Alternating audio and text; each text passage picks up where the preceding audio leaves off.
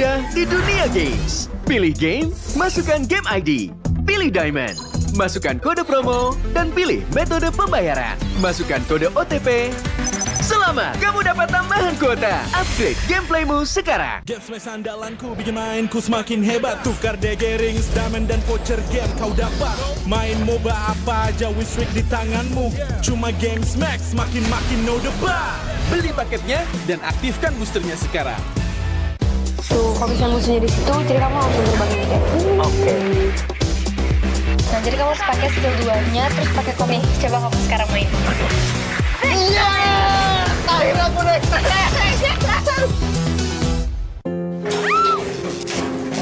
바로 출동하겠습니다. 네. 직원이 곧 와요. 걱정 마세요. Staf akan segera datang. Jangan khawatir.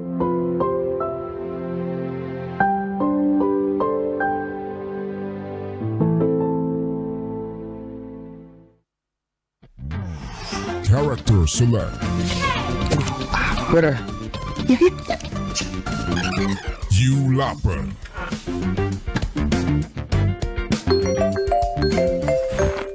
Stop! Pakai klik Indomaret, belanja 1 jam santai dan gratis ongkir loh. Wah, belanja online kayak belanja di toko Indomaret. You kenyang, siap main lagi. Let's go! Belanja online seperti di toko.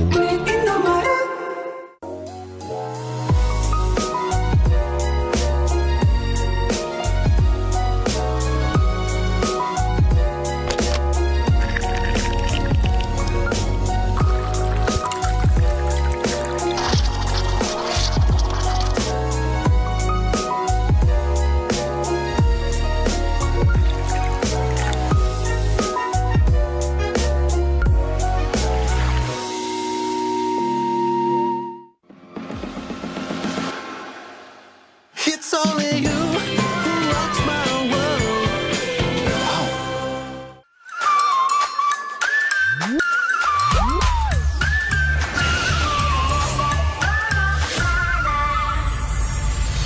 I'll be wherever I wanna be. Wherever I wanna be.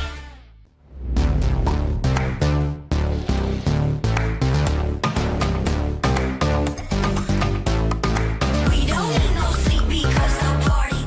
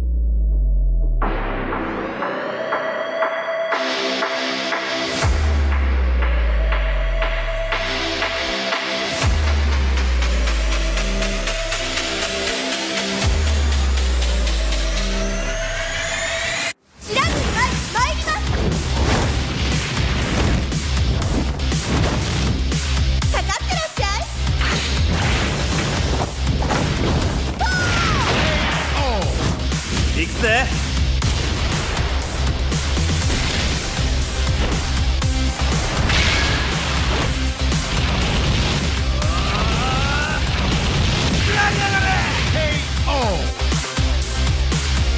맥시가 지가운다요.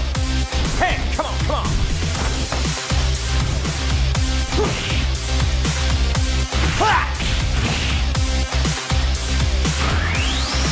오케이. 나와. 게이다.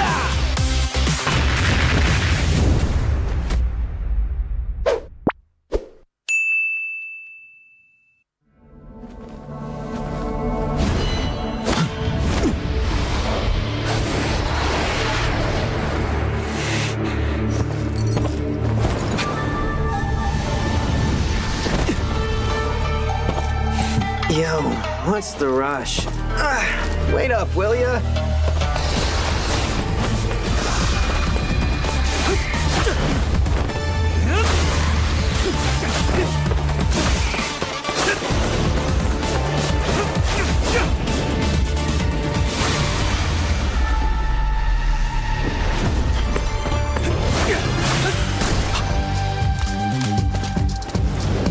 You're welcome.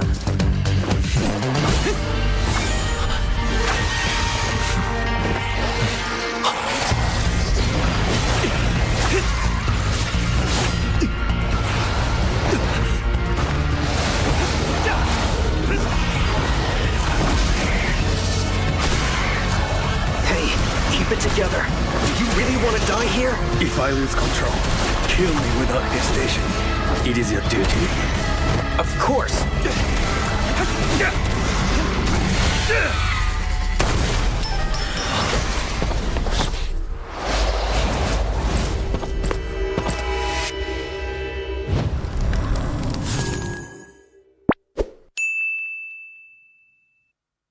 Tuh, kalau bisa musuhnya di situ, jadi kamu langsung terbang aja. Oke. Nah, jadi kamu harus pakai skill 2-nya, terus pakai komik. Coba kamu sekarang main. Iya! Akhirnya aku naik.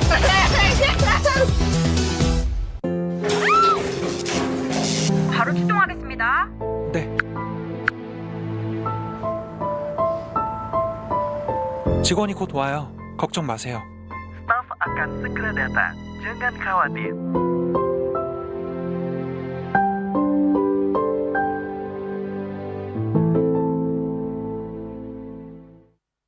Pakai aplikasi GoPay, dompet andalan gamers. Banyak damage-nya. Ada cashback hingga 20.000 Buat upgrade skin baru.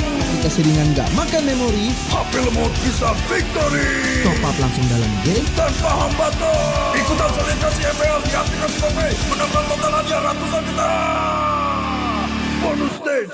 Gratis 100 kali transfer kemana aja. Beli pulsa harga termurah. Scan QRIS dengan mudah. Download sebelum mabarkan.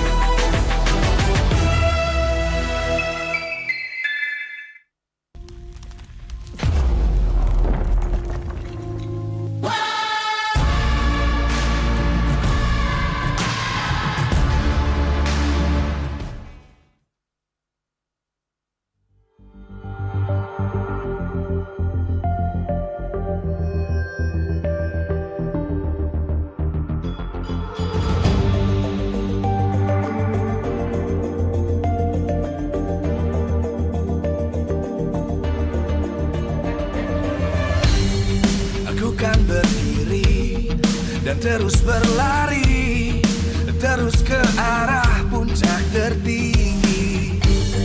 Ku takkan berhenti, hanya sampai di sini. Kemenangan abadi menanti. You know we won't miss if we unite our focus. And if you haven't noticed, we all live. Nyalakan apimu, hadapi semua tantangan, hadang semua serangan, jatuh bukan halangan. Bakar semangatmu, janganlah engkau menyerah. Kita akan buat sejarah. We all this, we won't miss. We all this, we won't miss. Saatnya beraksi, jalani ambisi. Aku kan menyawakan hari ini. You know we won't miss if we unite our focus. And if you haven't noticed, we all live. Nyalakan apimu, hadapi semua tantangan, hadang semua serangan, jatuh bukan halangan. Bakar semangatmu, janganlah engkau menyerah. Kita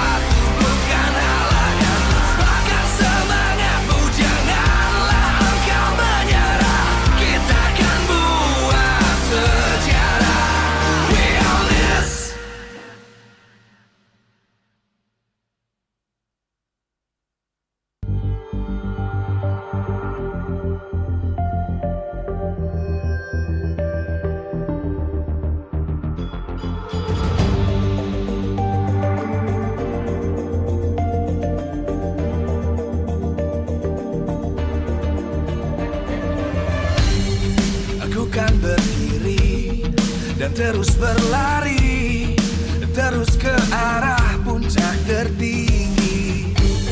Ku takkan berhenti, hanya sampai di sini. Kemenangan abadi menanti. You know we won't miss if we unite our focus. And if you haven't noticed, we all live. Nyalakan apimu, hadapi semua tantangan, hadang semua serangan, jatuh bukan halangan. Bakar semangatmu, janganlah engkau menyerah. Kita akan buat sejarah. We all this, we won't miss. We all this, we won't miss. Saatnya beraksi, jalani ambisi.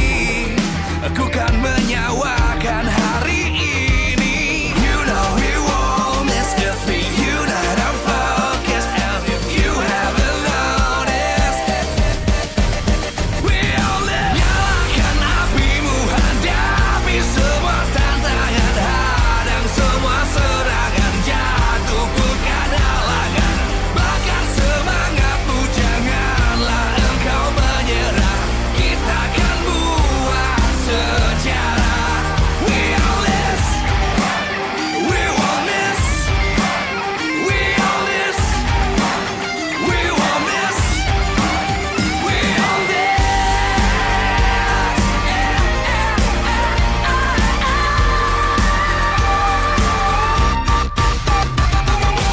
Nyalakan apimu, hadapi semua tantangan, hadang semua serangan, jatuh bukan halangan.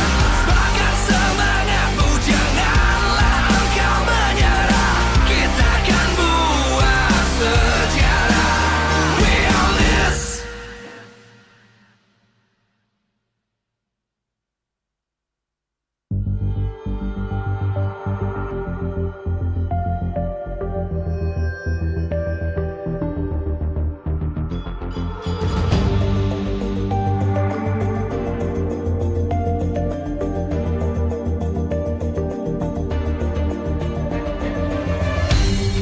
Aku kan berdiri dan terus berlari, terus ke arah puncak tertinggi. Ku takkan berhenti, hanya sampai di sini. Kemenangan abadi menanti. You know we won't miss if we unite our focus. And if you haven't noticed, we all live. Nyalakan apimu, hadapi semua tantangan, hadang semua serangan, jatuh bukan halangan. Bakar semangatmu, janganlah engkau menyerah. Kita akan buat sejarah. We all this. Selamat datang di MPL Indonesia Season 13 9/9. Kita telah memasuki minggu terakhir di mana sejarah baru akan terukir bagi tim-tim yang berjuang hingga akhir. But no one is safe. Hanya tersisa 3 slot saja di babak playoff sementara 5 tim masih berjuang untuk mendapatkan slot itu. Bude Clara Mongstar mengucapkan selamat datang untuk semua super fan yang sudah hadir di MPL Arena dan juga yang lagi nungguin di rumah nobar-nobar yang ada semuanya lagi nobar. Dan tentu saja Bude Clara benar-benar berbahagia karena dukungan positif terus mengalir untuk tim-tim yang bertanding di MPL. 9 tim masih akan bertarung untuk minggu ini. Namun sebelum kita menyaksikan pertarungan sampai titik darah terakhir mereka, izinkan Bude berterima kasih kepada para sponsor karena MPL Indonesia Season 13 powered by Munton, presented by official turnamen smartphone Samsung Galaxy, official e-wallet GoPay, official gold partner UBS Gold. Dan kita juga punya partner in esports, ada Dunia Games, GamesMax, Ora Imo, dan juga Telkomsel. Bersama dengan supplier Indomaret, Point Coffee, Samsung Neo QLED Super Smart TV Plus, dan juga Saturday. Last but not least, our government partner PBSI. Hari yang indah tentunya untuk memulai minggu yang baru. Di mana match pembukaan akan mempertemukan dua tim yang akan masih beradu. Yang satu sudah aman dengan Geek Fam menempati posisi playoff. Namun Aura masih berjuang untuk satu langkah lagi untuk mendapatkan tiket playoff mereka. Ngomong-ngomong tentang playoff, semuanya pasti bertanya-tanya, siapakah dari 5 tim ini yang akan mendapatkan 3 slot babak playoff? Bude jadi penasaran siapa nih di sini yang berani untuk main predik sama Bude. Kita predik-predikan, jadi mana nih suaranya yang berani untuk muncul? Boleh dong sini cepetan. Wih. Wow, langsung nih. Pada ingin memberikan suara buat prediksi. Prediction pertama. Ayo dari Dilan, silakan Dilan. Udah jaket kulit nih. Siapa nih kira-kira dari Aura, Evos, Rebellion, Alter Ego, dan RQ? Oh, vote untuk Alter Ego. Oke, siapa lagi? Karena masih ada 3 slot ya. Semuanya lagi cepet-cepetan buru-buruan untuk mencari mengejar poin. Untuk Evos dan Aura, mereka hanya butuh 1 kemenangan saja. Namun untuk RRQ, Alter Ego, dan Rebellion mereka membutuhkan kemenangan dan juga keberuntungan. Oke, Alter Ego, RRQ, dan Aura. Terima kasih. Mungkin yang udah mau di situ. Oke, selanjutnya.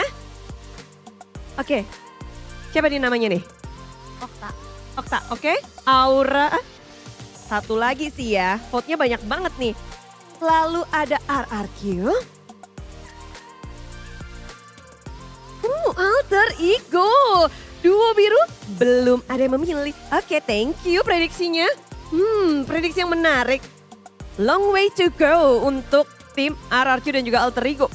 Tapi votingnya banyak sekali yang ke Alter Ego. Jadi penasaran. Evos mendapatkan vote pertamanya. Lalu Aura. Oke, selanjutnya. Siapa nih? Oke, RRQ. Lalu masih banyak tentunya yang percaya bahwa RRQ akan bisa mengamankan slot playoff Evos. Terakhir. Wow, Aura. Nextnya Alter Ego. Banyak sekali suara dari Alter Ego. Rebellion. Aura. Oke. Ini ada berapa nih yang maju? 1, 2, 3, 4, 5, 6, 7, 8. 8 super fans yang sudah hadir di MPL Arena. Yang mereka langsung ngebut ke sini buat memberikan suara mereka.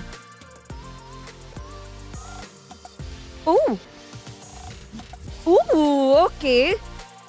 Rupanya terima kasih. Selanjutnya nih. Buset, ini Aura bakal ngebuka match hari ini. Dan kalau mereka ngedapetin kemenangan, tentu saja tiket playoff sudah bisa mereka amankan. Thank you.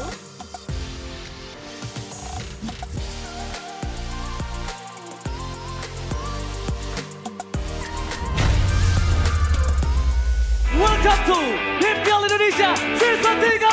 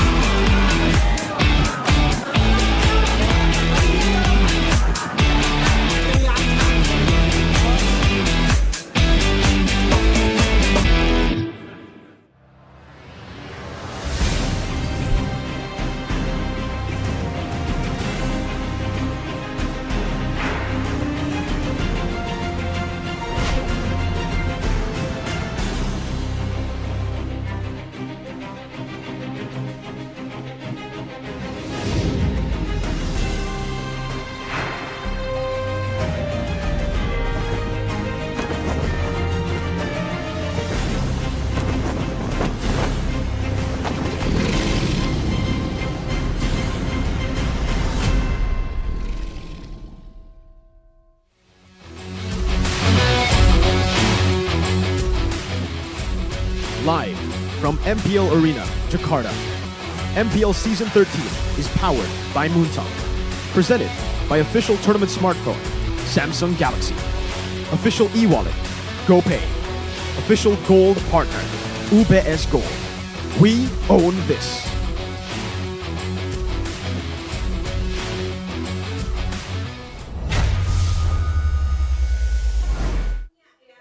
A new hope emerges in the final week of MPL Indonesia Season 13.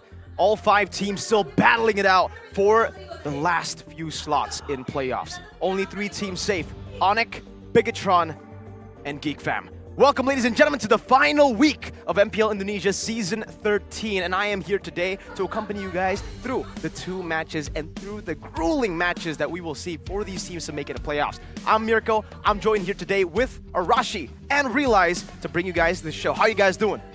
Feeling great. Last week, it is insane because playoffs is closing in. Surely this is going to be the Kickstarter towards an epic finale, I'd say, because like you said, some teams, they still have the chances, but it is slimmingly low. It's incredibly low, Arashi. And even your team are supporting all the other teams that haven't made it to playoffs. But obviously, Season 13 wouldn't be as intense, as crazy as this without our lovely sponsors. MPL Indonesia Season 13 is powered by Moonton. Presented by your official tournament smartphone, Samsung Galaxy. We have our official e-wallet, GoPay. Official gold partner, UBS Gold. We have our partners in esports, Dunia Games, GamesMax, Oraimo, and Telkomsel. And don't forget our suppliers, Indomart, Point Coffee, Neo QLED Super Smart TV Plus, Saturdays, and our government partner, PBESI, for making all this possible and for making Season 13 as good, as intense, as crazy as it is right now. Because, man, we're going to start things off with a banger of a series. GeekFam have already secured playoffs, but Aura, who still need a win. They need one more win to make it to playoffs. What do you think here? They kickstart things with being written off. Like GeekFam, they were shaky at the start. Nobody thought that they would be the one securing playoffs before Aura Esports did. Meanwhile, Aura Esports, they were off to a rocky start at the first time, but then they were able to find their form, and then it feels like they reset it again to that losing ways that they really did not want to happen. And now they have to be able to secure this playoff spot because, you know, they have the father of the dragons, Yawi. You don't want to start your debut in Indonesia without making it to playoffs. I mean, we see that there are improvements in the draft for sure. They seem to be having a bit more of a better time, but I think it's still very much reliant on how the drafting phase goes. And I think that can be said for a lot of teams right now in the, still competing for that playoff spot, showing again that we're just improving on multiple layers of gameplay right here in Season 13. It's not just improvements, but adaptations, mid-season adaptations for both. Because, again, for the most part of the season, GeekFam, they've kind of been experimenting on their drafts as well, picking up Estes, a few non-meta picks. Meanwhile, Aura, it's the complete opposite. They haven't been experimenting. They've been utilizing what makes the team work, those compositions. But when it gets panned out, they do get caught in a tough spot. But this is today's schedule. Ladies and gentlemen, GeekFam versus Aura will start things off. And then later on, we will see RQ Hoshi take on Dewa United. Dewa are already out of playoffs for the people back at home, but RQ Hoshi can still make it with a few conditions. They cannot lose a single match this week. If they do, I think they're out. Technically, there's still a possibility they still make it by losing one, but then you're going to have to hope for a lot of different things to happen. We have those scenarios later for sure, but we can take a look at the standings here to give you guys the visual of how it looks like. Again, BTR, Onyx, and GeekFam safe, but everybody else, not so much. It is pretty intense to see how RQ, they're down there, of course. We'll get to that later on. The King's last stand later on. But the fact that Dewa United, they could do the funniest thing ever now, which is become a party pooper. But I don't think they want to do that. Maybe they really want to give it all in the last match later on. But for GeekFam, maybe it's more of a bragging rights for them. Like, imagine if they're able to beat Aura today. They'll come out as one of the strongest teams maybe in the playoffs later on, and people or other teams that were not looking up to them now will be able to fear them. And surely beating Aura right here when they're still on a bit of an improvement kind of journey, of course, that can be like a big statement to all the fans, all the non-believers. But of course, at the same time, it's also a great, it's a great way of maintaining their momentum right here, going into the playoff spot. They want to be the team that has made the adjustments, that has experimented, and has found a winning formula to just continue with their success. With two Filipino roamers, technically for both. I mean, for Geek Fam, it's Beloyski. For Aura, it's Yawi. We'll see how these teams collide again, because for Beloyski, it does seem like at the start of the season, we were talking about how Geek Fam were kind of a one-meta wonder team. They really like those healers. They really like to take these long team fights. But for some reason, in the later halves, basically just last week, we saw a completely different Geek Fam. A Geek Fam that went back to their old tricks, which is the Ruby again. And even the Hellcurt, technically a glimpse of the M3 World Championships Beloyski with Natalia as he continues to juke and find those assassinations in the back. And that will definitely put a big, big question mark to Aura. Aura, they've been on the other side of this when we're talking about drafts. They've been one-dimensional while Geek Fam have been experimenting, and I think we need to talk a little bit about this because in Leg 1, Aura were able to beat Geek 2-0. What will happen in Leg number 2? Have Geek Fam improvised? Have Geek Fam changed their ways? Like Geek Fam, they kind of have the same kind of idea. They still want to go with that long fight, but now they're a bit more dynamic. They can go with healing, but they can go with more crowd control. They can go, like we saw with an Edith, they can add to the damage in a long drawn-out fight. But for now, playoff on the horizons, Aura blazing or burned out. 2 seasons at the bottom. Is it now finally the time for Aura to rise again? With 2 remaining matches right here, they have to try and guarantee a path to at least make it to playoffs and potentially rise even higher than people's expectations. This is the perfect time for the Phoenix to rise up from the ashes again. Sure, you could tell that they are these kind of like flaming hot dragons filled with fiery flames within them. But this is where it matters. This is where they have to prove themselves and also their adaptability, because Geek Fam now, they're changing up their draft. They're playing to their own strengths, finally recognizing what is working for them. This is where it has to matter for them. This is where they have to pull the win. And also, technically, the lineup is still questionable. You would expect, obviously, Yawi will be in the picture for Aura, but Hai's actually been playing with a team in a different tournament here for the qualifiers to IESF this year. For Geek Fam, still deploying Ray. This is the guy that can help flex that Hellcurt as first pick. But for Aura, it is still the same lineup with what Gani calls the father of dragons. An Orca in the midst of it all. A world champion in Yawi. Aura need 1 win. Geek Fam don't need wins, but they can certainly take that momentum to playoffs. Looking to fly even higher. Their wings were clipped, but now they are slowly taking flight. Playoffs is within their reach, and it is their destination. It is the Flaming Hot Dragons. It is Aura Esports. The fire of the dragons could lift them up to new heights, or it could burn them down to the ground. And this is where we'll get to see. Whatever option happens, they have all the firepower available. Can they channel it the right way to take down the Geeks? To try and brute force their way through all the mind games that the Geeks have in store for them. Meticulous in their drafts to a point where we don't even know what the Geeks have prepared for us. The Geeks were bullied. The Geeks were underestimated. But now, playoffs is under their belt. Seeking even more wins to brag their rights and solidify their performance. It is Geek Fam! Kingslayers for a reason. They were able to beat RRQ all the way from Season 11, keeping a stellar win record. Now it's time for possible revenge up against the Dragons who beat them in Leg 1. To fool your enemies, you must first fool your own teammates. We saw a bit of that shown by Geek Fam. Can they do the same thing against Aura? That will remain to be seen, but there's no questioning the impact, the momentum that Geek Fam have behind them right now. Aura will have to be a wall and stop this charge. And it all starts with the coaches for both these teams. We have Saint Lucas and Facehugger walking up for the side of Aura. And for Geek Fam, we have Bluffsy and Wura. Now this is a really good time to actually talk a little bit about how both of these teams face off against one another with their dynamics, with their different dynamics. Luke, a playmaking XP laner, a guy who wants to be team fighting, participating in a lot of these skirmishes. Meanwhile, Aran, a guy that we know to be a split pusher. He wants to stay in lane, he wants to get that lane dominance and then translate that snowball into other parts of the game. But we've seen a shift from Aran's gameplay. Luke, not so much. He's still that playmaker. He still can utilize that playmaking potential. And we've actually seen him on carry still. The Masha has been phenomenal. And it's the opposite for Aran. We've been seeing him on playmaking picks more than the lane dominance that we expect him to show in Season 13. And Arashi, even the roamer, the styles, it's different. Yawi wants to initiate, wants to enable. Baloyski with the Helker, he wants to carry the game. A lot more selfish than Yawi, that certainly is the case. But the way Yawi plays just leads to more success for the team in general. Look at that Lord rate, of course, a group effort from the side of Aura and the higher KDA.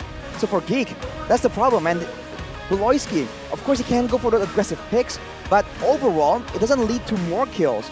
But if he's able to get the right kills at the right moment, that can completely derail the whole game plan for Aura. So that will be something that they will definitely want to try and avoid, especially in the drafting phase. They have to try and get what they need and deny what GeekFam need at the same time. Here are the keys to victory for GeekFam though. Buy Samsung Galaxy S24 series, punish Kabuki and Yawi's heroes, pick it, deny it, or bait them into it and find a great counter. Or of course, bring out the Saber Roam. We need a secure executor, and the Saber Roam is something that Mirko has found success on. And I think if Mirko can pull it off, Baloyski can do even better. The man went 1-9 or something up against RQ last season, and he still was able to pull the Saber off. So, hey, if there's a man out there who can commit war crimes to win by picking the Saber Roam, it's the man you see on your screen, previously known as Greed. But for the Dragons, Arashi, what do you think they should do? Here's the victory for the Dragons by the Samsung Galaxy S24 series. When on the right side, you gotta pick Yawi's hero in the first phase, or, you know, have in mind already a prio pick if they wanna try and play that game, the counter, leave some picks open, but then pick even better heroes as a result. And optimize the grouping heroes, because Geek, they rarely apply the split push strategy. They seem to always really fundamentally default back to a full-on team fight. They go for crowd control, they go for DPS, and they don't stray too far from it. So if Aura can decide right here if they want to try and pull Geek apart or guarantee a winning team fight composition, that is something that they are very able to do. But there's something that we can scrutinize over Aura is that who will they want to prio for? Will they want to prio for Yawi or for Kabuki? Because Kabuki is someone you really want to have the cloth, the carries on his hands, but Yawi also wants the playmaking heroes, the pick-off heroes that is needed for them. Meanwhile, for GeekFam, I think they have more dynamic in terms of how they want to draft this. Number one, it is because, yeah, they have made it to playoffs. Why not try out the Saber Roam, like the KTV mentioned? But second of all, they can draft and experiment and even explore more potential, more picks that maybe would prove to be beneficial for them later on in the playoffs. So I think, you know, going out with a bang and just trying to play unique and niche heroes would not hurt for GeekFam. And I know we've been saying a lot of dynamics here. I think we know we said it so many times, me, Realize, and Arashi, but it's actually true for GeekFam. They've shown incredible class in their last few matches, even letting go of a very signature pick in Skylar, letting go of the Claude and beating him on the Claude. Speaking of Kabuki, who, again, that's the big question for Aura. Do they want to prioritize Yawi? Do they want to prioritize Kabuki? It really depends. But even if they prioritize Kabuki, it seems like GeekFam have the answer to that Claude. They can go up against that Claude. They might even have an answer for the carry. That's been the name of the game for GeekFam. Maybe that's the reason they have been experimenting. They've been limit testing and looking for counters against these different signature picks from other teams instead of trying to ban it out. And if you do play that hyper carry in the carry or the claw, the Hellcurt might just be looking to take you out during the Dark Night Falls. But ladies and gentlemen, we'll start with game number one in the draft. We go. GeekFam on the blue side, Aura straight off with the Hellcurt ban. No chance for you. But hey, GeekFam with similar respect as well, taking away the Cho from Yawi. This Hellcurt was solo carrying the game for Baloyski and for GeekFam, and I think this is just out of respect from Aura Esports. This is not without a reason why they banned it out. Meanwhile, for GeekFam, they also take out the Cho. This is something that has been prioed by Aura for a few weeks back in week 8 as well. They were trying to champion this hero towards Yawi to play it, and I'll take out the Luo Yi. So limiting Aura's choices because Yeskiel is also that playmaker. Wow.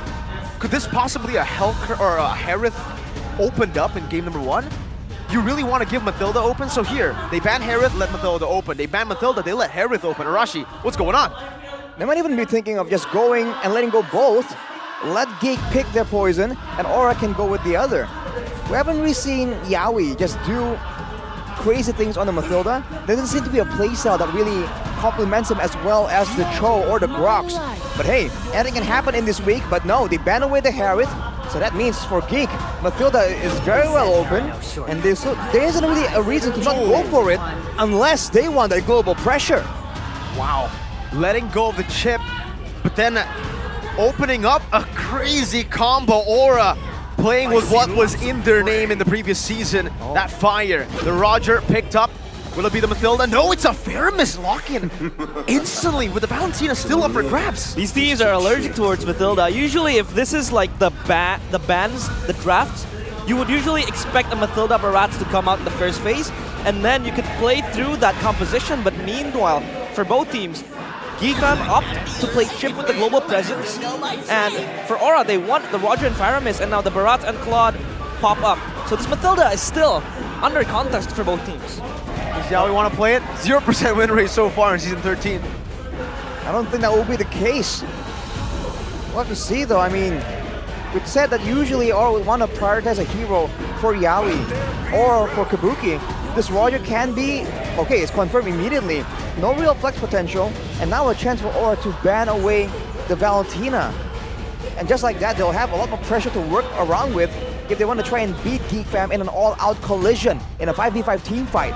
But is this a bait? Is Geek planning on letting Aura, you know, go for some kind of ban because they're looking at something else? I don't know what they're looking at right now. For Geekfam, technically the chip, you want to utilize that man advantage, that ganking potential with the shortcut, and a hero that can stop that from happening is a Yuzong. We've seen Yuzongs being used so many times up against chip to retaliate and to even survive in lane when you do get ganked by the chip. Expect Geekfam to ban it out later, but Aura, they're actually going to be the ones to ban out the X-Borg for Geekfam, having that Yuzong probably in mind, but they kinda have to ban that Valentina as well. We got some respect though. Cho banned in the first phase, Grok following very close. Now, both Cho and Grok have been banned out. Those are the two heroes that Yaoi has found most success on in this season. And we have a comment as well from Beloyski, the roamer of Geekfam, top 3 roamer of the MPL ID, Yaoi, Keyboy, and Key, via interview of MPL ID. It goes to show how much respect he has for what he thinks is #1 in the league in Rome. That's insane. For the longest time, Key and Keyboy are just all the way up there, but now a new face immediately joins the big 3, you can say. And now with the 2 more bans available, it seems like Aura is just doubling down on being able to win out of collision. But the thing is, against a chip, they would want to have some kind of way to really take away this advantage, because otherwise, Geekfam, we've seen what they can do when they can take the game longer into the late game and just dance around the Land of Dawn, avoid fights when they can't win, and then go for the engages when they think they do have the advantage.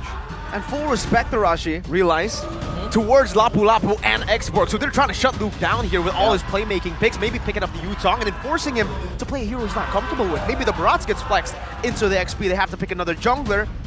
But they've let the Valentina go. With the Faramis pick, you would expect that, but I guess they're saying, no, boy, we think you're more of a threat on the Novaria. Go pick up the Valentina.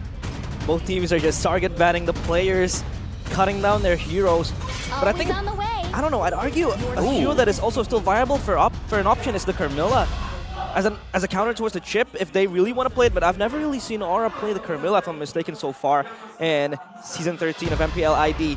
So a lot of things up for grabs here, but for Aura, they are trying to target ban Luke and maybe play through that weak side of Geekfam.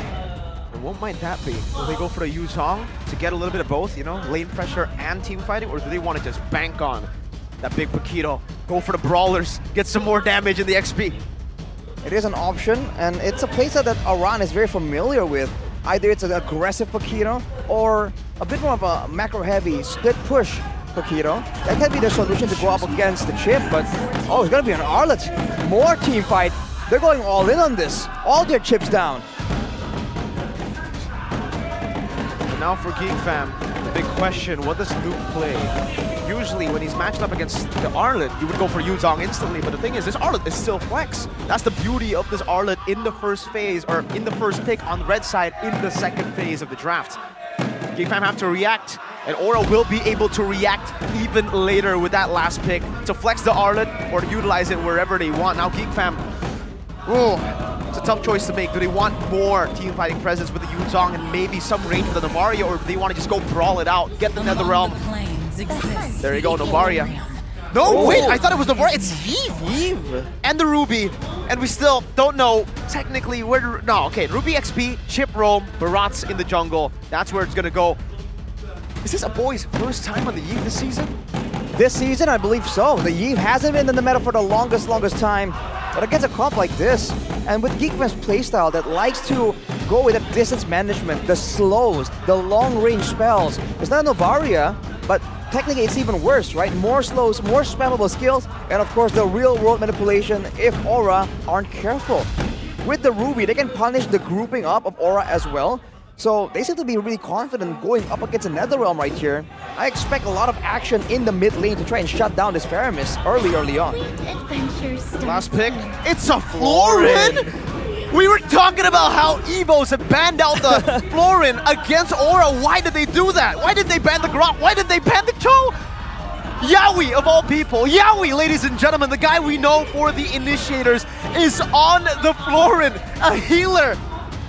A reactive type of roamer, and Arlen will be given to the XP to Oran. Wow! What do they know that we don't? Well, I guess we'll get to see what Aura have in store for us, because this is a very Valoisky pick. A Florin and a Paramis, you would expect this to be a swap. This should be Geek's draft, should be Aura's draft. Aura's draft should be Geek's draft based on the track record. There's a lot of dynamicness, I'd say, in both these drafts, specifically for Aura. They have so much sustain. I mean, the Florin healing, you also have the Netherrealm in the end of the day. So it is going to be hard for a Geek Fam to traverse through. The Dragons looking to fly back atop the mountain. But what stands in their way is a ferocious Geek looking to stomp them down and take them down. Ladies and gentlemen, game number 1 into the land of Don Rico. Welcome to Mobile Legends. Need this win. Geek Fam will try to deny it. Voice really making early moves right here to be a menace, as he always is. I expect a lot of clearing happening in the jungle, though. I think the roamers have a lot of work happening in the early game, but Loisky is very low, being chased down by Kuki and Yaoi, but Chidera with the BMI will be safe for that. Beloisky going in aggressively with a Quantum Charge. We've seen that before, not the Concussive Blast. Not really being able to assist with the clearing, but having a lot more sustainability. But against a Florin, though, it's a whole different story. It's like you're trying to match the Florin at her own game. There's an emblem though by GameSmack show that Chidera respects it, going for the tenacity here, aware that he's going to be jumped on very aggressively in the middle of these big fights. Kabuki, though, with the Weakness Finder and Master Assassin, I think a lot of ganks are going to be thrown by Aura to the side of the goal lane. Loisky caught in no man's land. He is going to be next to the chopping block, I guess, but the backup is here from Luke. Flickers forward, the first blood is there for him. Yeah, skill is very low, but they flee away from the crime scene. Geek Fam, they commit the first blood. Making quick work of the Dragons. Aran is back. Loisky is very low. He's still going to survive with the healing. Ray is going to be able to lock him down in place. The second one comes through, and Geek Fam, flying start for the Geeks. Early pressure for the meticulous Geek Fam, who've utilized their leads, knowing that they have the advantage around the bottom side. They play towards their strengths. And for the others, they're playing it safe. Arashi, turtle number 1, comes in. Do Geek Fam take it for free? I didn't have the momentum to go for it immediately, and look at the clearing for every single lane. Geek Fam do definitely have an advantage, and always a lot more active making the first move. The tunnels welcome, will lock it down. CC immune as well as their real world manipulation is there for a boy. He's gonna get the kill towards Gugun. Turtle is next on the menu for Geek Fam, as the players of Aura, they are fleeing away. It is very hard for them to even lay claim on this Turtle. It is solely in the hands of Geek Fam through Ray with the Retribution. We've always said that Aura, they have great neutral objective contests, but only when they have the right setup. GeekFam have them beat completely when it comes to setting up, and now again, Voloisky. Gugun, you're in the wrong neighborhood. Yawi is gonna be able to flicker away, but the Blazing Duet is there. Gugun with the taunt will be able to lock them down in place. Ray gets Yawi. Kabuki jumps forward with the Lycan Pound. Not gonna be able to get anyone in that process though. Luke is taunted forward. He wants to run away. Voloisky still there, shadowing his teammates, but the kill from Ray is gonna connect. Kabuki jumps forward. He is going to be taken down with the Daytona's welcome. Aran is late to rescue his teammate. Yawi, the prolonged brawl, will help forward towards Aran. The shutdown is there for Ray, but Luke is next, trying to eat up the Red Dragons, and Yawi not able to save his teammates. GeekFam, 8 kills in 3 minutes. The Dragons fly right into the traps laid down by the Geeks. In their own jungle, the Geeks have set up a trap, and now it's an 8-1, 3,300 goal lead for what looks to be a composition that wants to play in the mid-game. Aura, they're making too many fights happen. No sustain, no problem for GeekFam. They know they have the better crowd control, the more spammable AoE damage coming in from the Jeep, coming in from the Ruby. Knowing that Aura, of course, has a strong mid-game, it doesn't mean they have strong early game. They do lack a bit of AoE damage, and when the fights happen like this, everyone forced to be close to each other, you can see Aura just funneling again and again into the death trap of GeekFam. And now we finally have a little bit more of that downtime that we did in the last 4 minutes. Full action from both these teams, but I guess for Aura, they finally made the adjustment. They had their winning lanes for the Roger against the Claude as well, but they weren't able to utilize it. Now another shortcut. Voloisky with the shortcut is gonna hitchhike Ray towards the crime scene. Gugun, he is dead again in the hands of Voloisky. Now they are pouncing forward. The Tunnel's welcome towards the players of Aura. Yawi locked in place. Silence as well for Yehezkiel. Popped up the Netherrealm, but it's not gonna save him. It is going to save him. Kabuki gets Luke. A 1-for-1 trade. Aran hiding in the bush. He is not going to insinuate even more chaos in that total area. The chaos has been utilized by Geek to perfection. In the enemy jungle, taking everything they can and staying disciplined while they're at it. They're forcing Aura to make the move. If Aura continue to react, they're going to be in trouble. Jump forward. Aran jumping towards the backline, and it is going to force Chidera to flee. Voloisky still again in the midst of it all. Will be able to push them back. It is now GeekFam looking to abort, but Gugun, he gets the turtle again. Mr. Neutral Objective is now up and running as they get their first ever neutral in this game. Oh, the young dragon was 2 levels down up against the Retribution. But still, he made it work and he got the purple! Meanwhile, we've got another brawl. Aran misses the final slash. The real-world manipulation will not be able to get anything. Kabuki now joins the fight. A boy, he is very low, but it is not enough to become a face of Kabuki! He is gonna like it bounce towards the backline. A boy is dead. He is deleted. And this might be the turning point for Aura Esports. Voloisky, again, looking to just disrupt. But Aura, they calm the flames down. What a brave move from Kabuki. Right, looking at the items so far right here in this chaotic game. Naga's Endurance rushed by a boy, so despite the fact that there is reduction, there's healing reduction. Remember, Yawi can still deny it, but look at this play. Aran under his own turret. He will flicker away. Again, a 3-man gang. Too much pressure towards the XP later of Aura. But they back off, knowing that backup might come. 13 kills. In 6 minutes so far, we have 2 kills per minute this game in this super chaotic Aura versus GeekFam matchup. It's the road to playoffs, and audience prediction here is as close as ever, 51% to 49%. Let's talk a little bit about those items, Arashi, but also, how the heck did Gugun win out in the Retri battle in the Turtle? It really seems like it really shouldn't be the case at all, but you know, we've always talked about Gugun's Retribution, and right there, despite not having the setup, not having Yawi making the plays, making the stuns happen to guarantee the steal, he was able still to do so. But Geek, they want to try and go for a siege or a dive here. Jump again, the siege under the turret. They get Gugun in place. The Thonas welcome will be there trying to take down the juggler. But the good engage coming in from Aura. They're trying to prolong this fight. The blazing duet from Chadera will catch a run in that process. Ray is there, but now it's Kabuki's time to roar. He gets Luke. He will try to run away. Like and bounce. It's not going to be enough as a Geek Fam corral around Kabuki. A 3-for-1 trade so far. Not worth it for Aura Esports. Not at all. 3-4-1, and it's only Luke, the technically utility playmaker for the team, that he wants to enable the carries to do damage.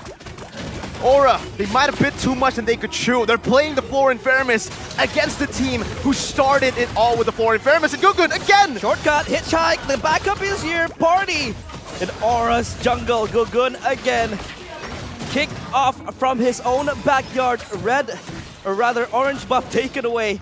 He has to deal with the scraps left. And you can see that at the same time, on the bottom side, Chadera just constantly pushing, already at a 3-item power spike, by the way, to expect the teamfight presence to be even more disruptive. A boy himself already has the Ice Queen's wand. So you can see that the usage of the spells from Geek Fam is just perfect. They will not commit the big ultimates until Aura commits theirs first. And even if they don't use those big ultimates, they can still out-damage. They can still out-siege and out-poke Aura. So Geek don't have to do anything. They are playing reactive, even though that they are the ones aggressing. And they're forcing Aura to respond, and they're focusing everything they have right now in ensuring that Gugun does not get to play the game. 0-4, level 9 against level 12. We said this earlier, the drafts look like they are opposite drafts. It looks like it's a Geek draft for Aura, and it looks like it's an Aura draft for Geek. And the way that they've been playing as well looks that way too, Beloy. Stampede to the final slash, and they will not be able to kill Beloyski. Beloyski ramps forward, again pushing Aura in their own base. They have to go even further back.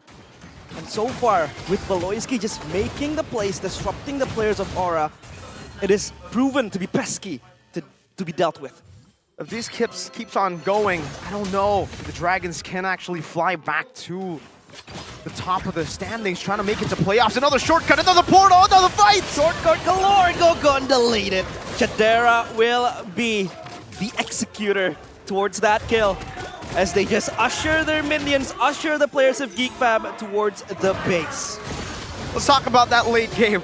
Are Aura playing for that late game? And even if they are playing into that late game, can they even make it with a 9,000 goal lead for the Geeks? It's looking too difficult, and considering that the fact that even in the siege situation, Geek Fam have a massive advantage. This is a Yi with the penetration boots, going immediately for damage without any mana regenerations items. I think a boy understands that it's about to go down. He knows it's going to be an all-out brawl, so he doesn't really need all the mana regeneration. Just has to have enough mana to actually do all the work in the middle of a fight. And now with the glowing one as well, the siege is going to be a lot more difficult for Aura to deal with. And to make things worse, they don't really have a lot of catch. The only big engage tools that can guarantee a big team fight is a Fredgen going in all in, or a run making a big final slash happen. Face check, Beloyski of course calls his friends! The final slash will knock Beloyski towards the backline, but a boy will get the kill towards Yaoi. The blazing duet is enough to commit the damage, and Ray will be taking kill with him to the kill board. And of course, the kills means that they're able to even open up huger horizons to take down the crystal. A 2-for-1, but it's technically 1-for-1 because the Feramis can respawn instantly. Aura with the defense. They will be able to hold down the line, but no, the Lord will march forward. But Geek Fam, they don't want to be trigger happy. They don't want to be too rushed in their decisions. The Appraisal's Wrath will try to clear out the minions, but it is not going to be enough as Geek Fam able to get the last turret in the base. Great siege for Geek Fam, the opposite for Aura, a brawling comp. They can't withstand the siege from Geek Fam. They have the front line, they have the back line, and they have a diving chip! Gugun pulled back, he is going to be safe, and then Rel, but the final slash from Arad! It is going to be there. Chadera runs away with the blazing duet, not connecting to anyone. The Tona's welcome will lock Arad in place and kill him. Meanwhile, Yaoi and Kabuki left to look at their dead teammates. Could this be the final push for Geek Fam? But Aura Esports, I don't think they will let that happen, as they will try to push them away. And Geek Fam, mission abort. All base turrets down for Aura. They have lost everything right there, and they have no control whatsoever on how these fights go. Technically, that was one of the best scenarios, getting a full team final slash, but it doesn't even matter. Everyone's too tanky, everyone has damage. Now with the Rose Gold Meteor in the hands of Chadera as well as the Moralific War, he is at a full inventory slot. If you count the boots, he's at a full inventory slot. He has a lot of damage, but this is where it means that Aura can kind of try and catch up. But when it comes to damage output, you can see that the Claude in combination with the Yeep just way too much, and Ray just stomps forward. Way too curious, but Beloyski again just initiating the fight. Daytona's welcome, locked in towards Iran again. The next member down, they're just evaporating. Aura Esports, wings clipped. Where will they fly? Of course, towards their base as Geek Fam. They'll try to look for the end, but yes, Gil is the Soul Guardian with Kabuki jumping in, locked down by Chadera. The crystal is down, and Geek Fam, a dominating win with the playoffs in their hands. They will not go quietly into that dying night. Another step further for Aura to make it to playoffs. And technically another step closer to not being in the playoffs.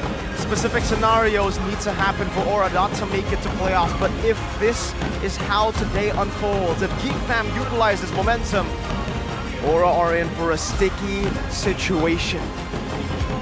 What a tough game for Aura to endure there. It wasn't even. It's a one-sided endeavor, and Aura, the team that is known for being aggressive, the team with Yaoi, the engaged monster, is forced to just slowly but surely withstand a beating from the Geeks. And maximizing Beloyski's initiation, Aura has secured... Wait, Aura secures game 1.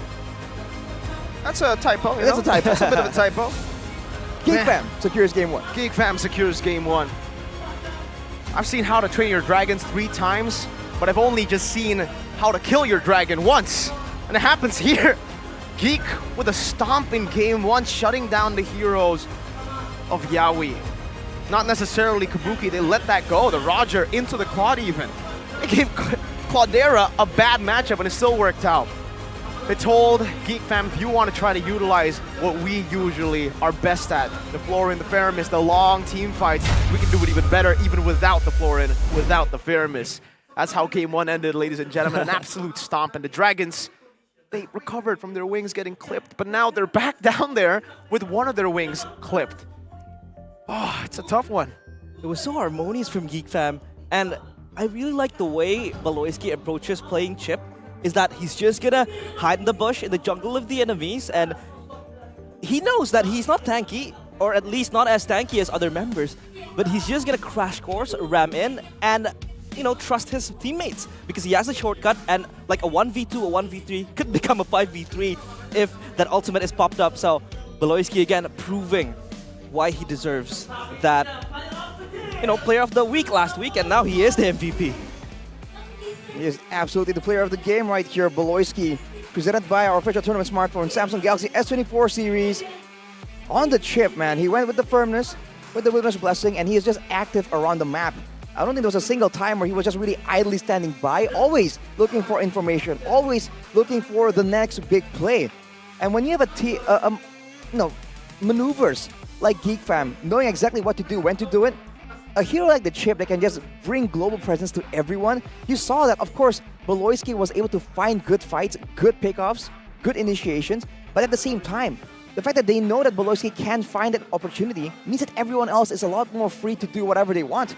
Chadera with the farming, the hardcore farming patterns, the split push technically on the Claude, and everyone looking for information, looking for the next big engagement.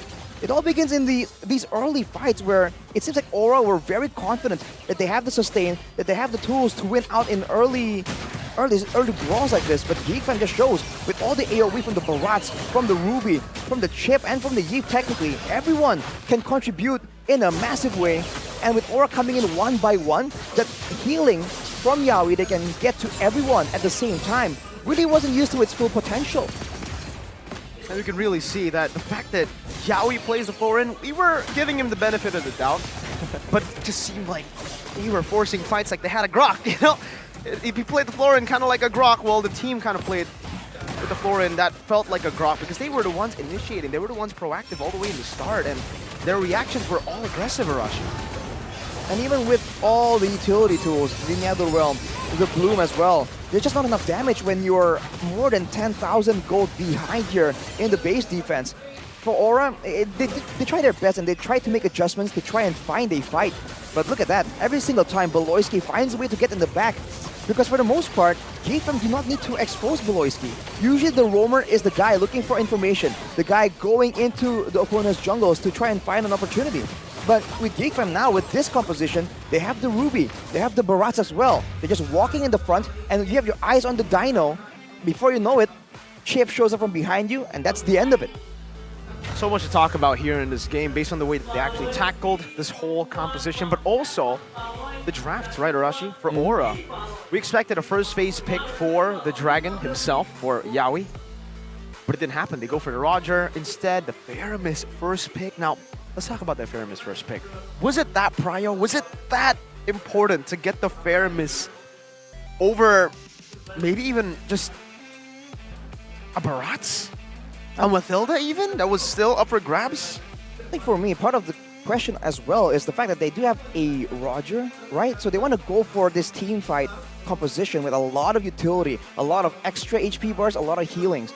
But at the same time, even let's say if Kabuki does get ahead, yes, he can survive longer, he can dive with his team, but he doesn't have the same kind of damage output that a Natan or a Claude can output, right? And that's usually what is paired with all these sustainable heroes. And so, even before, at the early game, despite having all these stronger quote-unquote lanes, they weren't able to get to the turtle first. So in the first fight, where all these ultimates should have resulted in a big victory for Aura, GeekFam got the setup advantage. They were able to get the neutral objective without resorting into a fight. And afterwards, with that global pressure, with the AoE, they were able to just slowly but surely just force the pressure onto Aura. And that it just became what caused that massive gold disparity. And of course, you can have the right composition, but without the right kind of gold, how are you supposed to really match up to a team like GeekFam that's just so good at going for these team fights? I'm also trying to get the gist of Aura's draft. Maybe they really want to put their bets on the Faramis Florin to give them that longevity and the sustainability to just brawl out. This is why you saw them just fighting constantly when GeekFam is just steamrolling over them. And the way GeekFam just counter-approached this was just so good. They were picking fights that they thought that they would win, and the fact that they have the chip in their pockets just made it even better. Because what is healing if you have 5 players pouncing and pounding on you? So of course, Aura, they just got outfighted in that department. And the rich guy, Chidera. Chidera was the rich guy in a bad matchup for the Claude. You know, it was the Claude against the Roger. It's not really the best of times for Claudera, but he made it work. And also, really, who's gonna kill the Barats, right? Because when you pick up the Faramis with the Roger, that's your main damage dealer usually, the mid lane and the gold lane. Unless you have an assassin in the jungle, but that obviously didn't happen for Gugun. He goes for the Fredrin. How are they gonna get rid of the Barats? I thought they would actually pick up the Exborg. They would leave it open. They have first pick in the second phase, but they ban it out. So that led me to think, all right, we're going to see Aran on a possible Paquito, on a Benedetta, even a Yuzong for extra damage, but even that didn't happen. They go in for an Arlet, and even then it's a full tank Arlet, Arashi, that was meant to just put down utility. Was damage output a big problem? Because it was Roger and Faramis. Faramis not known for the consistent damage dealing, and even Roger not known to shred the Barats. Exactly, I think they really were banking on getting ahead in the early game and then going for these big pickoffs, because I don't think anyone in the right mind would really try and strategize to go for a 5v5 teamfight against Geek. And again, damage output when it comes to overtime, but also damage output when it comes to AoE, right? Again, Arlet, Roger, these are all single target damage tools, and the Faramis, one of the, not a lot of combat abilities as opposed to the Yve, right? So when it comes to the output and damage, it wasn't even close, man. It really wasn't. And to take you to the interview, we have Budeklara Mongstar back there on stage with GeekFam.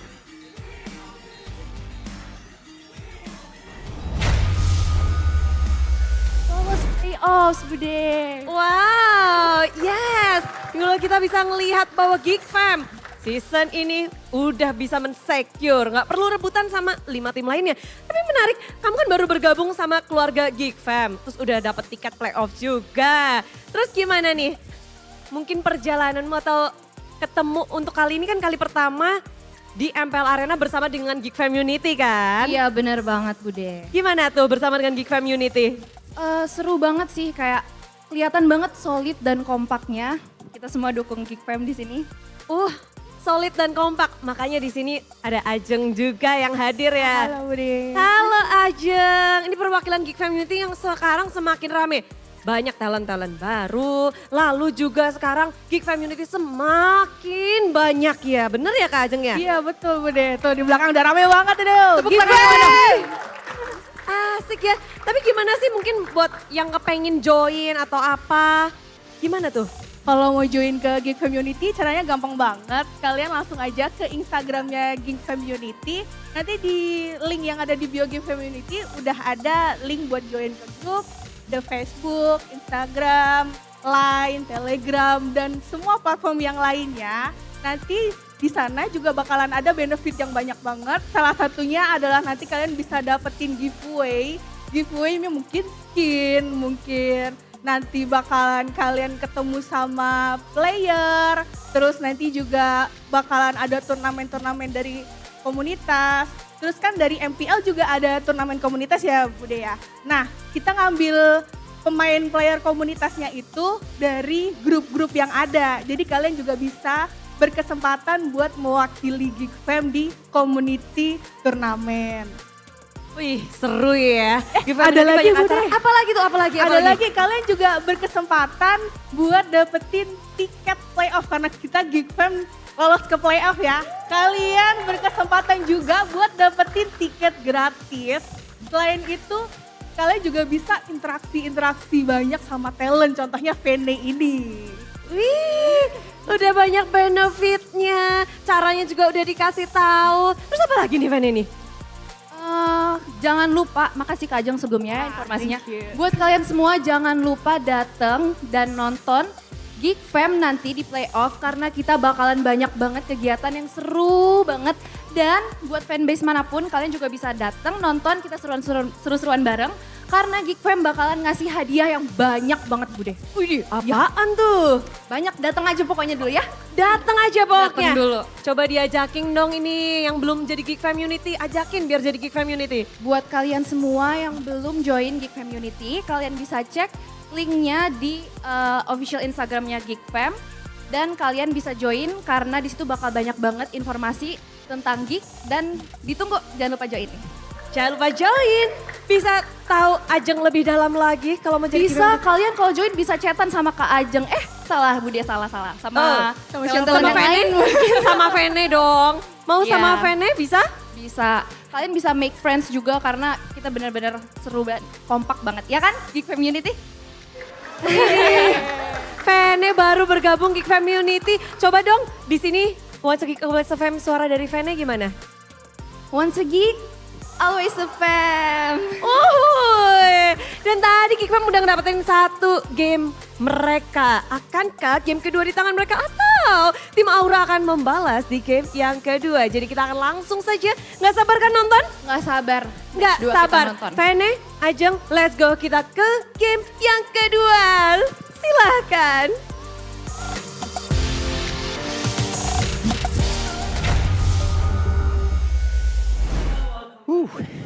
Great interview there with Bude Clara Mongsar, ladies and gentlemen.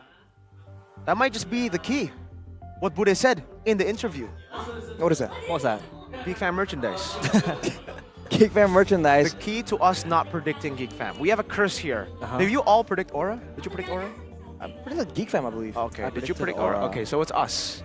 Geek Fam, if you, or Aura, if you want, us not to predict you, we'll take merch for sure. Let's see if they can actually come back later. But you know what else I would take? Of course. What? The Samsung. The Samsung phone, absolutely. The Galaxy S34 series. Win the game with the new Samsung Galaxy S24 series, ladies and gentlemen. This series boasts epic gaming performance. And what's more, it features Galaxy AI. Now, Arashi, you know how to use the interpreter.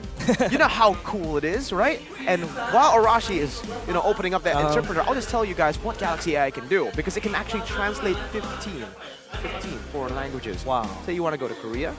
and you Japan. Japan, wherever you want. I mean, if you can't speak Japanese or Korean, we got the Galaxy AI. Arashi. Right. Well, just like, do it. demonstrate. Do it. Demonstrate. So this goes English to Indonesian. So okay. Let's go. I love Mobile Legends. Oh, dang, hang on. We'll get it closer to the mic. Yep. Yeah, it didn't capture it. It said it out loud. Hang on. The speaker, maybe. Hang on a minute. Oh, it's translating his whole paragraph yeah, as well. Translating the whole paragraph. It's too good. Yeah. It's too good. It's too OP. It scans everything. Yeah, but here you go. Just click on the feature interpreter Man. when you use the S24, and you can see Arashi earlier use it. I think you heard a little bit of it. It can be translated directly into Korean, into any language that you guys want, and many other features powered by Galaxy AI. Buy now and get cashback promos up to 2 million rupiahs and a 40% discount on Samsung Care Plus. Where do we check the website? What website is it? It is samsung.com/ID. Simple website where you can check out all the promos and also, of course, the Samsung Care Plus. So, open up the link and grab your Samsung Galaxy S24 series right now.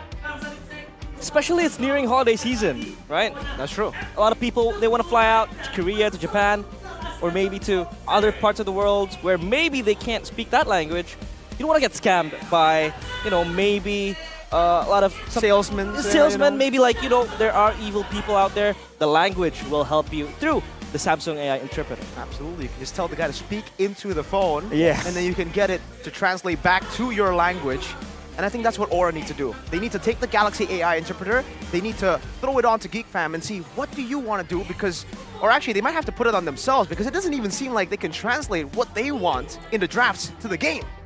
Right, it seems like there's a bit of disconnect with how they really want to play it, how they want to draft. There's a previous game recap though where Ray actually did an insane amount of damage towards the members of Aura as well. Yikes. Of course, the highest one is definitely a boy, but Chidewa not far behind. Whereas for the side of Aura, see Haskill still doing some damage in those team fights where the Fire Mist really thrives, but overall, you can't really just try and solo carry. It has to be a bit of a team effort, especially against a team that likes those team fights, and it's called a team fight for a reason, right? It's everyone together. And if you're looking at the gold, yeah, we saw that gap from the side of GeekFam. I think it's just way too much to deal with. So for Aura, I think even if they do want to try and let Geek get some heroes, get some momentum, they want to make sure that it's still limited, it's still controlled a bit, because otherwise the games can very easily just spiral out of control like we saw in game number 1. I think it spiraled way too out of control. The road to playoffs looking very, very scary now with a few stumbles, a few potholes as well. They need to get across. Again, as a reminder for you guys watching back at home, GeekFam can be absolute party poopers today. They've already secured playoffs. They don't need to do this to Aura, but they can. We have a fun fact though. Out of the 5 players currently in Aura's lineup, only Aran and Gugun have never played in SPS MLBB Season 3. Previously, it was Kimura that played in the XP lane and Van who played in the jungle. So Gugun and Aran being technically new players in the lineup. Aran joined in Season 12 as well, but later on in the season, I think during the half point of the regular season. And for Gugun, the young dragon has only joined this season after his crazy run in the MDL with Bosque. If I'm not mistaken, Aran's debut was a debut to remember because he played against Onyx and BTR and Bigatron and the 2 top teams at the time, and they won against Onyx. Maybe they can pull something else. It's not the end of the day if the worst case scenario is Aura losing, but of course you wanna solidify your spot. Right, every bit counts when you're this close to playoffs, and already we see a bit of a change here. Aura on first pick. We've said that there's a lot of heroes that Aura want to secure, and usually that's why maybe the second pick can benefit them. But now, when they're in first pick, what exactly they want to prioritize? It has to be either Yaoi or Kabuki, and we have to see what is Geek's response right here, because they are forced to ban a lot of these these default almost bans, like the Harriet, for instance. The Baton still is going to be banned out by Aura. It doesn't matter now that they are on the blue side. They still really hate that. And for Geek, it's also still the same. They've changed the Angela for the Harriet, and the Angela, will it make an appearance? Yes, instantly by Aura. We've been seeing a change in Yaoi lately, man. He's been going on the Florence, the Mathildas, and the Angela too. Okay.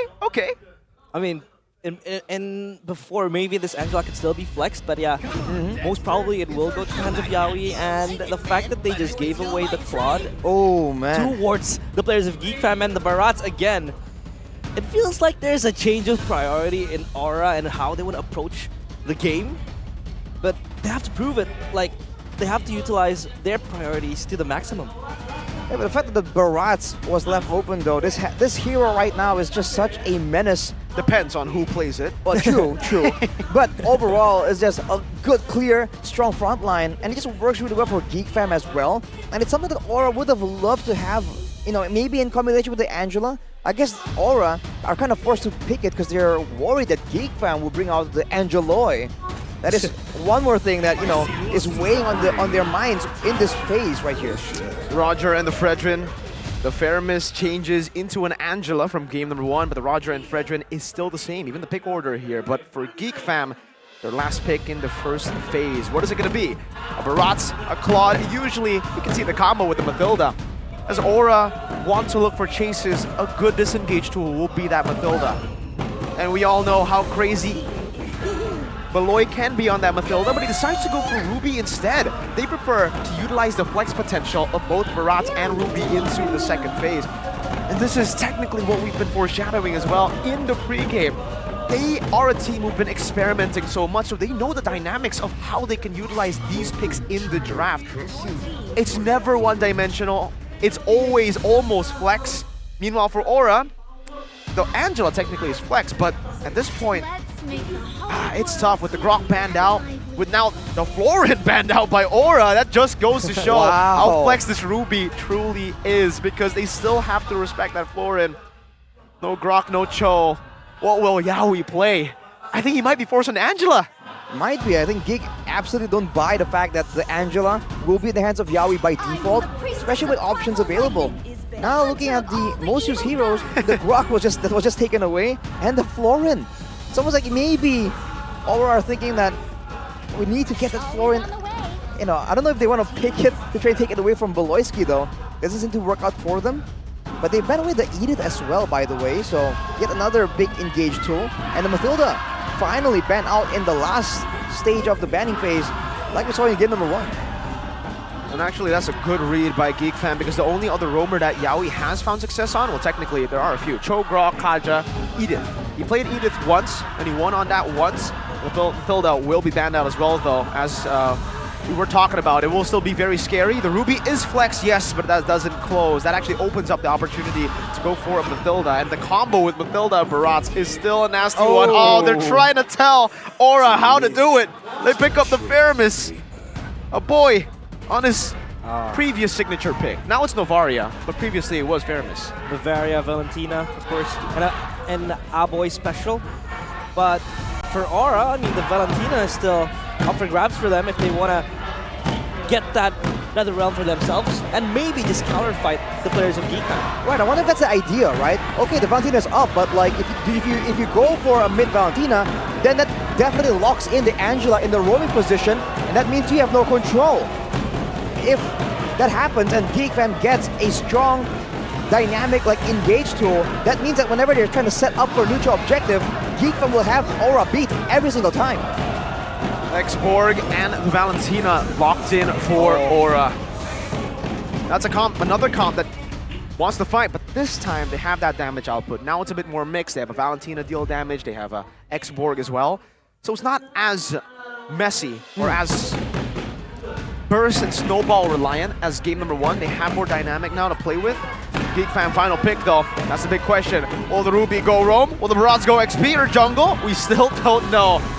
Imagine they go for S13 now and try to out-heal that consistent damage of Aura and try to overwhelm the Valentina with big ultimates. You want a Death to this Welcome? You want the I'm Offended? No, they go for the Yuzong. That means the Ruby will be roaming. It's Baloy on his signature offended pick, yeah. Well, of course.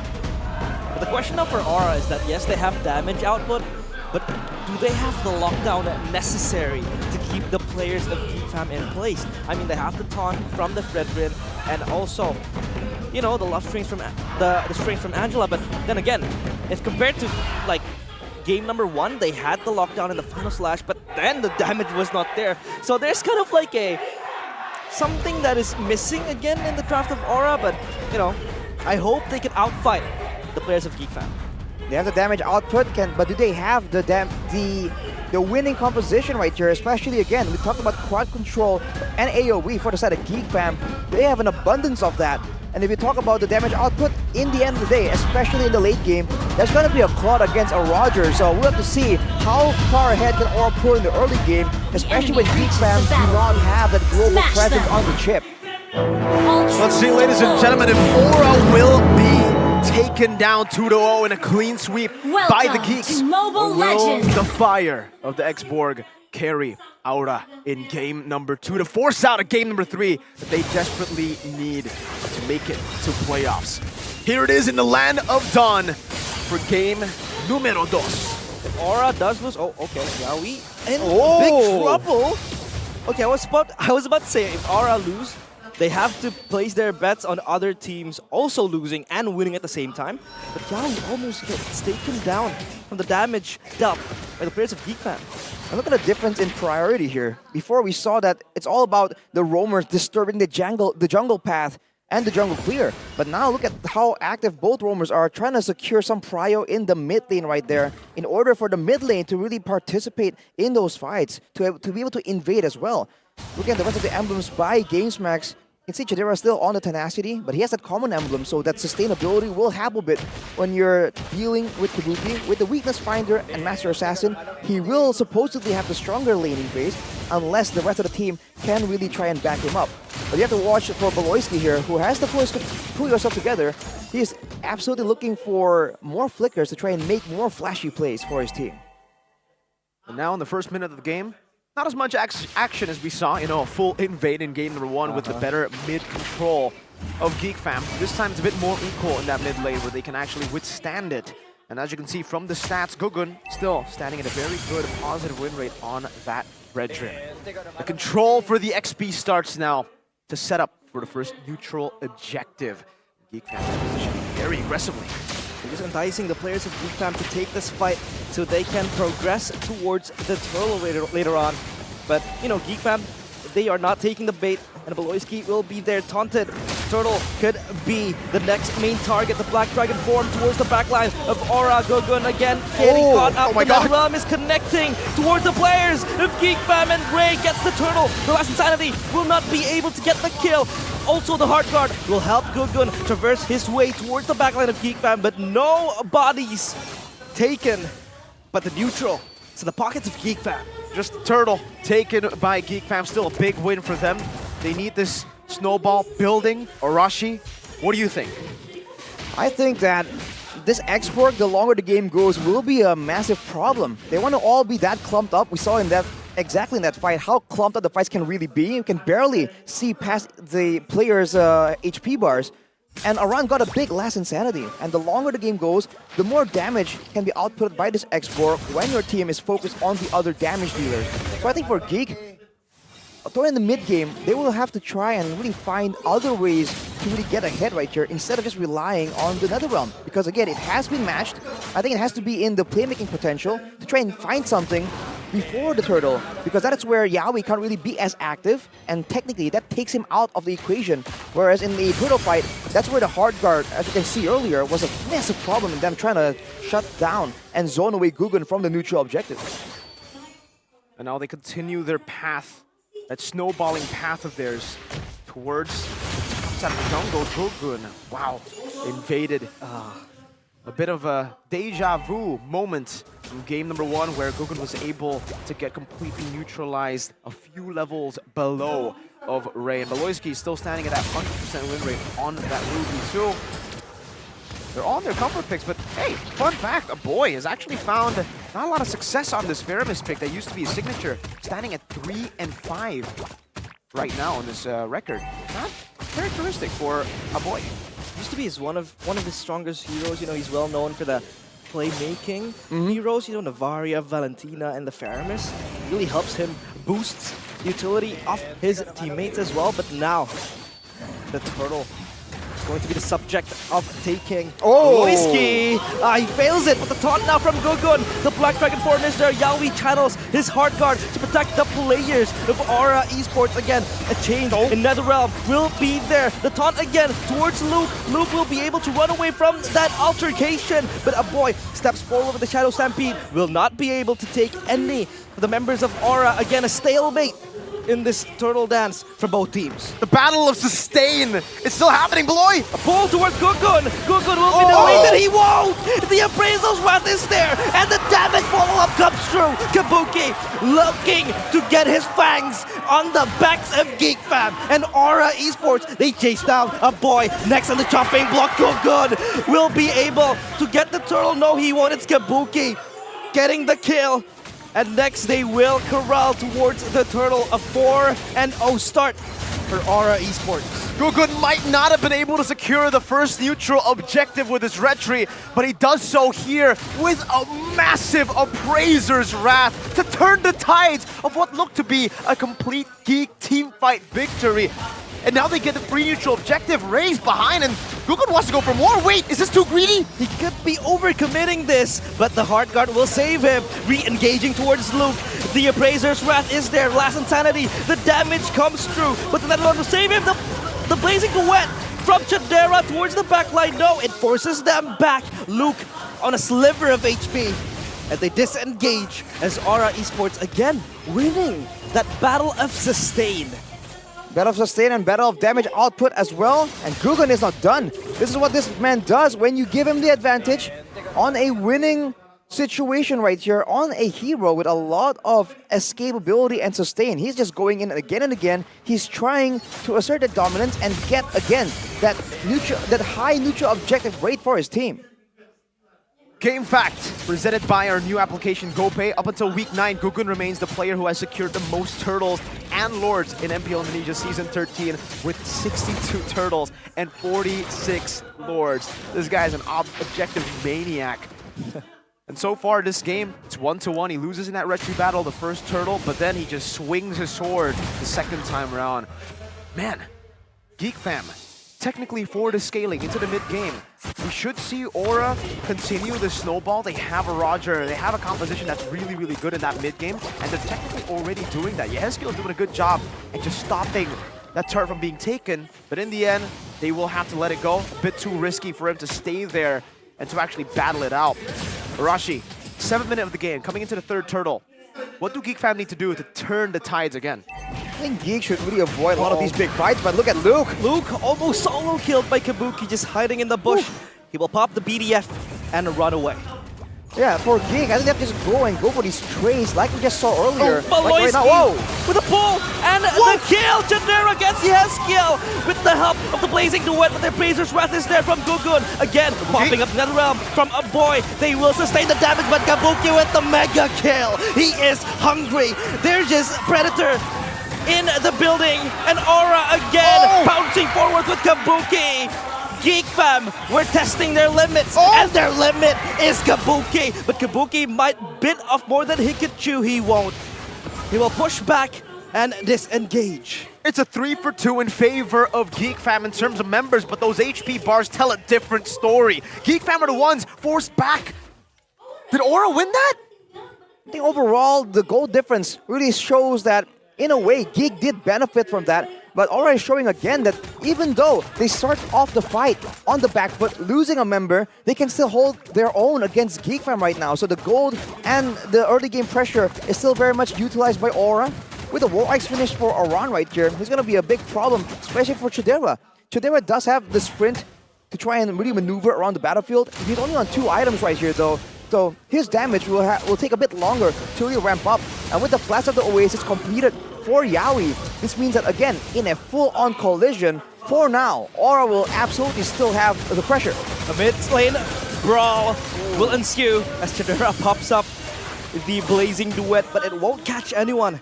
And Aura, they're just playing the waiting game. This could be the next objective being contested. Black Dragon form popped up now. Gogun, the subject of that take, and he will jump to the Lord Pit. But again, the Netherrealm is there to save him. The Heart Guard will equip him again and just sustain the players of Aura. But Retribution is there to get the Lord. Kabuki gets the kill. So does Gogun, and Luke, stuck in a rock in a hard place, will jump forward. The Petrify flickers away from Aran, and Gogun, double kill secured. Aura, double-digit kills, but they lost the Lord. But does it matter? The neutral objective maniac says no to the neutral objectives. We'll just take the fights. Damn the Lord. They win out a massive team fight, still holding on to their lead and utilizing this mid-game power spike. But hold on, they're looking for more turrets. But it's a great move from GeekFam to force a fight right there when they know that the Heskiel was a bit too far to really participate immediately. They did lose in a team fight, but the fact that they did get the Lord means that they can stall this game out for that much longer, and they denied Aura from a chance to crack open the base at the 10th minute of the game, buying a bit more time. But Beloyski, he'll play again with the Blazing Duet, but Haskill saved with the Heart Guard, and this could be the turnaround from Gogun. He's looking for Beloyski. Where are you running, little man? Gogun will lead the charge forward. The taunt connects towards Beloyski, and Kabuki is there to dish out the damage with the BDF again, coming in from Luke, trying to disrupt the fight, turning it into two dragons in the Land of Dawn. But thankfully though, for Aura, they will disperse, and that is just another taunt. Phew! What another crazy skirmish from what looked to be a GeekFam pick-off attempt to then an Aura chase, to then a GeekFam disengage, and now both teams respecting each other, backs away. That was a risky fight to take, man, but hey, look at the timers. It was a risk that they can take. Nothing to fully punish on both these sides. Even if they lost one member, it would have still been okay. Kabuki though, 6-0-3, that's a GDS, Arashi. Well, that's already 4 items in his inventory, and you're seeing why it's so difficult right here for Luke on the Yuzong to really have that much impact. Early on, a lot of his Furious Dice were just maneuvered out of, and he's forced to use them at all times of the fight instead of being the main engager. And now, when he is still flying around in the Black Dragon form, Kabuki immediately just chunks him down in a matter of 4 or 5 hits. So for him to really be able to even have a say in these fights, he needs a couple more items to at least be able to withstand some of the damage, and maybe then he'll be able to threaten the backline a bit more, and GeekFam can have at least some way to deter Aura from just walking forward, knowing that they have more damage output, that they have this mid-game power spike, at least for the next neutral objective in 20 seconds. So mid-game still in the hands of Aura. Your mid-game could be in the hands of yourself, ladies and gentlemen, if you want to go and take the Exorcist bundle later on for skins, because that will definitely increase the level of play. It does increase mine, you know. Maybe that's placebo, but I think it's the skins, obviously. I think for players as well. Anyways, let's get back into the game. Mid-game power spike, obviously still in the hands of the Flaming Dragons, but it's only a 2,000 gold lead. Are they comfortable with this? I don't think so. That Claude is still scaling very slowly, but very surely, and he's building up to be a threat. Look at him. GeekFam looking for a rebuttal. Chidera almost get caught in the process. Good. Again, stepping forward like a brave man he is. And the Lord, again, just in the middle of a tug of war between two angry teams. And look at the macro play from Aura though, sending the Angela, probably gonna get a neutral objective here. Geek might be forced to try and go for a bit of a pickoff.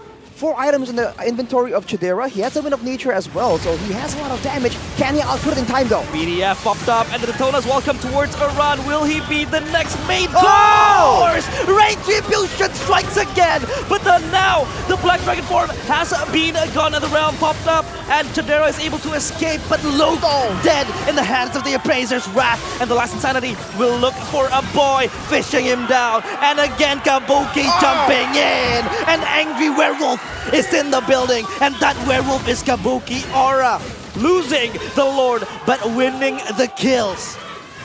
You may have clipped the dragon's wings, but even on its feet, it can still burn you down with its flames. The dragons look for one last push, but they can't. They need to deal with the Lord. They need to deal with these waves. GeekFam, they're losing heavily in these team fights, but they are successful at prolonging the game. 14 minutes in, when does that power spike hit for GeekFam?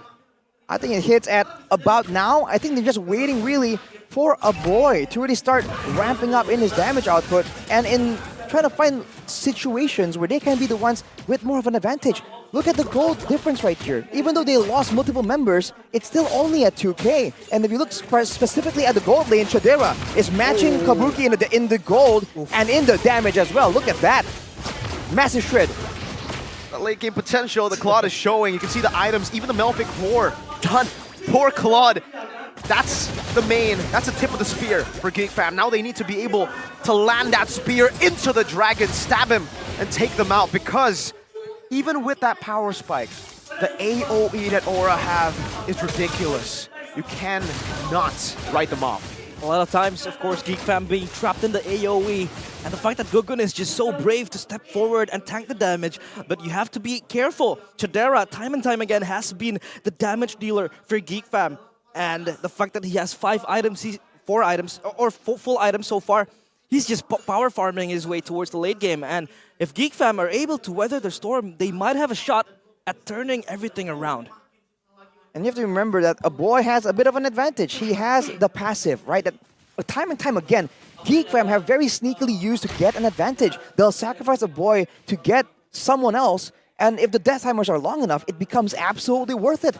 But of course, in any real fight right now, for now, until the gold lead and EXP lead really equalizes, Geek Fam still have to rely on Beloyski to try and find the catch, and with more items in the inventory of Chadera and a boy, there's a chance that a big I'm offended can be translated directly into a pickoff.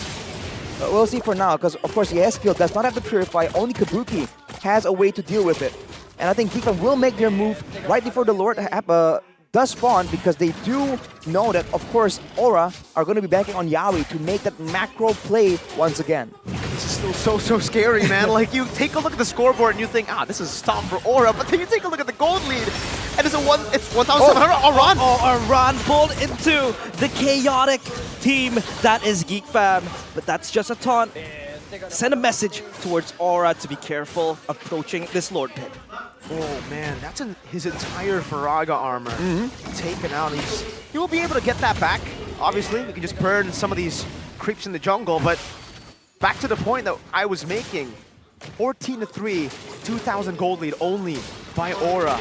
This is, if you wanted to say what game reflects Geek Fam the best, this is probably it! BDF now towards the backline. Chadera just spinning around with the blazing duet, but the hard gun is there. Aran gets Ray. The backline though, Gugun gets another kill as well. A boy is very low. He is gonna be chopped down. He won't. He's still surviving, but legendary for Kabuki. Chadera is able to run away. No, he won't. A wipeout as the red flaming dragons spew out their flames. The dragon beaten down to the ground with no wings left, clipped down, but they flame through. They're gonna go for it. This is the end. The crystal next on their eyes. A boy just evaporate, and Aura Esports take flight. Not in the skies, but they're slowly ascending. Game 3 next in the cards. The tip of the spear, Chadera, got melted down by the flames of the dragons. Kabuki was a bait. He was a bait. Aran dealt more damage towards the end in the fight. And with Chadera focusing down on Kabuki with the help of the hard guard, the flames melted through everyone from Geek Fam. And we have a 1-to-1 stat line on the board. Aura, their road to playoffs looking a bit better. One last shot to try to secure it right here, right now.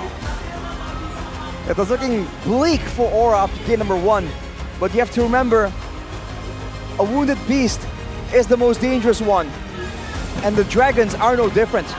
Don't count them out until you have sealed the deal, or you'll pay the price, because Kabuki's dominance forces Geek into game number 3. And now Geek Fam are the ones, they have to come up with a solution right here. That was a great performance, and they've beaten Geek at their own game. Prolonged team fights? What's a prolonged team fight to the fire Oh, the dragon. So fire, so hot that I need to wear these Saturday sunglasses to even see what was going on, or my eyes would actually just not be able to hold it. This really suits you, by the way. I'm just saying. You look like Men in Black, like the guys who are just special agents. Maybe that might be the case, you know? Maybe we're you all are a part. special agent. Maybe we are men in blue. Blue. In navy blue. Navy blue. But for Aura and Geek, they're men in a tough spot. Well, technically for Geek, not really. They've already secured playoffs. In cinema soon. Men in a tough spot. Men in tough spots. MITS. And this man, in a tough spot, in the pressured spot, he was A-okay. He played like it was any other game. There was no real pressure at all. 909 still as aggressive as ever, even though the Weakness Finder and the Roger and the Master Assassin didn't work in game number 1. Rashi, it worked this time. It worked really good for him. What changed? The lack of a global pressure and the fact that Kabuki is actually allowed to have a laning phase. In game number 1, it was so chaotic and Kabuki was roped into a lot of these fights. He wasn't really laning the same way. But now he was actually laning, and in these fights, he's able to get an advantage. He has the farm, he's able to snowball, and he can really bring this bring the damage of the Roger to bear against Geek fam. And without that global presence, you saw that Geek were trying all these macro strategies, the concealed plays, the pickoffs, the rotations. But in the end of the day, Aura knows that the fight is coming, they are prepared, they have the Angela. So they are the ones with the global playmaking. And at every single fight, Aura did a great job just identifying what is the idea here for Geek fam. Do they want to go for the jungler? Do they want to go for the Roger, the gold laner, or do they want to go for the mid lane? Here, let's look at the player of the game highlights by our official gold partner, Uga as Gold. And these early fights look really, really close, but Aura showing again how they are so comfortable in the chaos. We question their team fighting ability without Yaoi on a playmaker, on someone with massive crowd control. But in this game in particular, I think you're really seeing it again, that it's not only about the big stuns, the big moments that you can use, it's also in the selection. Who gets the hard guard? When do you use the hard guard? I think Yaoi showed again that it's not only about that. Look at this Kabuki Yaoi combo. 1v4 technically. Daryl wasn't in there, 1v3.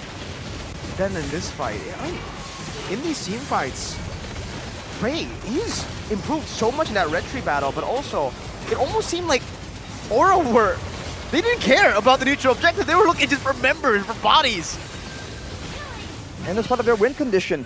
And you can see that they know if the Lord up, they can easily clear it out with their, their damage output. And again, Ray seems to be focusing more on the Lord, and that's why in these fights you can see that they were trying to use this Yuchong presence along with Chadera. By the way, it's a two-man endeavor. But Kabuki with the Great Dragon Spear, with the hard guard, was just a bit too mobile, man. And that's the real value of the Great Dragon Spear, right? You can run so fast, you can escape. Saw this in NACT in the Grand Finals. Basic just running away from, 5 members? And Chidera couldn't catch him, couldn't catch the GDS Roger for Kabuki. He just ran it down, ran across and baited him completely. Oh my god, that GDS had so much value. And again, if we take a look at the score, Arashi realized you would think it's a stomp, 20-3, 20-3. Oh my lord, but then you take a look at the gold lead, the entire game, it was barely above 2,000 for the most part. Geek were able to hold it down for so long, but what went wrong for them? Why couldn't they hold on to a point? And even when you say, the power spike already hit, was it a missed execution where they just get baited, they get isolated? What was it? I think it comes down again to damage output, because Luke on the Yuzong eventually, all the way from the mid game, was just denied from having any real impact. He wasn't able to land massive furious dives, and he wasn't really able to be that threat for Yehezkiel or Kabuki in the backline due to the Netherrealm, due to the hard guards. So his impact in the game as a Yuzong that can really zone everyone to the Black Dragon form is denied. And on the other hand, you have a run on the X-Borg. We talked about that X-Borg possibility in game number 1, and you're seeing it now. Even though, in theory, the Faramis and the Claude can output damage, but against a Valentina instead of a Yves, and an X-Borg, that's AoE damage that's spammable, that's on a very short cooldown, and especially for a run on the X-Borg, the longer the fight goes, that damage turns to true damage. So when it comes down to it, Geek Fam just can't really win a proper all-out front to back, and they have to rely on the maneuvers, right? The crowd control and the maneuverability of Chodera on the quad. But we saw that earlier, even though Chodera was trying to really catch up and secure those kills, he was just outmaneuvered and outran technically because of the great Dragon Spear. Did they get outran or did they get air-ran? It's one ran. Aran. That's what I'm trying. Yeah, for the people back at home, you know, Aran's name rhymes with ran, so that's the joke. Aran? Nice one. Aran. Aran so far away. That's a song. He ran. That is a song. A really good song, but I guess Kabuki doesn't really like songs. He's telling us to shut up with his performance. Rich Guy GPM and the damage dealt taken away from him. Not even giving Geek Fam with all these tanky members a chance to go for the sandbag. Every single time in the early fights, Kabuki was never the target to give the hard guard over. And then towards the end, Yaoi, you gotta give props to this man for not having a template way to think about things, right? Because Gugun was taking probably most of the damage in that last team fight too. But Yaoi was like, nope, Kabuki is what will win us this team fight. Not with his damage in the last team fight, but with his survivability. With the GDS, with the extra hard guard, it baits out the damage dealers from Geek Fam, and then Luke, Yehezkiel, even Gugun can deal with the rest. That was well played, man, from Yaoi. For sure. Again, it's just a different way of thinking. And even the targets for the hard guard, it wasn't always on Kabuki, right? Towards the end, of course, it was on Kabuki, and we saw why that was just such a difficult situation for Geek Fam to try and solve. But even before that, he was alternating who really gets the hard guard. And I can't really focus when you're looking at me through the shades when it's like dapper. a debuff. You look good. But yes, so I think for Geek, they have to try and at least secure. It feels like they've always been flexible. And you see in this game, they tried pick off, they tried team fight, they tried to go for neutral objective steal focus, and they tried to go for the maneuvers. But I think they have to try and find methods in the Land of Dawn that really can guarantee their victory. Or maybe the support from the Aura fans in the building can give Aura a little bit of that edge, or maybe even the Geek Fam community. Let's throw it over to Bude Karamongsar with an interview with the fans. Is it dark in here or is it just me? I think it's the just glasses, you. bro. Pitch black. Panggilan main nih nanti. Panggilan khusus. Buluk nanti main di panggung MPL. Main. Wow, nggak ada. Di transfer window nggak ada ya. Tapi menarik ya, Buluk itu adalah mantan pro player yang Bude aja saking udah lupanya. Dulu dia pernah mantan pro player di season sampai terakhir tuh 6 ya? 7. Lalu pernah menjadi BA juga? Benar. Wow, panjang juga perjalanan. Lumayan. Sekarang Bude. jadi apa nih? Jadi talent di RRQ. Talent RRQ. Lalu ada lagi kah kegiatan yang kamu lakukan? Sambil live streaming aja sih, restream gitu. Restream gitu. Jadi kamu udah menjalani banyak sekali ya hidupmu ini. Tapi gimana sekarang jadi netizen, jadi restreamer, ngelihat MPL season 13, gimana sih? Seru banget sih, soalnya sampai week terakhir aja kan masih saling gigit kan, belum tahu siapa yang bakal lolos gitu. Jadi ini menurut aku sih season paling seru lah. Paling seru? Paling seru. Kamu kalau pas live stream, pas lagi momen-momen kayak gini kamu ngapain? Ngegoreng-goreng Deden. Oh, ya. Anda ya? Iya. Ternyata Anda, nggak cukup dulu lawan Deden ya? Nggak cukup. Nggak cukup. Tapi tadi kan kamu bilang dipanggil Skylar. Ada apa dengan Bunda Skylar? Ya sebenarnya tuh datangnya harusnya lawan alter ego. Oke. Cuman kata Skylar penentuannya di Dewa. Jadi dia butuh boosting tambahan gitu. Hah? Bentar, Buluk jadi mood boostingnya Skylar? Iya bener. Ada apa ini? Kenapa? Apa yang kalian ngapain? Bondingnya udah dapet sih buat dia bondingnya sama Skylar.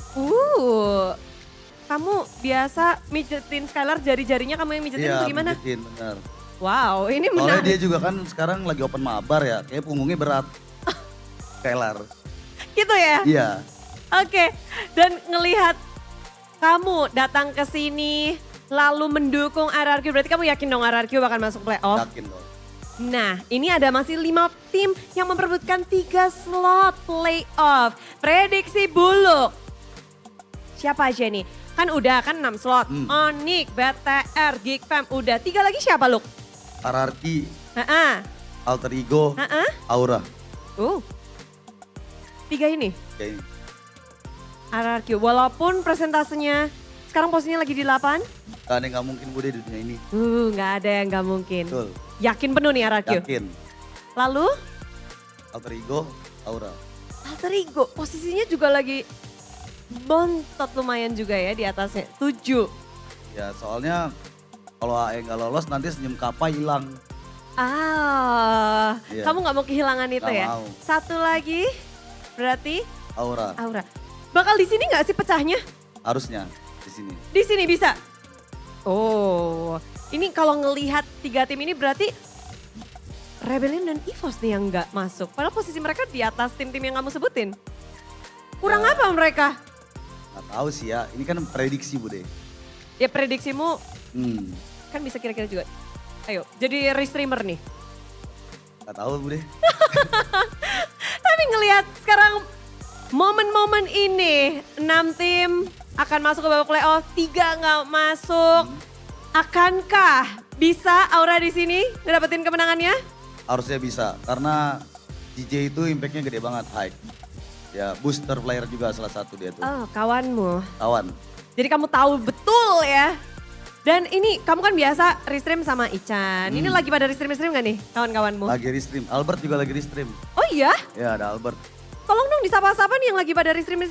Woi Bob, San, jangan kebanyakan ngegoreng ya. Enjoy aja.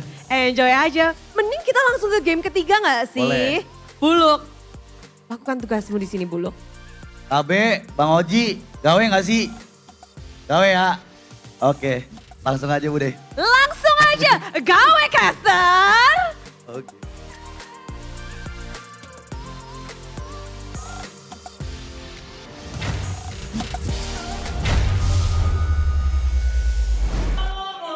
Welcome back, ladies and gentlemen, to the final game of Aura versus Geek. Geek Fam with game 1, Aura with Retaliation. And now we are in game 3, the climax. What's gonna happen? I don't know. What's gonna happen, Arashi? What was your prediction? I don't remember anymore. Because I really thought that I predicted Geek Fam, but now I'm doubting myself.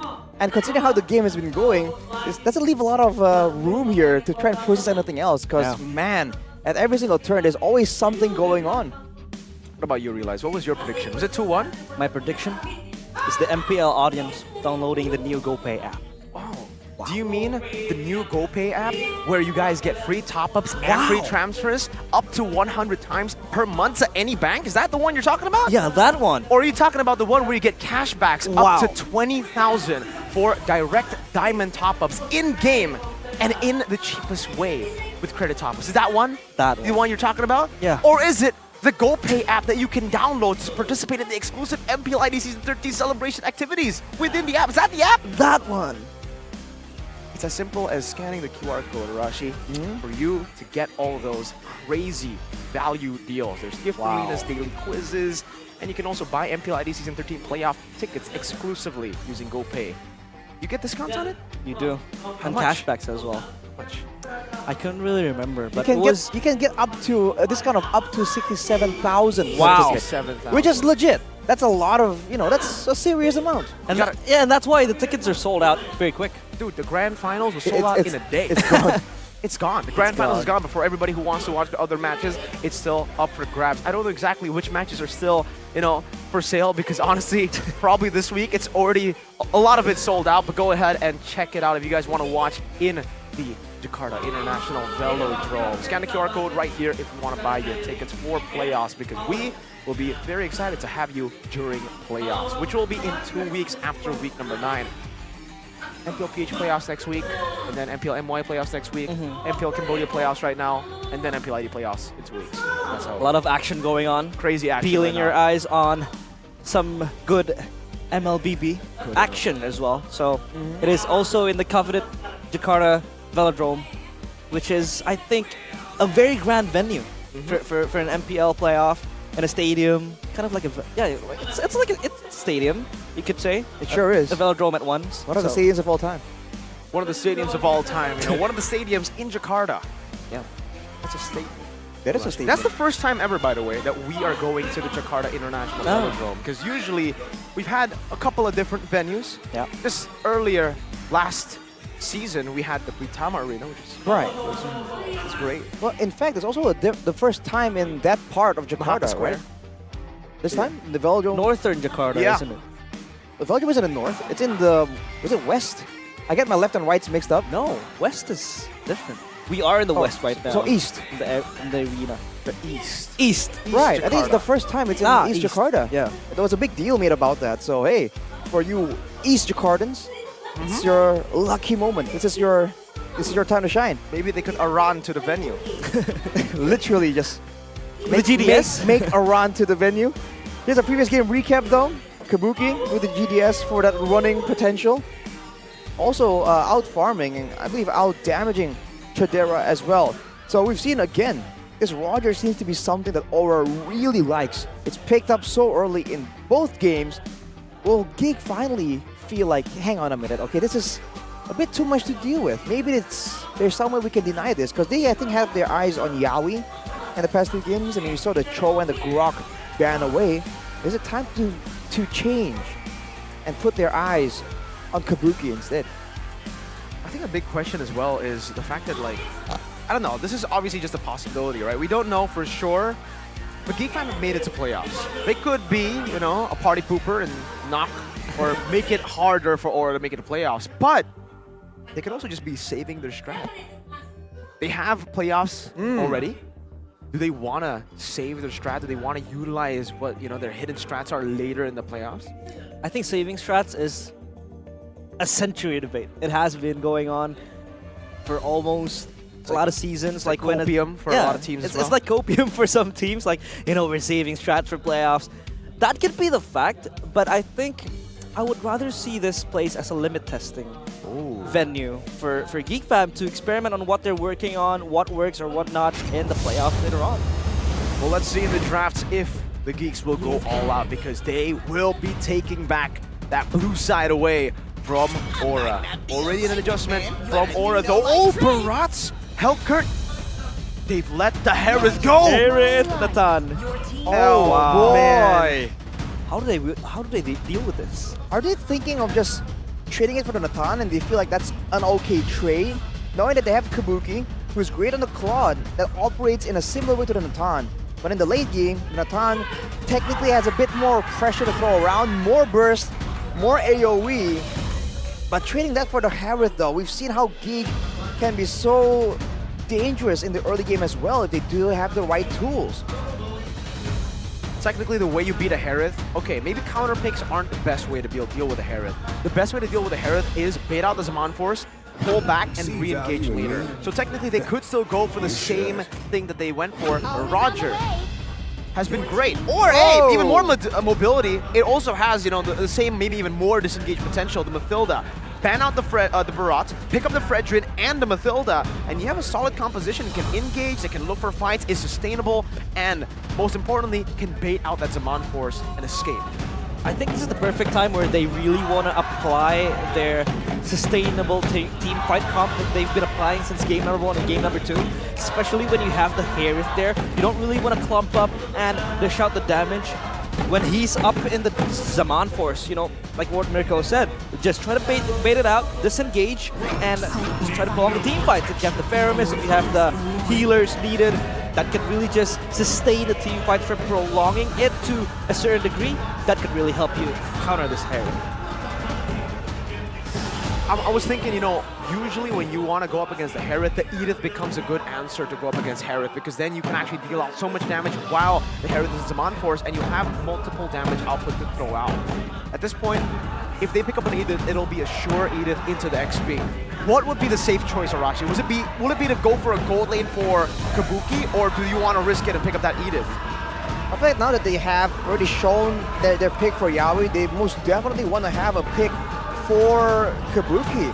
Because of course the Edith has value, it can be used by GeekFam as well actually, but I feel like it's a bit too costly if you're going to allow Kabuki's signature heroes to be narrowed down even further. But it's going to be a Yuzong.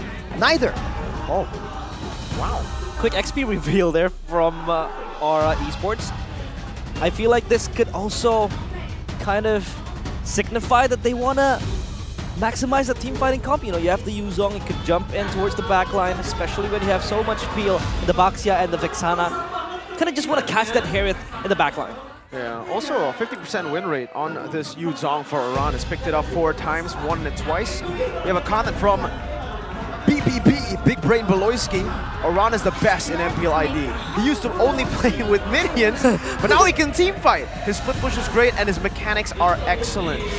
Wow, great compliments from Mr. BBB. He's got jokes, but Geek Fam have got Kabuki in their sights. A Brody ban, a hero, the only hero in MPL ID so far who's been able to handle the Harith. It was CW on this Brody who beat the Harith, and it was Nino on the Harith for Alter Ego at the time. Florence still respected though from Aura. Imagine how much sustain they'll have with the Harith constantly getting shields. Lots of Florence. You have to wonder right now with all this disengage and all this crowd control here, it seems like Aura are looking more aggressive right here, right? If they're trying to use the Mathilda for disengage, then the Minotaur wouldn't really be in the picture, but I think they're planning on just going all in. Of course, maybe after baiting out that Zaman force. So, I do wonder right here, what's going to be the first pick? I feel like crowd control is going to be critical, because Aura will want to try and get the fights they want, and Geek Fam, they have to try and make sure that people stay in place for the Harith to have a lot of impact with the Zaman force. After banning away the Moskov right here, they're also narrowing down the macro global presence that Aura can potentially use to their advantage. This is actually the opposite of what we've been talking about for Kabuki. We usually say, ban out the Harith, ban out the Roger, ban out the carry, and the Claw, deny these heroes. But Geek Fam are saying, go for it. We know how to beat you on those picks with the Harith. We will bull you straight out in the lane. It doesn't matter if you have a Mathilda. There's a reason we've let that go.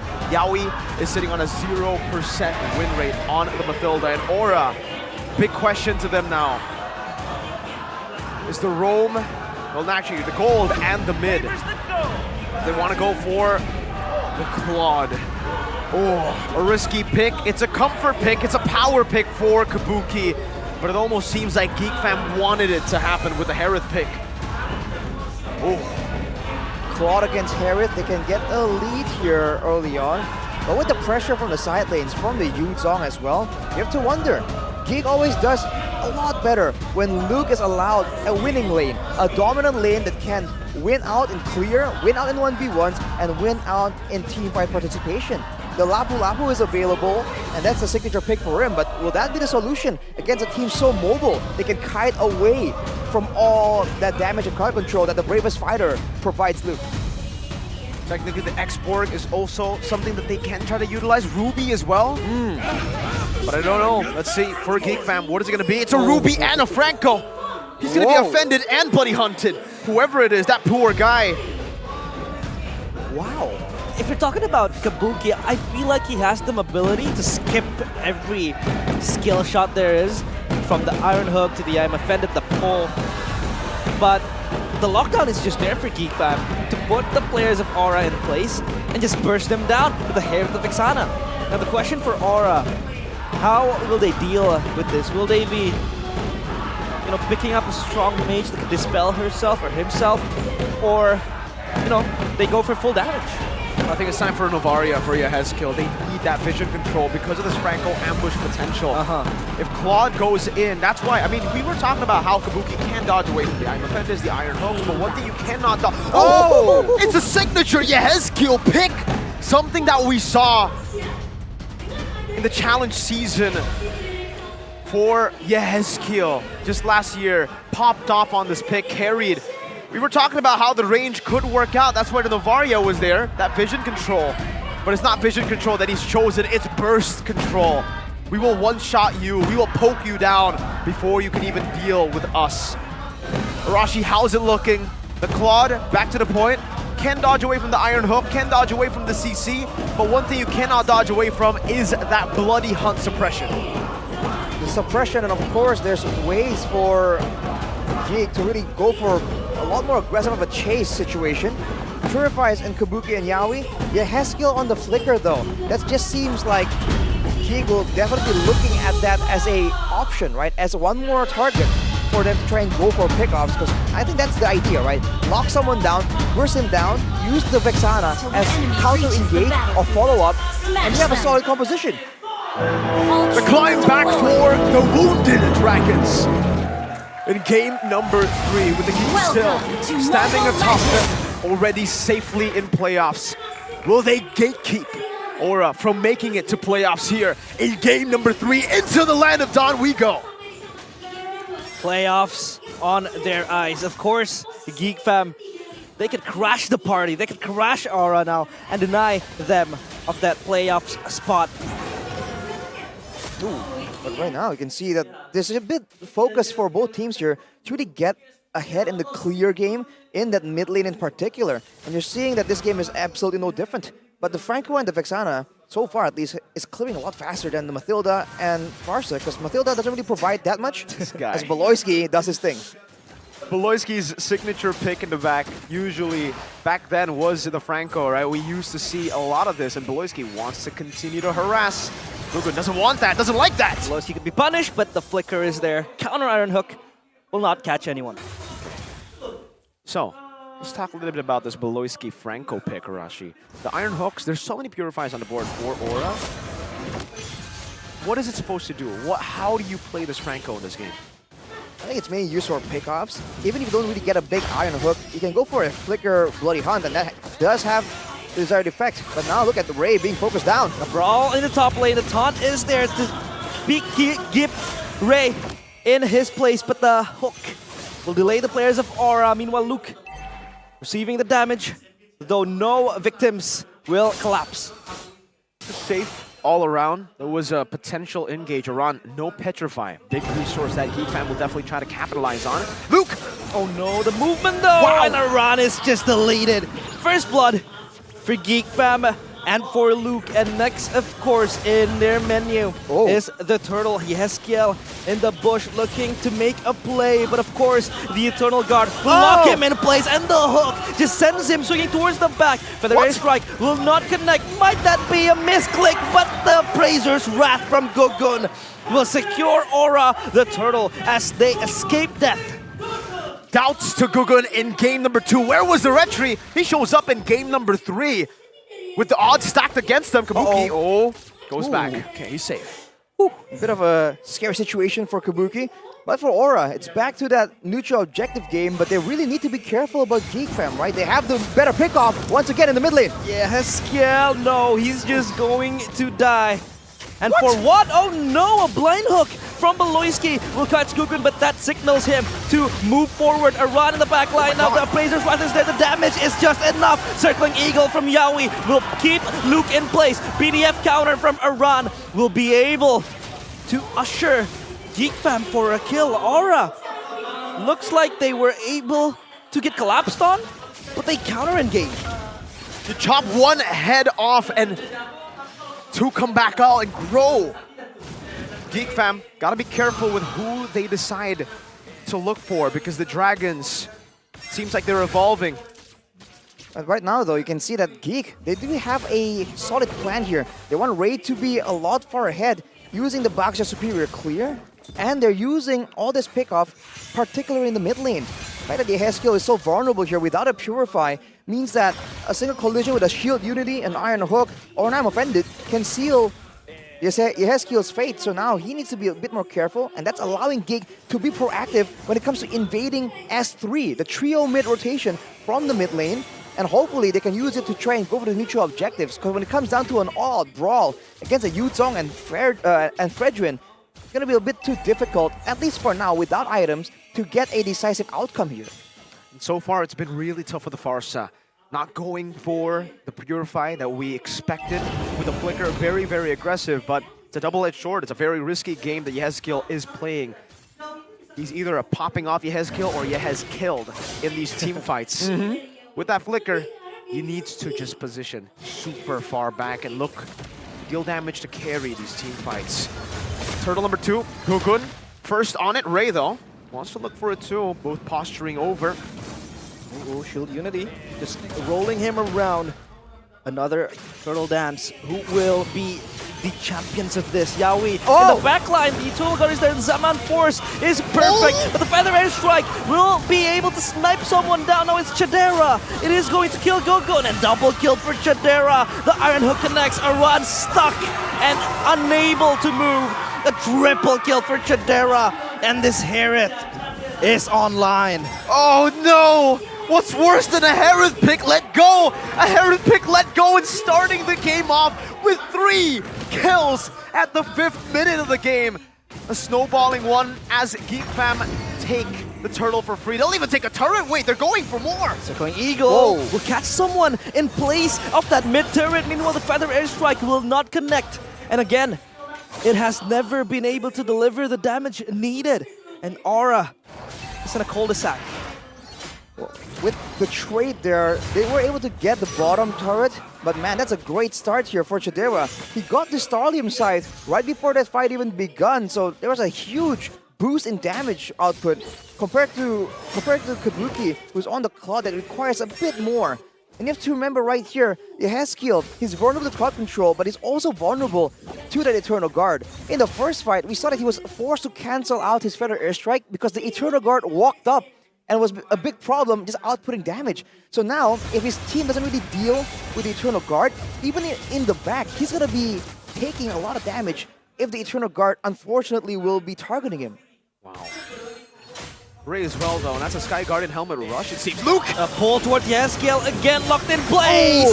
Collapsed upon, and the chain CC is perfect. Kabuki with the blazing duet, no damage. Yawi, again the circling eagle, and Aran, defensive BDF, will not save him from the disaster, and that disaster is Chadera. Chadera pulled him out of the skies, he shot him from the skies! Dropped down to the ground, Beloy! Oh, what a hook! Thankfully, though, the Purify will save Yawi.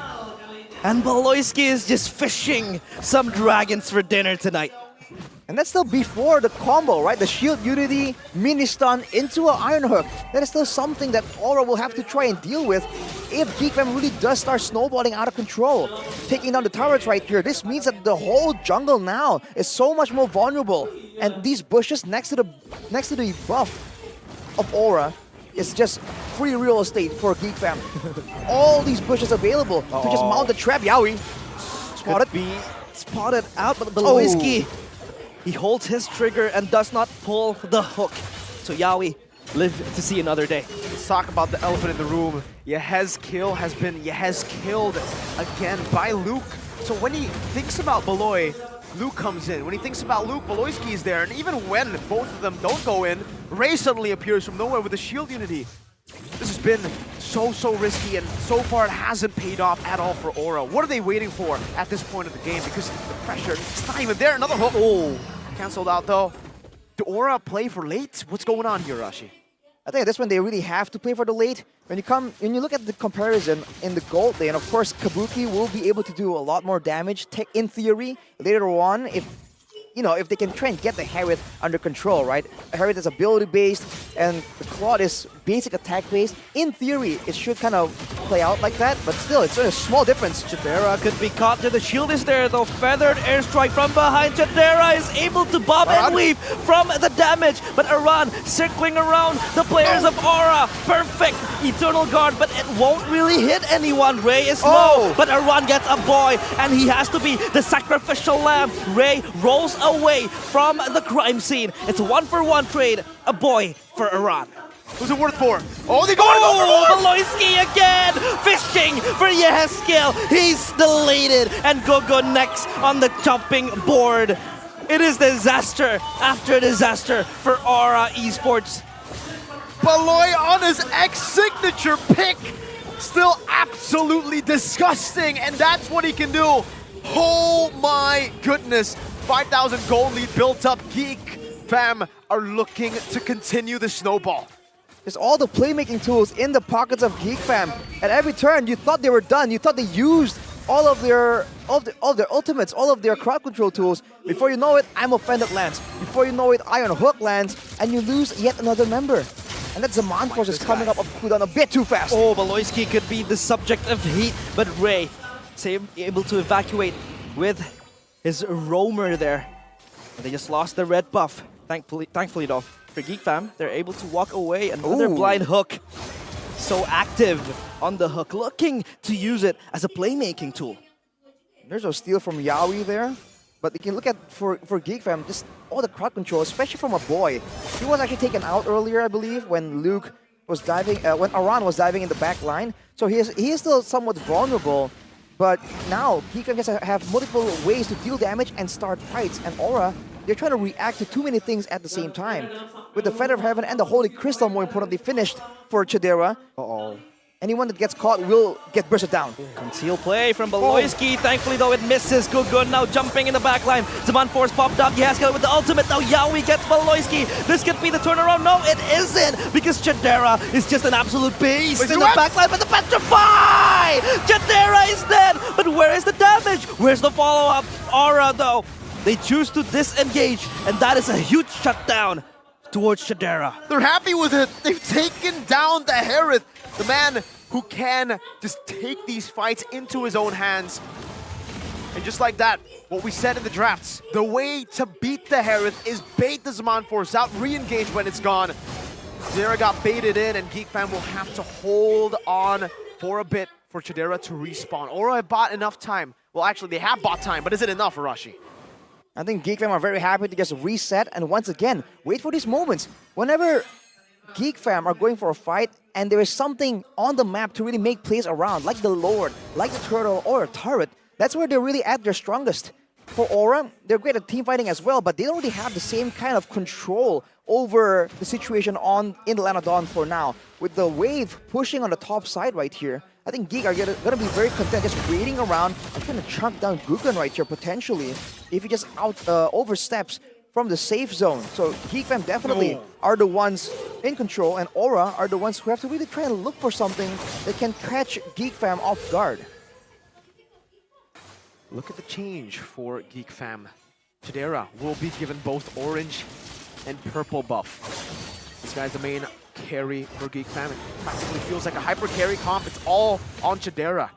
So for Aura, they have their sights on one guy, Luke! Oh, what a pull towards Gogon. He is deleted. A boy gets the kill, and no jungler for this Lord fight. This is just trouble for Aura Esports. Yawi circling Eagle towards the backline. Chidera chases him down. The airstrike is there. The Lord, of course, it is secured by Retribution. And Kabuki with the run, and Yaskell running for the hills. Kabuki forces the blazing duet, but he's caught in the middle of a gunfight.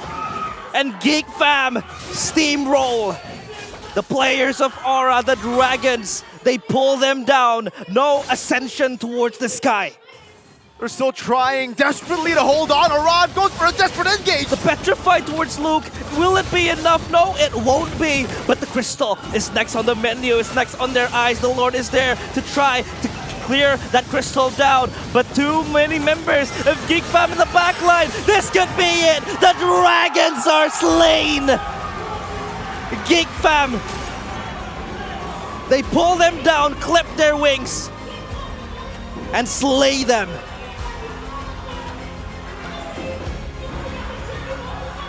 The Gatekeepers. Geek Fam will deny that playoff spot for now. Aura have another chance in their next match. One last chance, one last hope remains for the Dragons, as they have been beaten down, battered on the ground by the Geeks, who will be able to secure that third place now, standing strong atop with Onyx, Bigatron Alpha. Looking just way too complicated to solve for all the other teams in the MPL for now, especially on the bottom half. Aura will be forced to take an even longer journey and risk not making it. So the struggle continues for them, but avenging their leg one defeat, Geek blocks Aura from securing that playoff spot. Denied. This just heralds a monumental win for Geek Fam. They are not underdogs anymore. They're here to make a statement, and make a statement they did. That was a convincing win. It's always felt like they're known as the Dark Horse, as the underdogs. But now they're the ones punching down. They're the ones at top with Bigatron and Onyx. Bluffsy in the back with Wura. All smiles to them. Most definitely from the fans in the building for Geek. Jeez. Would you look at the faces of the Geek Fam fans in the building, the Geek Fam unity, with Sheffin definitely at home celebrating as well. We'll see the celebrations of the players live on stage with our host Bude Clara Mongstar with an interview with the winning team. 2-1, convincing. Let's see what they have to say. Geek Fam Revamp begitu kejam. Lagi mereka menjegal tim yang seharusnya satu langkah lagi masuk ke babak playoff dan mereka menunjukkan kekuatannya. Bahkan di match kali ini Geek Fam kayak nggak nyantai ya, padahal udah ada tiket playoff loh. Kita ini sih nyari win lah apapun keadaannya meskipun lolos playoff. Terus seru juga ngelihat tim lain rebutan playoff. Yes, karena masih 5 tim ya, memperebutkan 3 slot. Tapi ini memang kalian ingin menunjukkan seberapa garangnya kalian kabut babak playoff? Enggak sih, kita main aja. Mereka nilai sendiri apa yang kita lakuin. Oh, tulis nilai kalian karena Bude kayaknya mau menilai ini Geek Fam bukan main. Udah bener-bener serius mode on dan begitu mengerikan juga ngelihat match hari ini, bahkan pembukaan minggu ini, mungkin Baloy ya, Bude penasaran deh. Baloy, kamu hari ini melawan Yawi, dan apakah ini Yawi yang kamu kenal? Karena bahkan Bude dengar Mirko bilang, dia nggak pernah ngelihat Yawi pakai Florin, tapi kali ini berbeda. Malah kerasukan jiwa Baloy kah Yawi?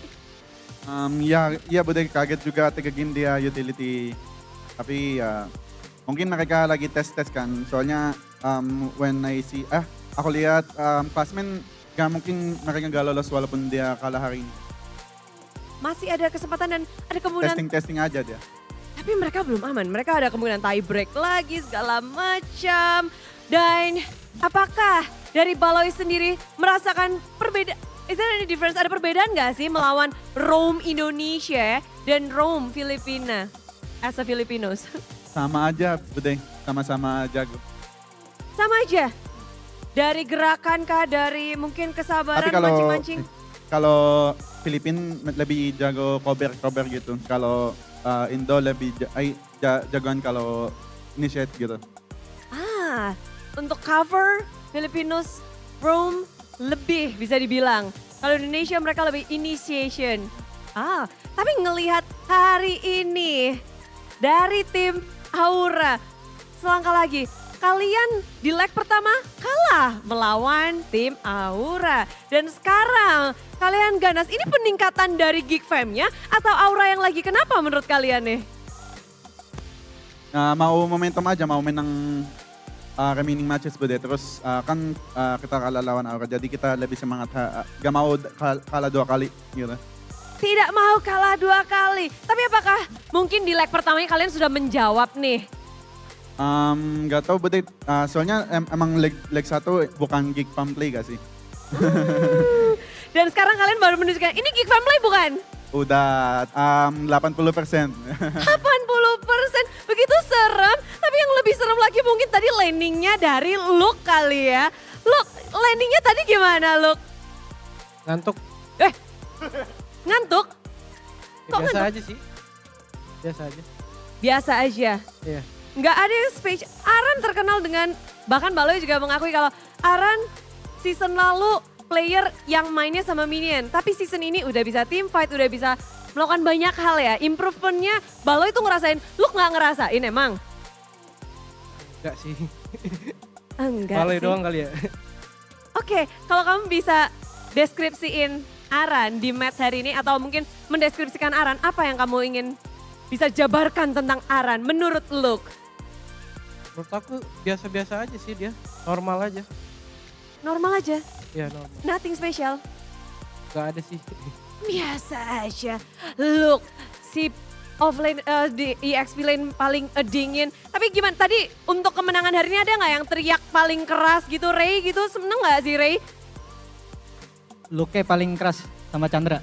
Oh mereka yang paling keras? Iya. Paling heboh? Iya benar. Oh, ada apa mungkin? Ada terjadi sesuatu kah sebelum match dimulai? Enggak sih, soalnya kan menang kan, makanya senang mereka. Ya gitu. Tetap happy, tetap bahagia. Kemenangan adalah kemenangan, itu yang mereka cari. Namun bahkan dari Chandra kenapa? Chandra happy banget? Karena game 2 kalah. 3 ya senang, menang. Oh, jadi niatnya 2-0? Iya niatnya 2-0. Kenapa nggak 2-0? Kepleset, kena ulti Fredrin. Kepleset kena ulti Fredrin. Udah masalahnya udah ketahuan gitu ya? Tapi kalau dari Aboy banyak banget ini yang lagi ngomongin kamu, Boy. Aboy, sohinya oke. Aboy baju merah terus nih. Berbaju merah. Ya. Udah banyak yang ngontak kamu, Boy? Nggak tahu sih. Gak tahu sih. Mungkin banyak fansnya juga yang mau ngontak Aboy. Tapi Boy, kemenangan hari kalian masih akan bermain 1 match lagi. Nanti di hari Minggu. 1 tim lagi yang juga lagi berjuang untuk masuk ke babak playoff. Kalian ada tips gak sih buat masuk ke babak playoff? Nggak ada, biar nggak lolos aja. Waduh. Udah, gak ada? Nggak ada, sama aja sih sebenarnya. Hari Minggu apa yang harus kita nantikan dari match penutupan Geek Fam? Hari Minggu match penutupan kalian apa yang harus kita nantikan nih biar Geek Fam Unity datang ke sini nungguin sesuatu? Yang pasti kita masih lanjutin win streak-nya. Wow, akankah melanjut? Karena kita akan menyaksikan match penutupan mereka di hari Minggu. Tapi inilah dia kemenangan untuk tim Geek Fam. Terima kasih semuanya Geek Fam dan Caster. Kemenangan 2-1 yang harusnya bisa 2-0 sih. Seperti apa kemenangan Geek Fam?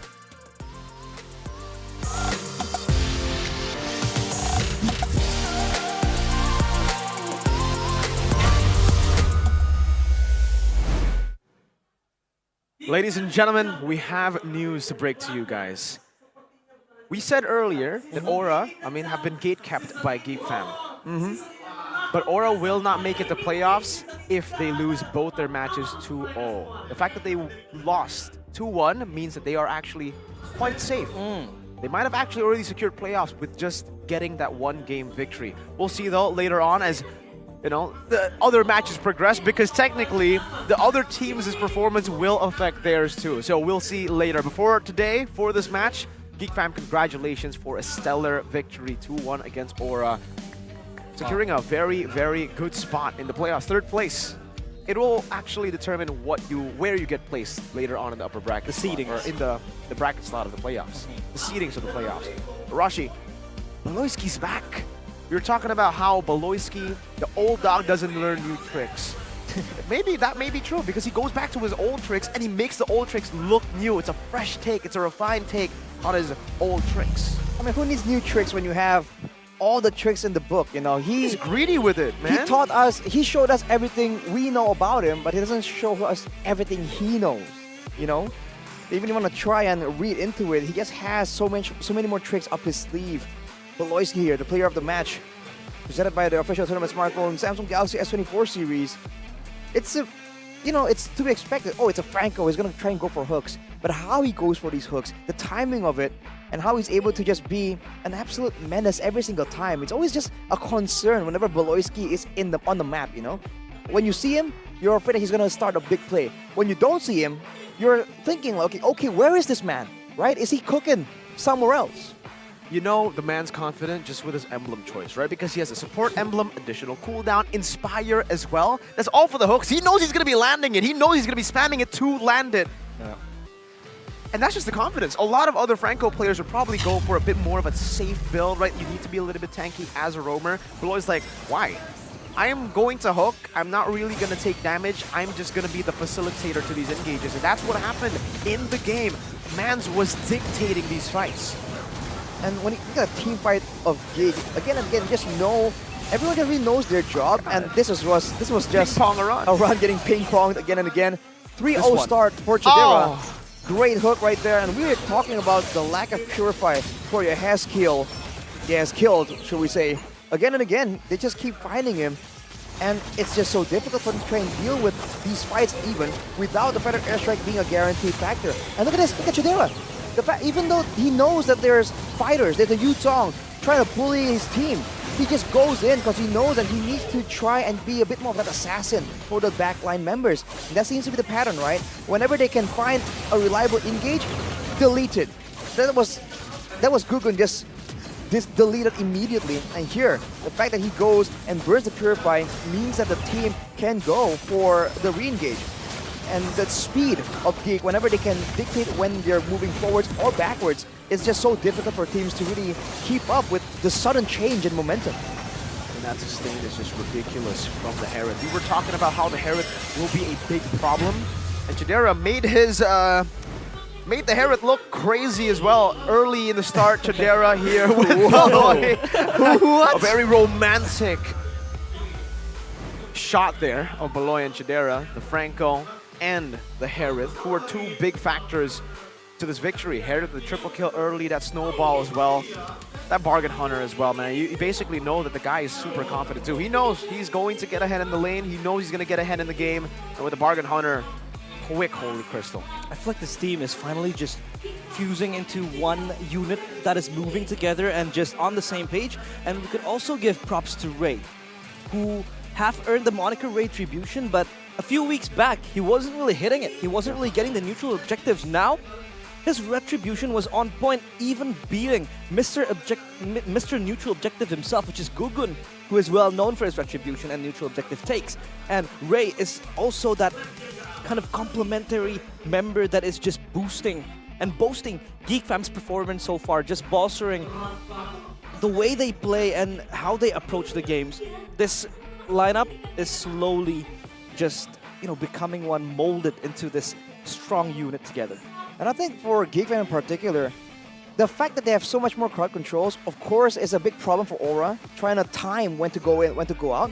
But it also means that with the Iron Hook, on top of these crowd control tools, any single stun, like from the Shield Unity, from the I'm Offended, from the Terrifier that the Vexana has, can be followed up by an Iron Hook, and it becomes that much more of a threat. The fact that it's comboed together means that even the tankiest members like Aran on the Yutong or Gugun on the Fredrin, they can't really walk up and tank some of these crowd control tools because they're afraid that the Iron Hook is following close behind, and when they do get hit, like we saw Gugun earlier, they just get one shot within less than a second. And I think the problem is with the front line for Aura, because honestly, yes, they have the Matilda, they have a lot of escapability, but the frontliners weren't really frontlining for the most part. We were, me and Arashi were just emoting constantly in the last team fight because we saw Chidera burst through the frontliners like it was nothing. Aran got bursted. Even Yaoi, one Synchro Vision took him to half HP. Yeah. The frontliners weren't frontlining. The risk that Aran took with the Hunter Strike build, it could have worked out. It could have been, the way for them to come back with that damage. But in the end, it just made him super squishy against a snowballing Harith. This is what you can expect. GPM damage dealt for Mr. Chidera, who says Sakalangkong every time Aran flies with the dragon. Every time the Eagle flies with the dragon, or even when Farsa flies, Yehez kill this game was absolutely Yehez killed, man. He couldn't do anything. There's an I'm Offended, there's an Iron Hook. And even when there wasn't those two, there was a big shield unity bonking him all the time. And I guess we'll get to hear the golden moment by Ube's goal for Geek Fam. Ya, aman. Iya, jangan komunikasi gitu, Cok. Aman. Sorry. Aman. Santai, kayak biasa aja lagi. Iya, aman. Gua ulti depan aja ya. Yang ada sih ya, tunggu aja. Mau Fredrin nggak? Itu, connect ke gua. Gua bisa flickerin ke belakang, mau nggak? Ya, itu, kalau gitu bisa. Ya, kalau flicker ke belakang bisa. Mid-nya jangan lupa. Ini guys. Gua ulti aja, nice. Bisa lor. Sabar ya, gua ada ulti. Berapa ulti lu, Chan? Mereka mau Gua mid dulu, guys. Bisa nggak ini sih? Dia mau main orang dulu. Mati Yawi. Nice. Yutong, aman. Lordnya Ren. Nice. Lari Kabuki. Gua kejar nih. Lari Kabuki. Gua tabrak satu. Woi, Petri, Cok. Aman. Farsa guys, 2 guys, lihat. Goston. Orang dulu. Gugun. Nah, udah. Gak ada Petri. Lagi, guys. Orang. Orang aja, jangan fokus turret, orang. Kalau nggak bisa jangan maksa, guys. Turret bisa nggak sih gua? Sabar ya, Tom bisa. Torret, bisa. Tor. Bisa, semua. That's a Geek Fam UBS golden moment. That's what we expect from him. You know, a lot of screaming, but still disciplined. They know what to do, and they've learned from their mistakes in the past. Well played, the Geek Fam. And I would expect to have more screams, more yells for the side of Geek Fam, especially when Chidera is just one-shotting people in the back. But hey, they kept it relatively calm until they got to the base. I think they're saving it for the more heated matches later on, the fiery rivalries in the next stage, maybe potentially. But Playoffs, man, maybe. it's crazy how they're able to out execute. Because in theory, right, with a Vexana and Harith, you're going full magical damage. I mean, the Baksha also a lot of magical damage as well. But when you're that far ahead, it doesn't matter at all, man. That was crazy. Why did they let the Harith go? That's a really good very good question. I'm still pondering as to why they let that. What is it? A cat? Is Harith a cat? Yeah, he's a cat man. He's a cat man. boy. Yeah. Why did they let the cat man or the cat boy go? And he was just moving around, one-shotting people without respect. Just obliterated. It's a grim reminder to the rest of the lineup, the rest of the teams in MPL ID to never let that go again. Please don't. First time we saw it after it was buffed was Bigatron, and it was up against Geek, funnily enough. So Yeah. Geek were like, you know what?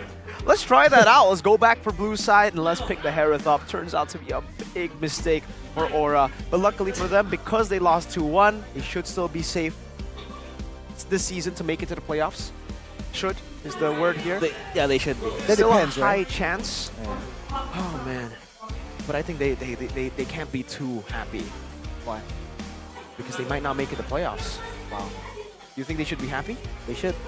Because of the promo code from Indomart? That is true. I guess that's pretty true as well. Even for the teams who don't make it to playoffs, they'll still have the promo code for Indomart. And you guys, especially back at home, you don't need to not make it to the playoffs because you will automatically be in the playoffs if you watch MPL ID playoffs with your snacks from Indomart. Go and utilize the Red Tree discount for Indomart, 15,000 IDR with the code MPL Belanja Click. Come on, become a new member and get those discounts. Realize here has realized early on in Season 13 that he can get so much value out of these codes and he's been reaping the benefits.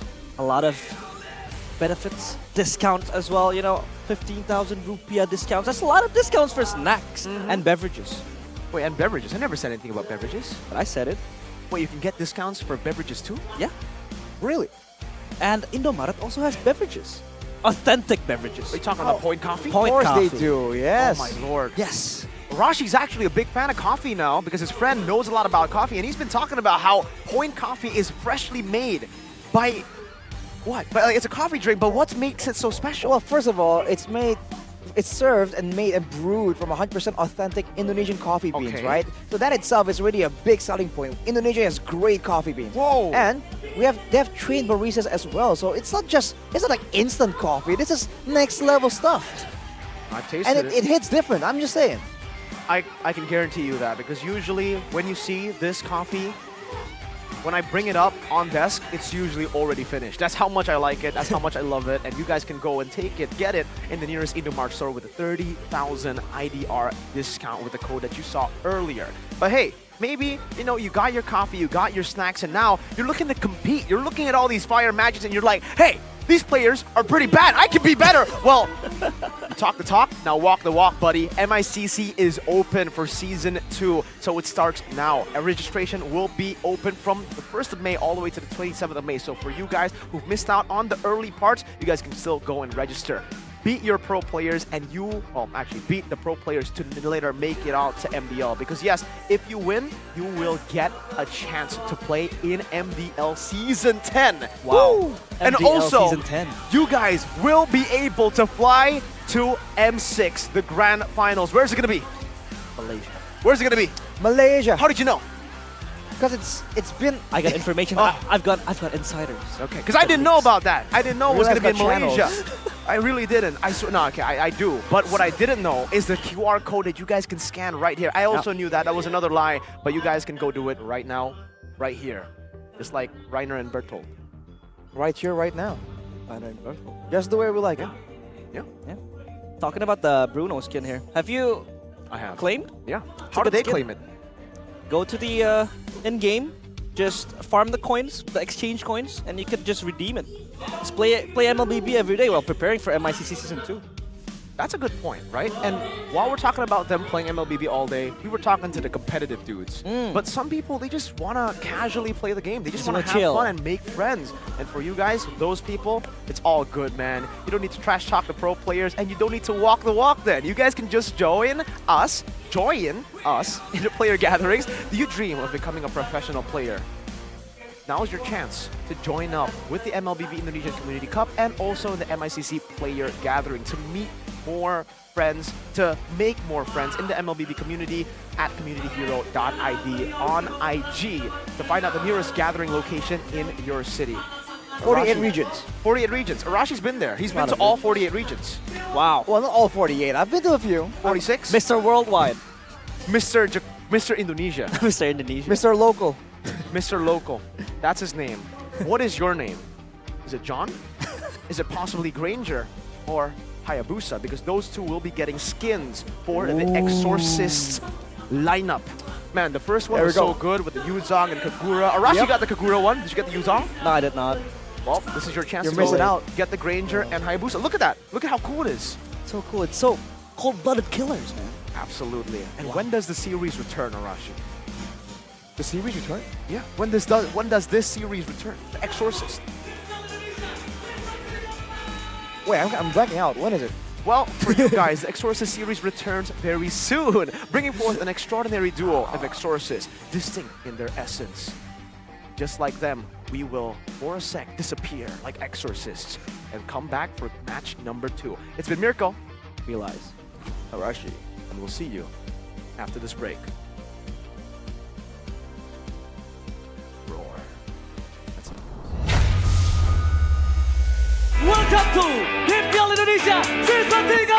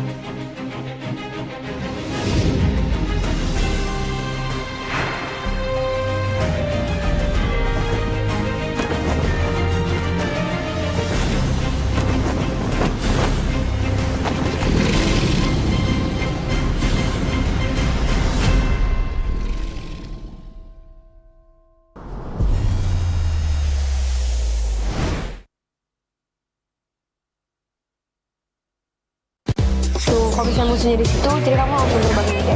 Oke.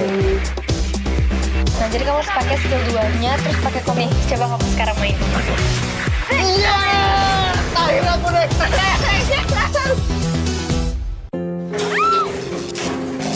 바로 출동하겠습니다. 네. 직원이 곧 와요. 걱정 마세요. Staff akan segera datang. Jangan khawatir.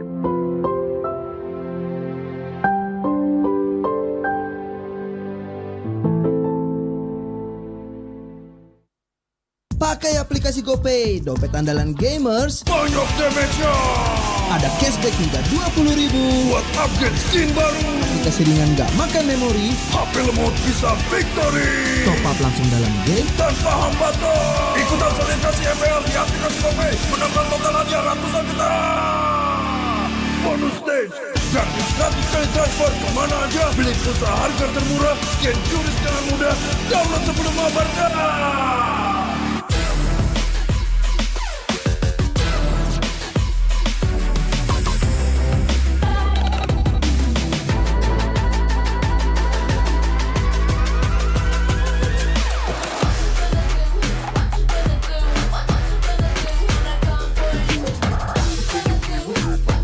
Indomaret. You can Iya, siap main lagi. Let's go! Belanja online seperti di toko.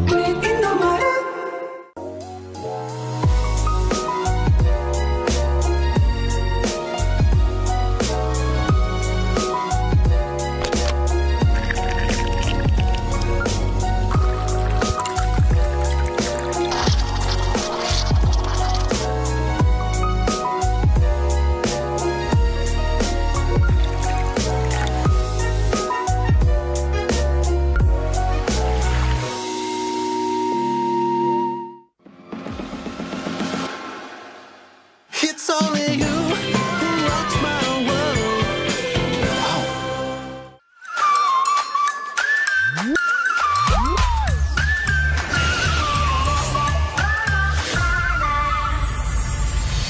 I'll be, yeah, I'll be whatever I wanna be.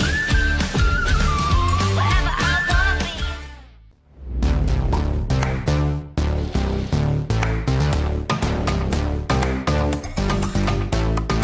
We don't need no sleep because the party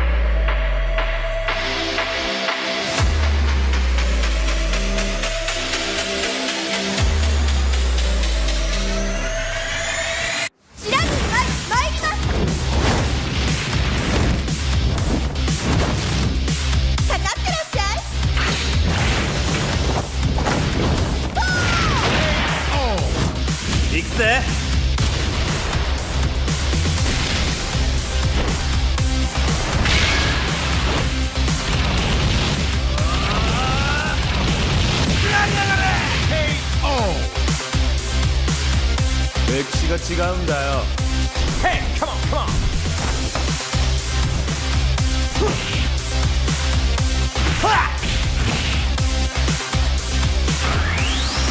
오케이.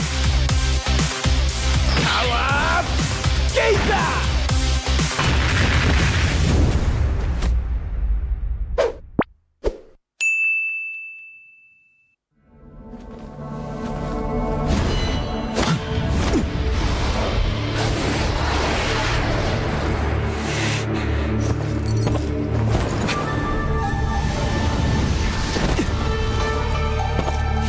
Yo, what's the rush?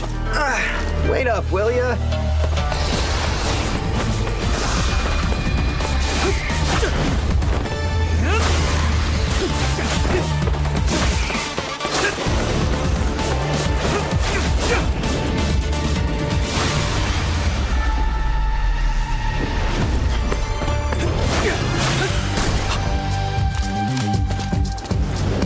You're welcome.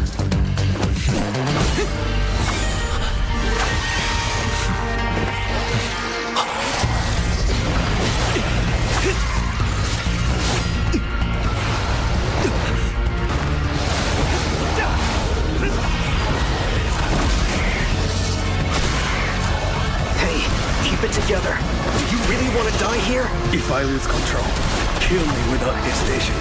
It is your duty. Of course.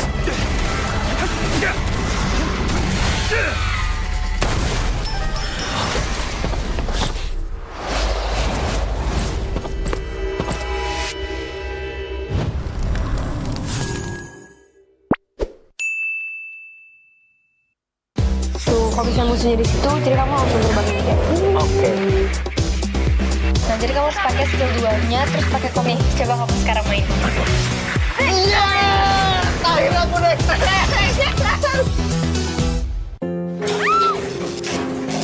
바로 출동하겠습니다.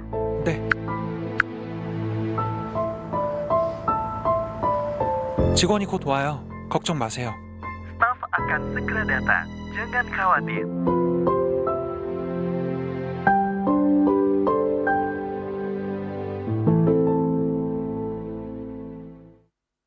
Pakai aplikasi GoPay, dompet andalan gamers. Banyak damage-nya. Ada cashback hingga 20.000 buat upgrade skin baru. Aplikasi ringan gak makan memori. HP lemot bisa victory. Top up langsung dalam game tanpa hambatan. Ikutan selebrasi MPL di aplikasi GoPay. Menambah total hadiah ratusan juta. Bonus stage. Gratis 100 kali transfer kemana aja. Beli pulsa harga termurah. Scan QRIS dengan mudah. Download sebelum mengabarkan.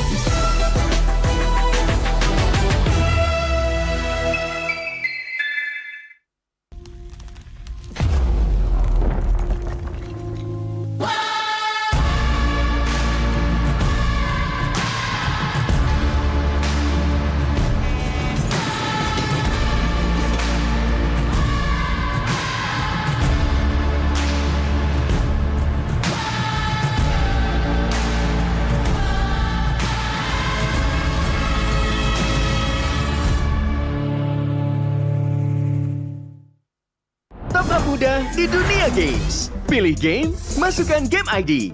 Pilih Diamond, masukkan kode promo, dan pilih metode pembayaran. Masukkan kode OTP. Selamat, kamu dapat tambahan kuota. Upgrade gameplaymu sekarang. Game smash andalanku bikin mainku semakin hebat. Tukar DG rings, diamond dan voucher game kau dapat. Main MOBA apa aja win streak di tanganmu. Cuma game smash makin no debat. Beli paketnya dan aktifkan boosternya sekarang. Tuh, kalau misalnya musuhnya di situ, jadi kamu langsung terbangin kayak. Oke. Nah, jadi kamu harus pakai skill 2-nya, terus pakai komik. Coba kamu sekarang main. Iya, akhirnya aku naik.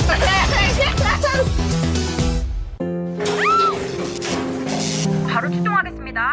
네.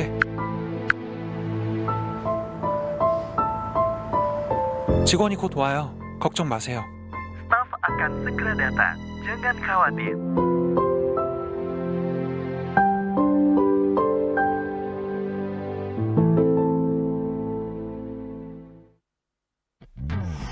Character select. Better. You lapper.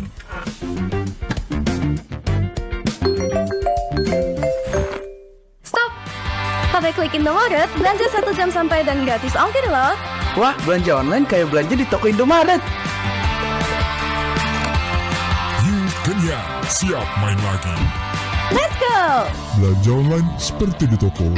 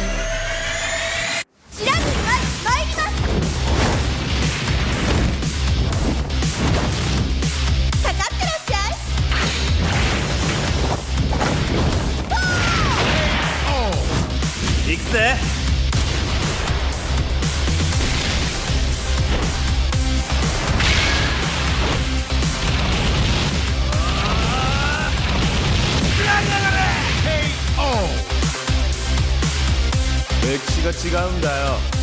Hey, come on, come on.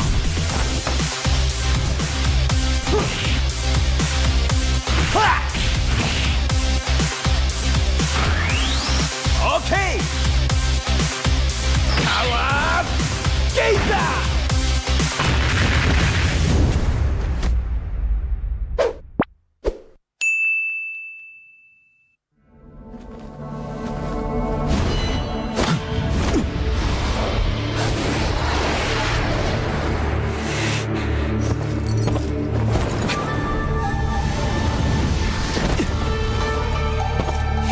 Yo, what's the rush? Wait up, will ya?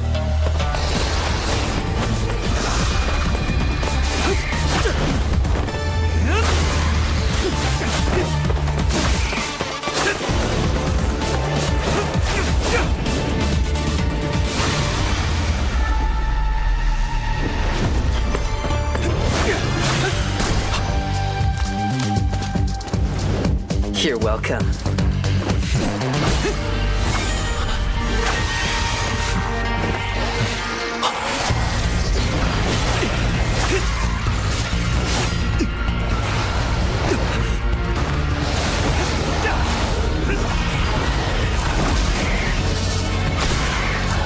Hey, keep it together. Do you really want to die here? If I lose control, kill me without hesitation. It is your duty. Of course.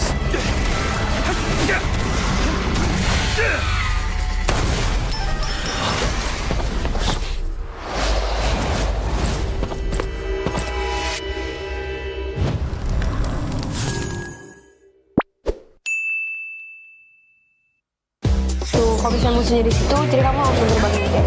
Oke. Nah, jadi kamu harus pakai skill 2-nya, terus pakai komik. Coba kamu sekarang main.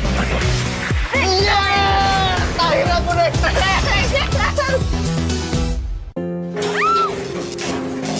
바로 출동하겠습니다. 네. 직원이 곧 와요. 걱정 마세요. Staf akan segera datang. Jangan khawatir.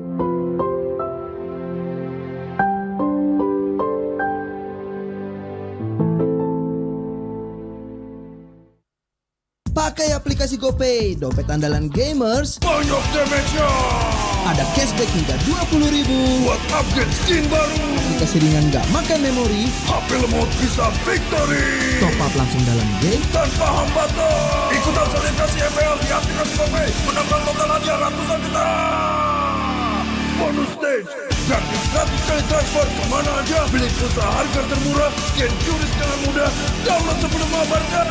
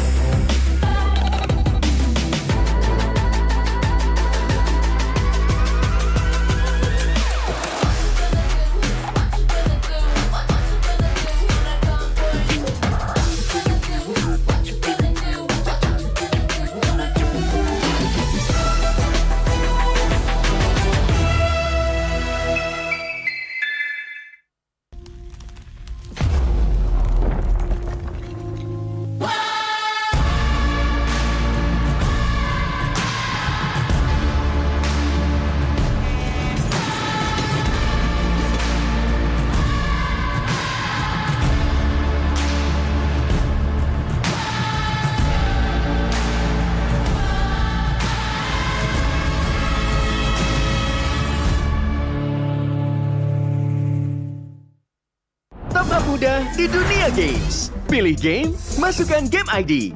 Pilih Diamond, masukkan kode promo, dan pilih metode pembayaran. Masukkan kode OTP. Selamat, kamu dapat tambahan kuota. Upgrade gameplaymu sekarang. Game smash andalanku bikin mainku semakin hebat. Tukar DG rings, diamond dan voucher game kau dapat. Main MOBA apa aja with streak di tanganmu. Cuma game smash makin no debat. Beli paketnya dan aktifkan boosternya sekarang. Tuh, kalau misalnya musuhnya di situ, jadi kamu langsung terbangin kayak. Oke. Nah, jadi kamu harus pakai skill 2-nya, terus pakai komik. Coba kamu sekarang main. Iya! Akhirnya aku naik.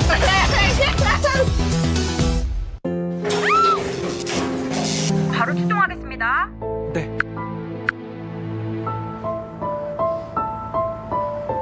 직원이 곧 와요. 걱정 마세요. Staf akan segera datang. Jangan khawatir.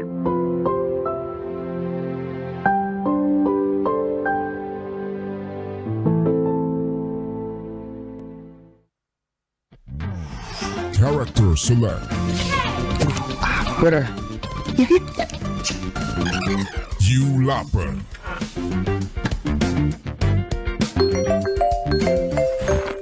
Stop! Pakai klik Indomaret, belanja 1 jam sampai dan gratis ongkir loh. Wah, belanja online kayak belanja di toko Indomaret. You kenyang, siap main lagi. Let's go! Belanja online seperti di toko.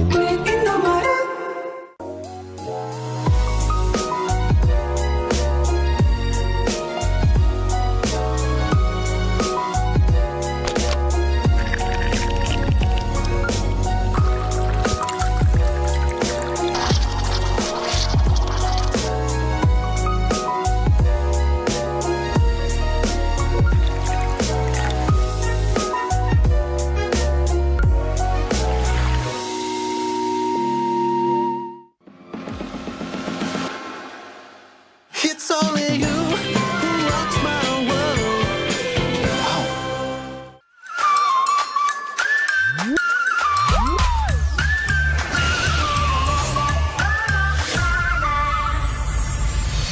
I'll be, yeah, I'll be wherever I wanna be. Wherever I wanna be.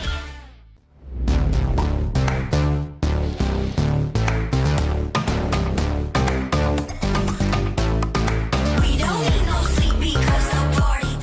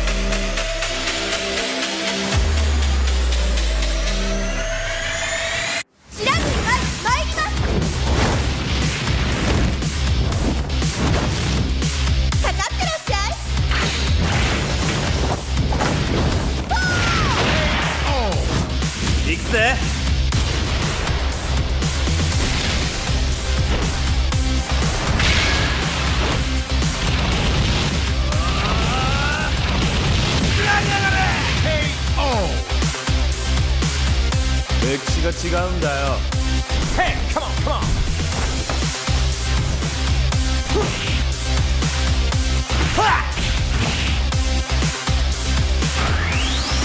오케이. 나와. 게이다.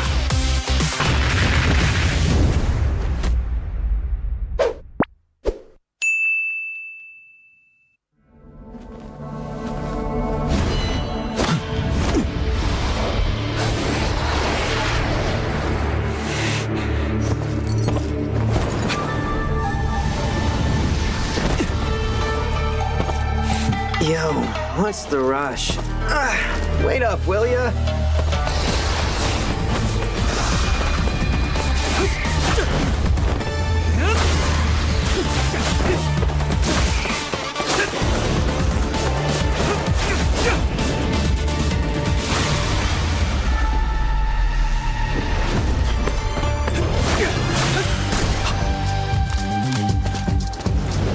You're welcome.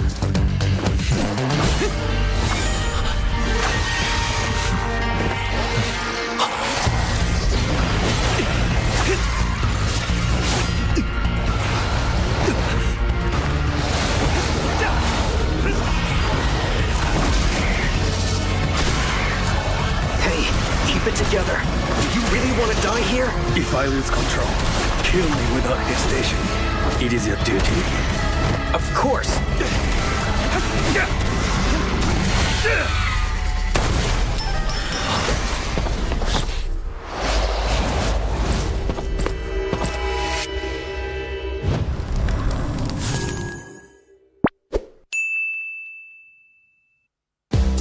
kalau misalnya musuhnya di situ, jadi kamu langsung terbangin kayak.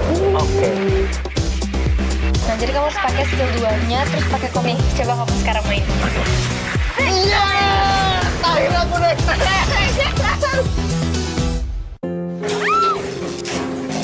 바로 출동하겠습니다. 네. 직원이 곧 와요. 걱정 마세요. Staff akan segera datang.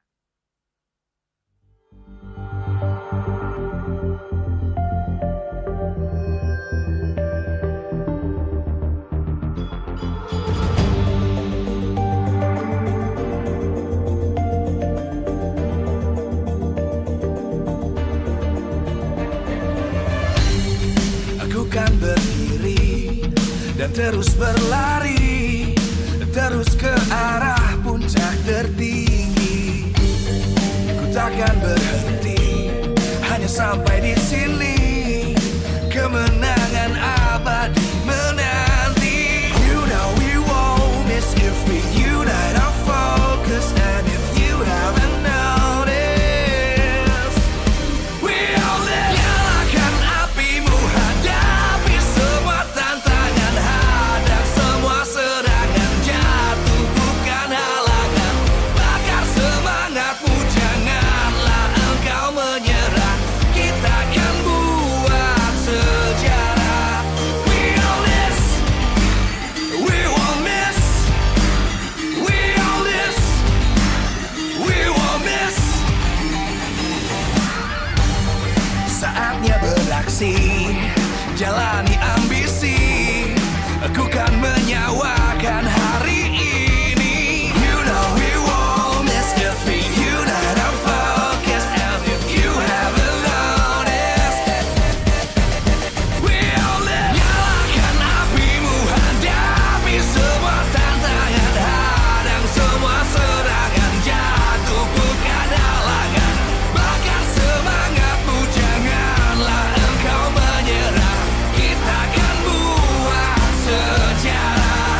We all this, we won't miss. We all this, we won't miss. We all this.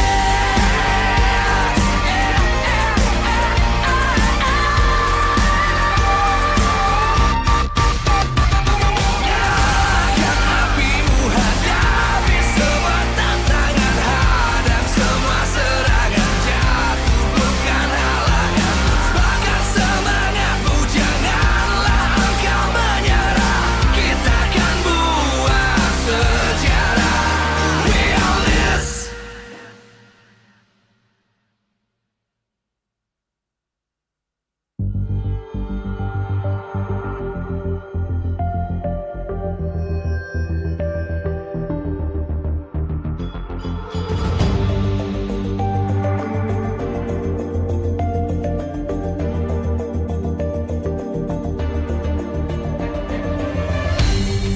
Aku kan berdiri dan terus berlari, terus ke arah puncak tertinggi. Ku takkan berhenti, hanya sampai di sini. Kemenangan abadi menanti. You know we won't miss if we unite our focus. And if you haven't noticed, we all live. Nyalakan apimu, hadapi semua tantangan, hadang semua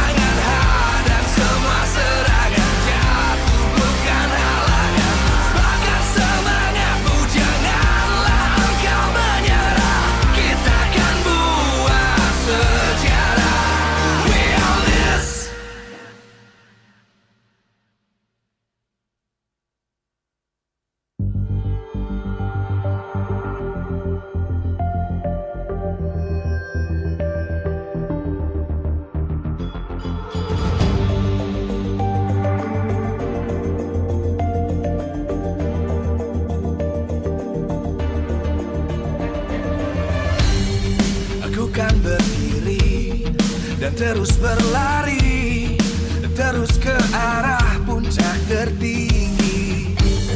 Ku takkan berhenti, hanya sampai di sini. Kemenangan abadi menanti. You know we won't miss if we unite our focus. And if you haven't noticed, we all this. Nyalakan apimu, hadapi semua tantangan, hadang semua serangan, jatuh bukan halangan. Bakar semangatmu, janganlah engkau menyerah. Kita akan buat sejarah. We all this, we won't miss. Menjadi saksi dari pertempuran tim-tim yang masih ingin berjuang dan menginginkan kemenangan. Di match penutupan kita di hari pertama minggu yang ke-9 akan ada tim RQ Hosi dan juga Dewa United yang akan bertemu untuk mencari siapakah yang terbaik. Di match ini kita melihat ini akan menjadi satu buah kesempatan bagi RRQ memperpanjang hidup mereka di MPL, memperpanjang kesempatan mereka untuk masuk ke babak playoff. Sedangkan kita melihat dari Dewa sendiri, mereka tentu saja ingin terlihat seperti tim yang mengerikan dengan perjalanan mereka yang harus tertutup, namun mereka ingin meninggalkan kesan yang kuat. Di sini Bude Clara Mongsar mengucapkan terima kasih dari para Kingdom yang terus bersemangat untuk mendukung tim RRQ dan juga Dewa dan juga semua super fan yang sudah hadir di MPL Arena. Dan terutama acara hari ini begitu meriah karena dukungan, karena MPL Indonesia Season 13 powered by Moonton. Presented by Official Turnamen Smartphone Samsung Galaxy, Official e-wallet GoPay, Official Gold Partner UBS Gold. Dan kita juga punya partner ini sports, ada Dunia Games, Games Mix, Ora Imo, Telkomsel. Beserta supplier kita ada Indomaret, Point Coffee, Samsung Neo QLED Super Smart TV Plus dan juga Saturday. Last but not least, our government partner PBSI. Wah, benar-benar semuanya mendebarkan bagaimana posisi yang begitu dekat, posisi 8 dan 9 akan bertemu sesaat lagi. Namun sebelum bertemu, mereka mau jalan-jalan dulu nih di MPL Arena yang begitu ramai.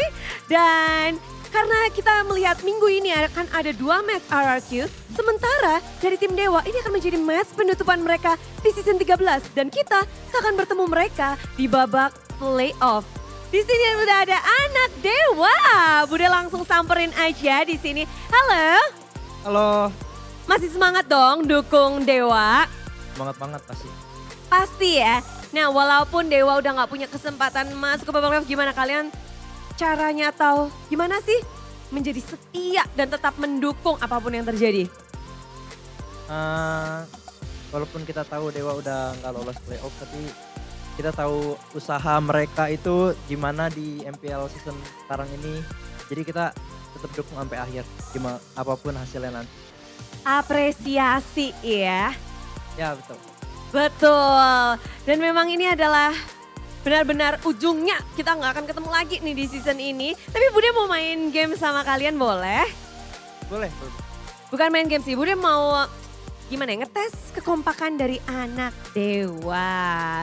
Jadi Bude akan ngasih pertanyaan, nanti kalian bertiga tulis di kertasnya. Ini by the way temen sepermainan kah bertiga?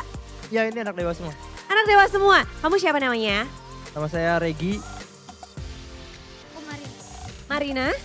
Saya Lutfi. Lutfi. Oke, bertiga siapkan ballpoint atau spidol dan kertas kalian. Bude akan tanya. Nih, nanti kalian tinggal tulis jawabannya. Di sini pendapat kalian masing-masing ya.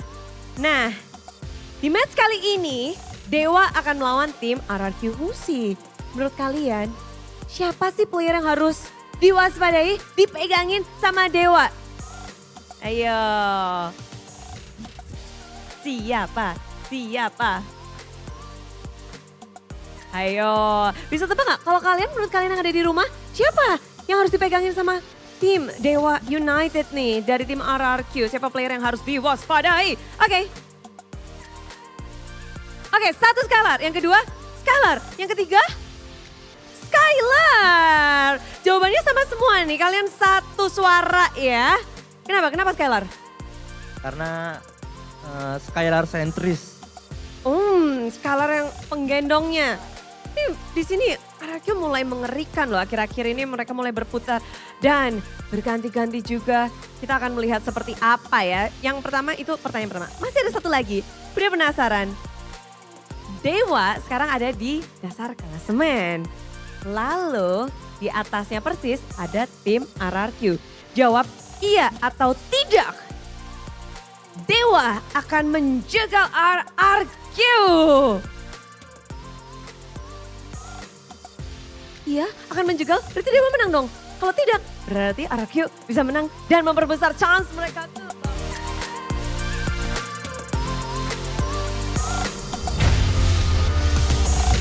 Welcome to MPL Indonesia Season 13.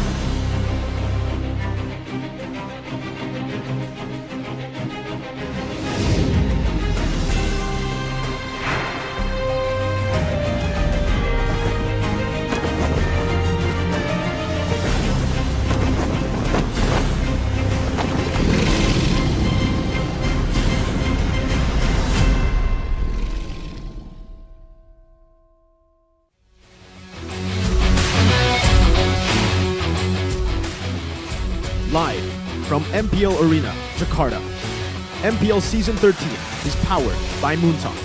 Presented by official tournament smartphone, Samsung Galaxy. Official e-wallet, GoPay. Official gold partner, UBS Gold. We own this.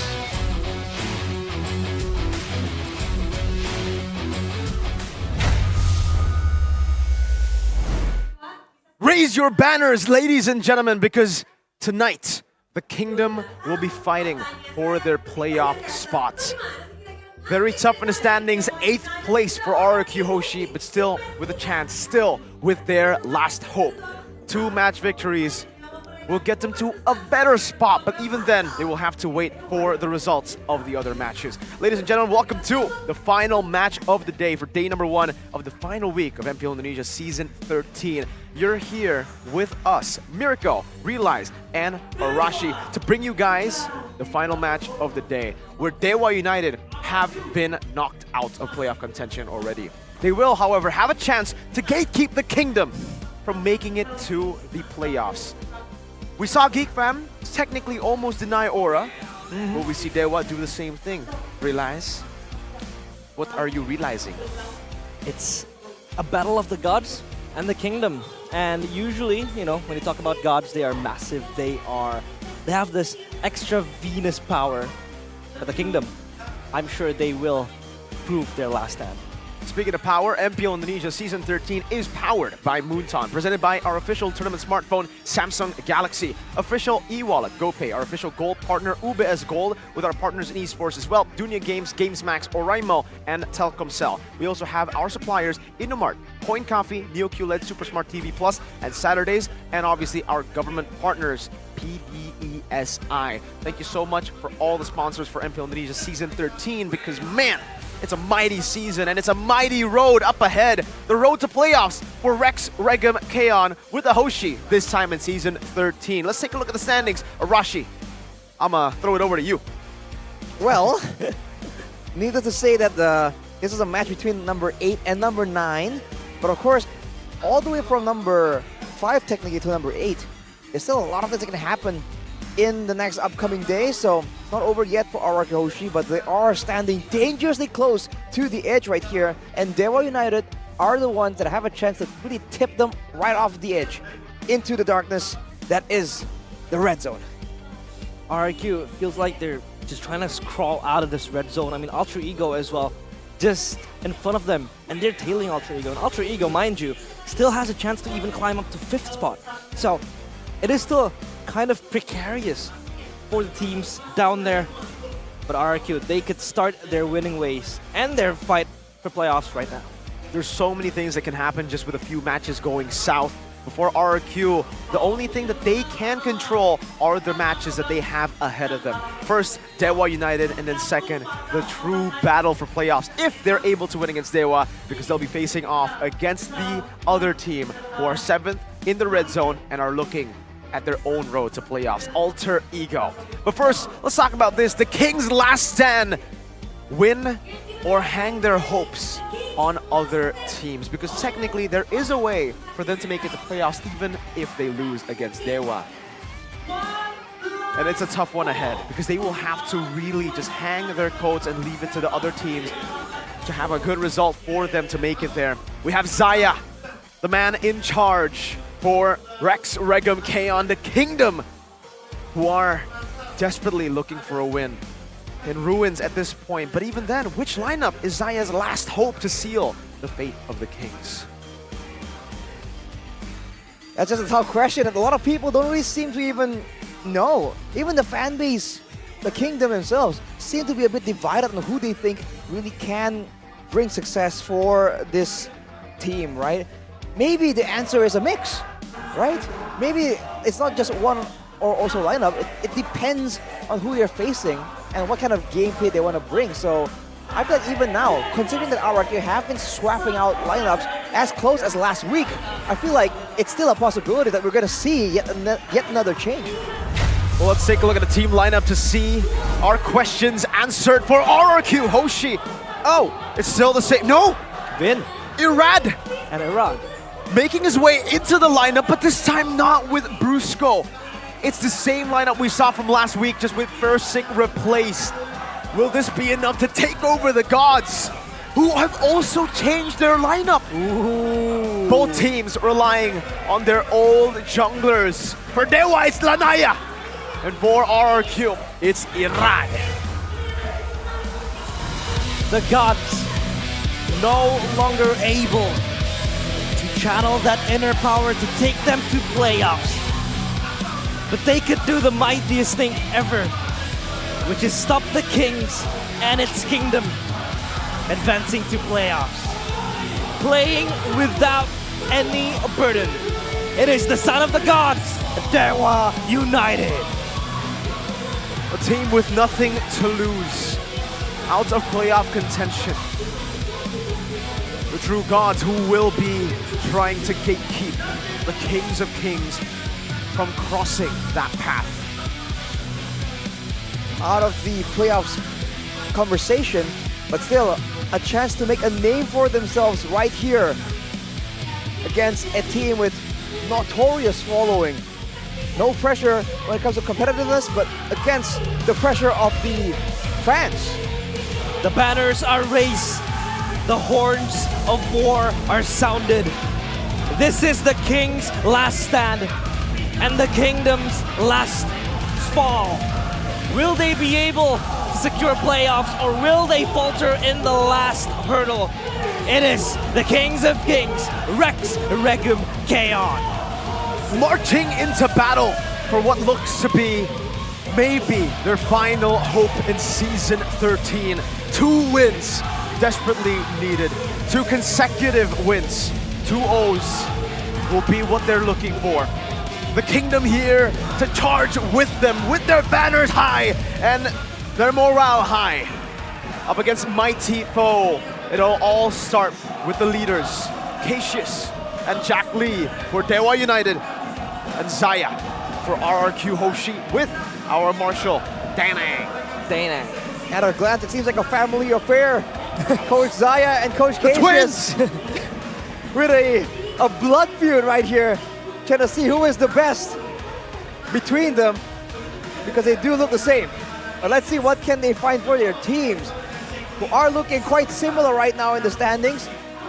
Can Zaya find a winning formula, or will Cassius get the better of him and fight to pull someone down till the very end?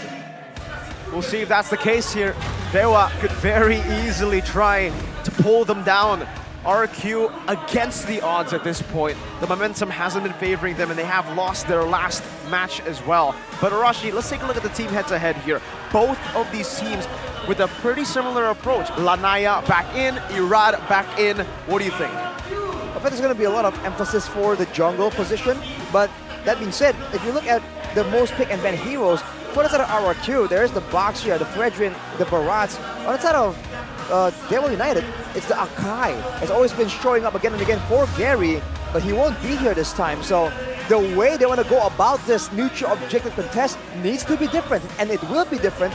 The question is, can RQ adjust? Can they also find something that can take advantage of this new difference? Because it's certainly unexpected. Their keys to victory by the Samsung Galaxy S24 series is to beware of cheese picks from Dewa. As always, this team is crazy when it comes to those pocket picks, those cheese picks. And they have to find that synergy between Irad and Vin. That is crucial for the RQ trio. Always about a 3-man rotation. And for RQ, they have shown before that they can be aggressive, they can be decisive. If they want to win this time though, this is a new combination. Vin and Irad, they have to try and make something work together. On top of that, for RQ, I think the adaptations that need to be made is the fact that I think they just need to rely on their comfort, Arashi. They can't be thinking ahead too much. They can't be overthinking their draft.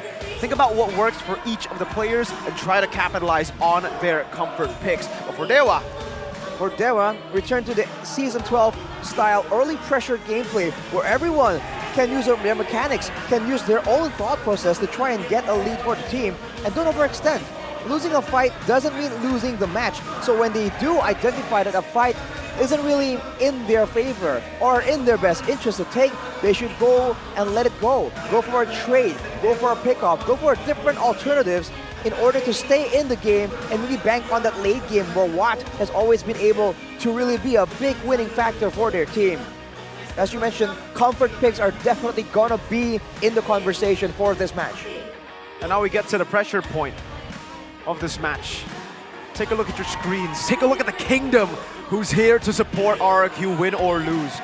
But I want to talk a little bit about these two coaches, how they like to draft, because it's been very, very different. For Zaya and Cassius, though they do look alike, though maybe they are twins, they've had pretty similar fates too, but different ways. Same face, same fate. Will both of them fail to make it to the playoffs? This last season, it was same face, different fate. Alter Ego not making it with Cassius, and Zaya making it to playoffs and even upper brackets with Zaya. Take a look at these stats, Arashi. Talk a little to us about what you think about these two coaches and how they draft. Well, they both have 14 games won. That's where, you know, coincidence? Or is this a greater power at work? Because it's, what are the odds, right? Number 2 lowest game rate though against the number 1 lowest game rate. They're both definitely scraping the barrel here for something, anything, to really improve that stat by even just a little bit. They both seem comfortable though, still smiling, so coming up with fun. Probably they love the gimmick? Probably just, respecting the gimmick for sure. Well, I have to ask you, realize now at this point, with the Kingdom support, with all this, Dewa technically have nothing to lose. The pressure's all on RQ. But it could be also a good point for them. Maybe they love to have the support, to have this pressure to perform even better. What do you think about this situation that they are caught in? There's a lot of stakes in this game. Number 1, you want to make it to playoffs. Number 2, it would hurt so much if you lose to Dewa. The fact that this team doesn't even make it to playoffs means that they don't have any pressure. They're playing without anything to lose. And if you lose to this team, there's this sense of burden again that you have to carry, this moral burden again, trying to entertain the Kingdom. Of course, the fans, they want the glory, they want the wins, the ticket to playoffs. And for RQ, I think the fact that the Kingdom is here, the chants of war having been sung by the fans, this is going to boost them even more. And I don't think they will break under pressure, and I hope they don't. Now it's time to ask the Kingdom on desk. One of the Kingdom on desk after we get into the drafts of game number 1. Daewha United versus RRQ Hoshi. RRQ will take first pick on blue side. Daewha opting to go for red. I think this is their preferred sides as well. Daewha with the cheese, RRQ with their core fundamentals. But Arashi, in this position, RRQ, do you think the pressure will help them or will stop them? I feel like the thing is, a lot of these players right now in the current roster are veterans, but there is a mix right here where there are some players who haven't been as active, there are some players who are new to the scene, so I think it's going to be a mixed bag. But with the veterans in Tao, we've seen the impact that one person with experience can bring to the whole team.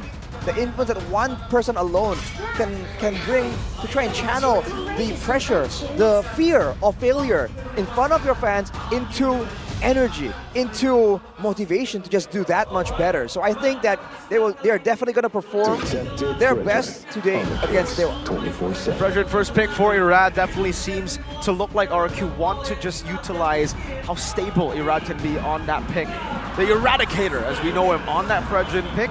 But the Angela, the Lo Yi, and the Harith Band out means that the chip is still up for grabs. A big pick that Daewha have been able to find a lot of success on, especially when it's given to Drian.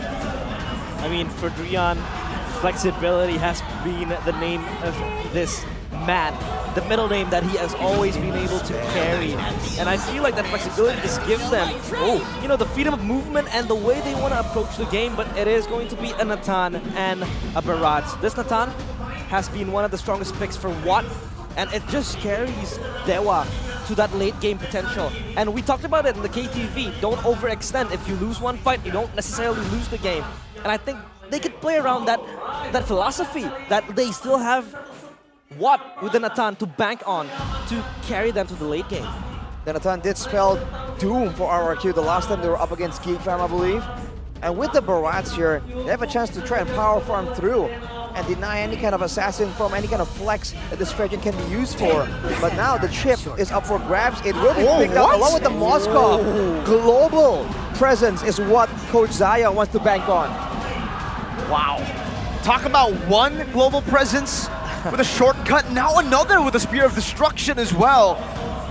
This matchup though in the gold lane, the Moskov versus the Natan.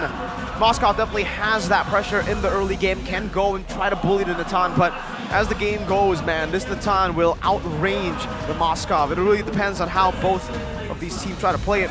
Moskov especially has that snowballing pressure. If you join these teamfights very early with the Spear of Destruction connecting, it'll be great. But the big question is, how comfortable is Skylar on this pick? We've never seen him play this pick in MPL ID. We have, however, seen him just recently play it in the recent Hero tournament, the qualifiers for ISF, and very unfortunately he did take a loss as well. Feramis being the pick for Daewha. And I would argue that Skylar is not the type of gold laner or marksman that really wants to fight in the early games. He's more reserved. If needs be, if he is called upon, then he will join the fights. But for the Moskov to really just, you know, be functioning effectively with the global presence with the Spear of Destruction, it needs you to fight in the early game, and I don't think Skylar really wants that. And late game is still an option for RRQ, but that is where the Natan also scales and also excels. So this could just be a battle of waiting game for both teams, especially for Skylar and for Watt both. And for Daewha, they're concerned about the pressure in the lanes as well. They ban with the Vexana, good brawling, fighting utility, and damage, and also great wave clear. If they're already losing in the global presence, the last thing they want to do is also lose out in the clearing speed that will allow RRQ to go all around the map and be aggressive. They do have a Barat, so if they do get a lot of winning lanes, a lot of good wave clear, especially in the mid lane, they can use that to try and supplement this Barat that can usually clear faster than the Fredrin and try and shut down RRQ's game plan that way, get a lead, and then win out in the turtle fights by being decisive and not allowing RRQ to pull you apart with the shortcut. I think we're kind of seeing that from RRQ. They do not want to go off in a pure sustained battle with the frontliners of Daewha United because they already have a ton. The whole point of this draft for Dewa so far is protect the ton and have a solid front line. With that Florin, it could have been devastating to RRQ, having the front line be even tankier with the Bloom. For Dewa, they're just getting rid of the burst/poke damage that they can receive from the Novaria and the Vexana. They want to try to get this mid-prio up on Dewa's side. Hey, they might even actually pick up a Valentino robe, something we haven't seen in a long time for Dewa, but that is something that Drian has picked before. It was also together with the Faramis. We have a comment though from Beloyski. RRQ qualified to playoffs. It's a little difficult now. Must win all their matches, but yes, they have to reset, so a big reset is definitely necessary. A Carmilla as well. Another counter towards the chip that we have seen before from Evo's Glory. First pick though in the second phase comes to Dewa. And what will they show right here? Considering they're up against the global presence, disengage generally is preferable. Because with the Faramis, you can go and save your members with the Netherrealm, but if you can't escape afterwards, it's almost like the same kind of deal. So for Dewa, I think that's something that they really need to try and find here. Some good front line to absorb the damage, absorb the initial impact from the 5v5 roaming squad, or some kind of utility to disengage or even actually counter-engage depending on the situation. It's gotta be a Ruby. Yep, you said it. Counter-engage, disengage, even pickoffs. You find it all with the Ruby, and it's still technically a flex right now. Could be going to Dixon in the XP, could also be utilized by Drian, the man with the most unique hero picks in Season 13 so far. So that's why they really love the red side. They pick up a flex here, and they set up for a crazy pick for Drian. And if they don't want to go for a crazy pick, they can obviously just go for normal. Ruby in the roam, Ruby in XP, and then pick up another roamer. That is still up for grabs right now. What is, though, is the big question for Dewa. Arlets is up there too.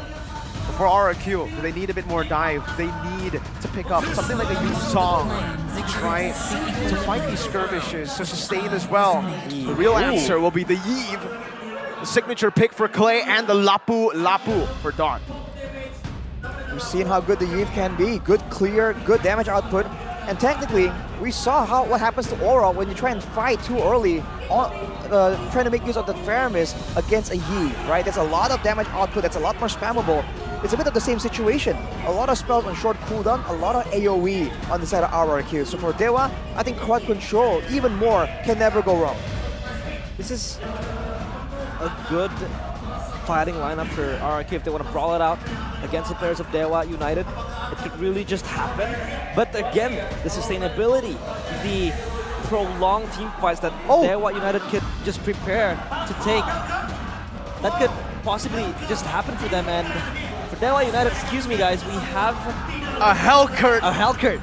Oh boy. We were talking about this. We were talking about the possibility of those cheese picks. The Hellcurt for Drian will be the final pick of Dewa United to wrap up their drafts. And ladies and gentlemen, here it is. We'll get to see the lineup rating in just a few seconds. Arashi, walk us through it. All right, lineup rating here shows that RRQ has a bit of an advantage, but depending on the execution, you have to remember, this is a Hellcurt with an execute against a team that is well known, very well known, to be reliant on the gold laner. There's a great chance that Dewa here are setting up fully to shut down Skylar and allow Watt to really get going from the early game. And we've seen these late game carries, if you give them a great start, perhaps like a 3-0 like we saw earlier, that could be an absolute nightmare for RRQ. The drums of war sounds and the banners raised. They charge to this war, to this battle up against the gods for their playoff spots. Ladies and gentlemen, welcome to the Land of Dawn for game number 1, Dewa versus RRQ Hoshi. They'll start slow for both junglers, and this is a must-win game for RRQ. They are struggling to just get a grip of their playoff spot. But they can start now against the gods. Oh, the damage towards Skylar is just way too much. This is going to be very, very scary for them, especially in the hands of Drian. That level 1 cheese is just absolutely notorious, man. But look at Skylar, though. He's going with the Flicker, not the Inspire. He's lacking a lot of that playmaking tool he will require for a bit more mobility. I mean, I guess there's a lot of dangers lurking around from Dewa in the situation, but without that Inspire, he's losing a lot of that pressure, a lot of the threat in the fights and in the 1v1. Oh, look at Drian lurking. I think if he finds a Terrify and a Stinger and executes, Skylar would die. But okay, he gets out for now. Everything's chill. And we go back to the full reset in the early game. Let's talk a little bit about this choice for Dewa. Drian is still hovering over. They have to send Vin towards the bottom lane. Oh, flash course there. Trying to bully the players of RRQ, but Vin is just so brave walking to that battle. I mean, he's tankier, technically, compared to Drian on the Hellcurt. Look at the emblems earlier, though. Bargain Hunter for what? He knows he's going to be getting a lot of assistance, a lot of pressure in shutting down Skylar. And Skylar, he's going for the tenacity. So he's absolutely respecting the fact that the Hellcurt is going to be a problem. It's going to help him survive a lot of this burst damage. But he has to itemize a lot earlier as well, knowing how effective the Hellcurt can be, even if you don't really get to snowball out of control in the middle of the game. Oh.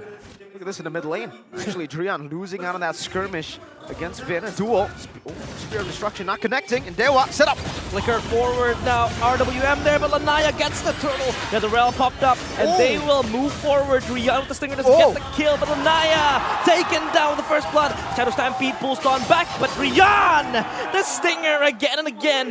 The power of this Hellcurt is scary. 1-for-1 trade, but Dewa get the turtle.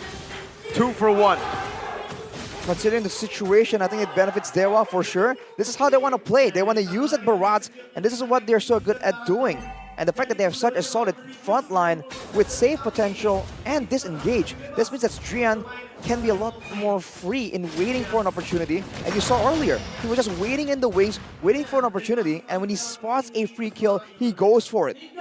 Yeah, talent predictions though. Miracle, I don't like what I see. Hey, I mean, it depends, right? Last game, oh, you're right. Last game didn't really go too well. Drian. Shortcut, Drian is in big trouble, but he's a fast human being. The Spear of Destruction will bring Skylar forward, the Flicker forward as well. Shadow Stampede cancelled, and Kaze is able to run out safely, but Skylar, with the aggressive move and the spell, gives him that kill. The Dark Knight falls earlier. I don't think it was used, right, for Drian.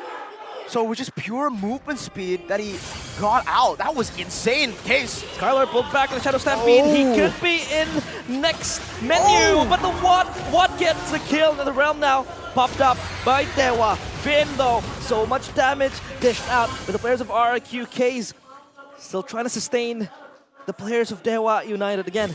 An even change, but Skylar is dead, so that is a net advantage for Dewa United. The utility usage as well from Drian. With the Terrify, but most importantly, the Dark Knight Falls. If the shortcut is placed and the Dark Knight Falls comes through, RRQ might actually feel a bit of pressure just finding the portal to get to these team fights. Constant fights left, right, and center. And this time, it is all in the eyes of the turtle. The epicentrum is here for both teams.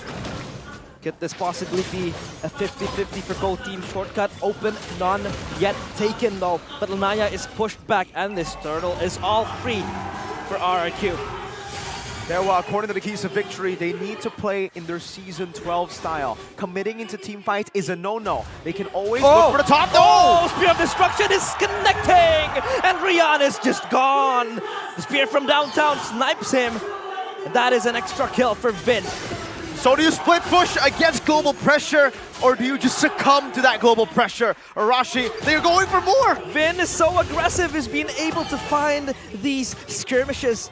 But now Skylar, with the Spear of Destruction, able to teleport up top and getting that tier 1 turret. A very welcome swing and momentum for RRQ, equalizing in the tower trade as well. That's the kind of power they have right here, but that's only available when no neutral objectives are around for Dewa to predict RRQ's movement. And if you look at how they're playing, they're always together. They know that they have that burst damage, and they want to really let Drian get a lot of resources. The fact that they let him, quote-unquote, split push alone right there, it just shows again how much they're willing to give up. If you look at the items though, Clay with the physical defense boots, just because it's up against a Hellcurt, but he went for the Enchanted Talisman immediately, so more spammability, but he will not have the same kind of damage we were seeing earlier from a Yi with like a full damage item though. Look at that though, the ambush that the Kings tried to look for, possibly to take Lanaya down. Not effective for now. Will be able to just be maneuvered out of by the Dewas. Both teams waiting for the next neutral objective. What power spikes are we waiting for? Drian has secured that corrosion site. Vin is in that bush. He might be smelling something. Drian, as a chip player himself, he should know that something is fishy when the chip doesn't show himself in the map. But also, it's a forced error. Look at Skylar, just free farming, constantly shoving these waves, getting everything in his way, while Vin stays invisible on the map. The fact that Vin is just always in the wing somehow just denies the pickup potential, but he might be a bit too far aggressive. Stampede towards Vin. Dixona's welcome as well to lock him in place, and he is dead. Dixon gets the kill. Up down with the bravest fighter, jumps forward. Turtle now as the main objective. And the round popped up. Lanaya again. The retribution has been on point. The RWM trying to dish out more damage. Dixon in the back line. The Appraiser's Wrath will execute him. Lanaya though gets Clay in the process, and Dawn has to run for the hills. Irad as well. Unseen, and Dewa again winning the neutral objective. And even the fight, I believe, Skylar wasn't there. The Dark Knight Falls was used as utility again for Dewa. Irad looking for it. Moving forward, crash course towards Lanaya. He is immobile, can't move anywhere. The Appraiser's Wrath will add even more damage, and Skylar attributes himself to the kill. Shortcut back towards top lane, trying to clear out the wave. Wow, man, I mean, considering the situation here, I'm surprised RRQ keeps going for the 50-50s here, contesting always for the neutral objective. But Irad now making the aggressive play alone.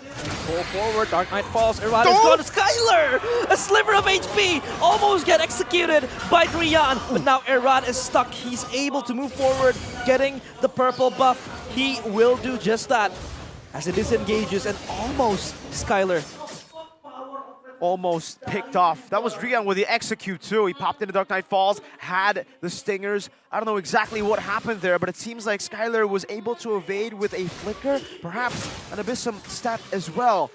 But my goodness, the audience prediction here, you can see the Kingdom still in full force, 72% towards the Kings. Oh, they moved back. The Entropy popped up, RWM, but Irad is just eradicated as RRQ lose their jungler, and Dewa is happy with this trade. Dewa are playing for the late game here. They're trying to weather the storm, and they're doing a pretty good job at it. 2 neutral objectives so far, and still a 1,000 gold lead to their side. I mean, Skylar has been farming a lot, but so has Watt. And the longer the game goes, the more this Natan is going to have a lot more impact. It feels like RRQ are forced into this neutral objective contest scenario because all they have are big ultimates, real-world manipulations, bravest fighters. If they don't go for these big fights and they go for the small skirmishes, they don't have the same kind of tools that Dewa has right now to immediately go for an instant pickoff. He's there back in the back line. He's trying to create a flank angle because he could just pop up the shortcut, and you have 4 members just running into the portal. Ooh, that is going to be very scary. It could be this flank if they find Watts. By the way, Holy Crystal Hole! Super fast atomization, 9th minute of the game. That's a power spike. Dewa doing a good job at that. They spot Finn. They can't even go for the ambush that the Kings have planted in the back. Their captain now has been revealed by Kaze. And they even have that wave up top with Drian constantly going back and forth. The gods manipulating these waves perfectly for now. Dawn, though, will be sent up top to clear it. Right now, RRQ's main advantage is the poke that they have from the Yeeve, the AoE as well. But oh, there you go, Dixon actually not getting the engage. And now RRQ, they can play around with this. Finn can still play, but it's pulled inside. The backline of Dewa United. Daytona's welcome, but Dixon will be safe with the Netherrealm. Watt again with the double kill. He's just spamming the damage. Dawn, in the midst of it all, will die to the hands of Drian. The RWM is not enough. As again, the Kings slowly losing their throne. The foundation of their towers, Watt again, just stepping forward! And Skylar, the Crown Prince, loses his crown. It is snatched by Watt. Take a bow. The Season 1 veteran, the god in Dewa United. What is a king to a god, he says, as he blinks forward and takes RQ down. Lanaya secures the Lord. Oh my goodness, Dewa! That was a terrible fight for RRQ, losing everything. And Dewa takes the fight, they take the neutral objective, and now with the Lord at their backs, RRQ no longer can just push around and leave Vin to look for a weird flank angle with the portals. Now they will have full control, and they're going to be using the waves efficiently as well. Probably trying to time all of it, and Watt is just still constantly farming. He's already on the Divine Glaive, by the way, working on his final item. Skylar has a 3-item power spike, but without an Inspire, without even more items, still concerned about the burst damage.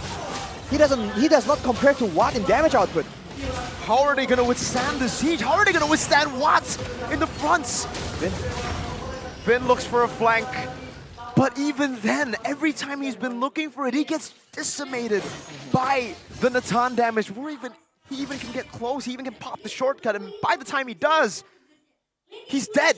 If anyone follows through that portal, they're dead as well. Watt has been controlling the team fight just with his pure damage now since the Holy Crystal and now the Divine Glaive. Arashi, what are the win conditions for the Kings? I feel like they have to try and, of course, control Watt, but at the same time, they keep setting Dawn to try and control Watt in the middle of these fights, and they're trying to rely on Clay to be zoning, but oh, look at Vin! Vin just flickers forward, pops the shortcut.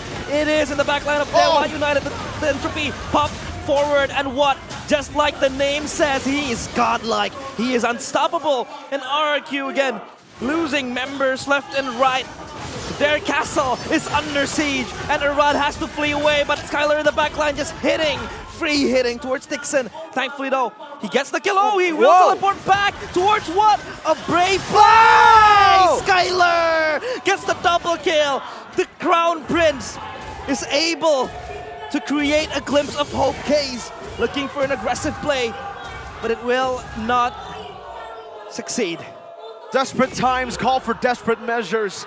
The Crown Prince had to take some sort of angle to come back in this game. But even then, was it worth it? He got a shutdown, but at what cost? 4 members down for RRQ. They couldn't get any objectives over that kill. But equalizing in the gold advantage, it's a bit of a small win for RRQ. And that's a statement from Skylar to the members of Dewa. You know, we're in the losing situation right here, but it doesn't mean he can count me out. He is still in the game, looking for plays, trying to make the best out of the whole situation.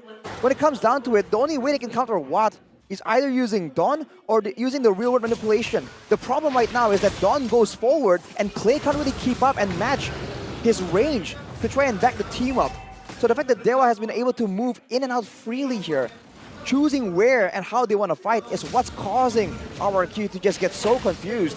They can still rely on the global pressure if they want, but they have to be careful because Dewa can very easily force them into a fight. They do have the big engage tool because Dixon is on the Ruby.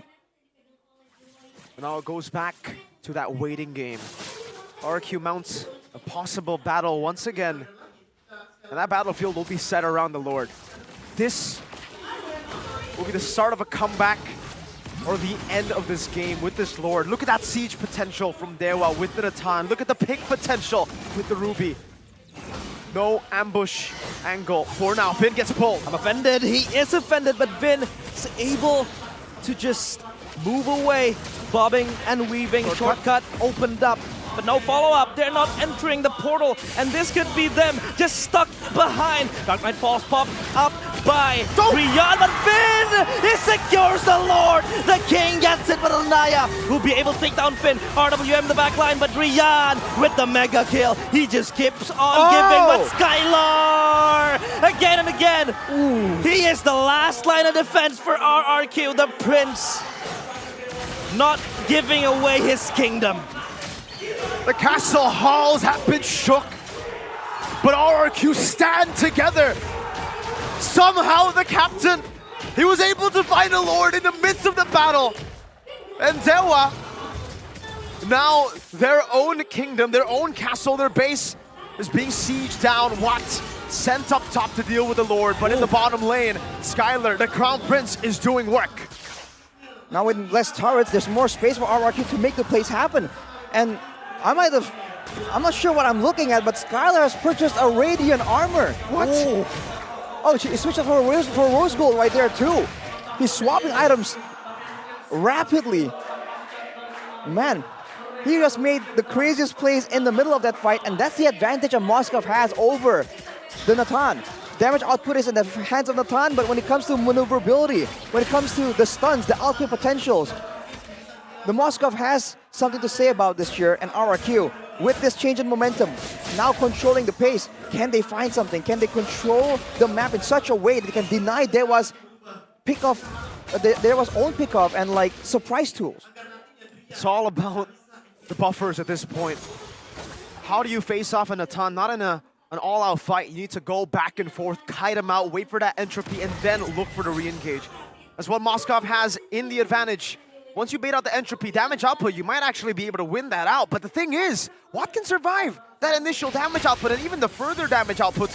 He has a Wind of Nature in his item set, in his inventory. He has a Bloodwing as well. So additional shielding, immune to physical damage. RRQ will have to work together if they want to assassinate Watt in the back. And that seems like the only option right here, because remember, the Netherrealm is still definitely a problem. And we haven't even addressed the fact that Drian has been an absolute menace right here. Always entering the fight late, just waiting for the right opportunity. And there was never any pressure for him to try and get in faster. And Arashi, we've seen different builds for the Hellcurt, but we've mainly just been focused on the Hellcurt for Bloisky going for pure damage, going for an assassination. Hold up, before we talk about that, a possible assassination attempt for RRQ. Ambushing, slowly but surely. It will stop for now. The Lord, another set, another location for the next battle, this time up top. But back to Hellcurt's build. It's an attack speed build for Drian. Golden Staff, DHS Corrosion, and the Windtalker building towards the Sea Halberd as well. But what is this build, Arashi? What is he trying to do? What is he trying to achieve with this build? He's achieving a dueling presence. No one right now in the sense of RRQ can really 1v1 him. Not in a full-on brawl, but look at this. That's already entropy used up. Vin was able to survive there. Now RRQ with that information, when they just saw Drian on the bottom side earlier, what will they do? They can't really bank on being able to get a miracle steal like we saw just earlier. They have to have a different plan. A window of opportunity, but that opportunity is so slim. It's a tight window that RRQ cannot fit in. Look at the ult, look at the entropy, it's back up again. It's practically a 10 seconds in the cooldown. They need to bait it out and fight instantly. That's the only way. But even then, like you said, Arashi, Dewa, they've been able to utilize Drian on the attack speed build to have that 1v1 presence, that dual presence in the bottom lane. That initial burst, though amazing against these squishies, he knows he's going to be up against the Lapu Lapu for the most part in that side lane. He'll be able to dish out so much damage that the Lapu will be the one forced back. The Lapu will be the one making these desperate attempts and maybe even going and in the shortcut in the portal. Skylar, Queen's Wings, what did he swap for that? Whoa. Seems like not the Rose Gold.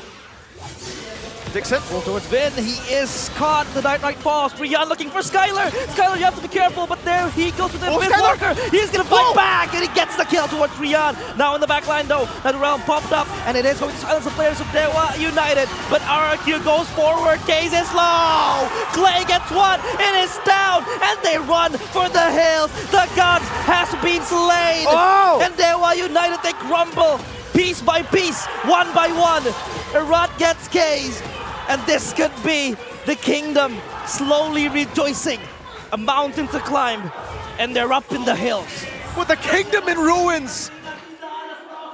With them backed up to a corner, they fight with the Crown Prince. Oh no, Dixon! Immortality popped up, Skylar gets the turret, and RRQ will fight back. The crystal is falling.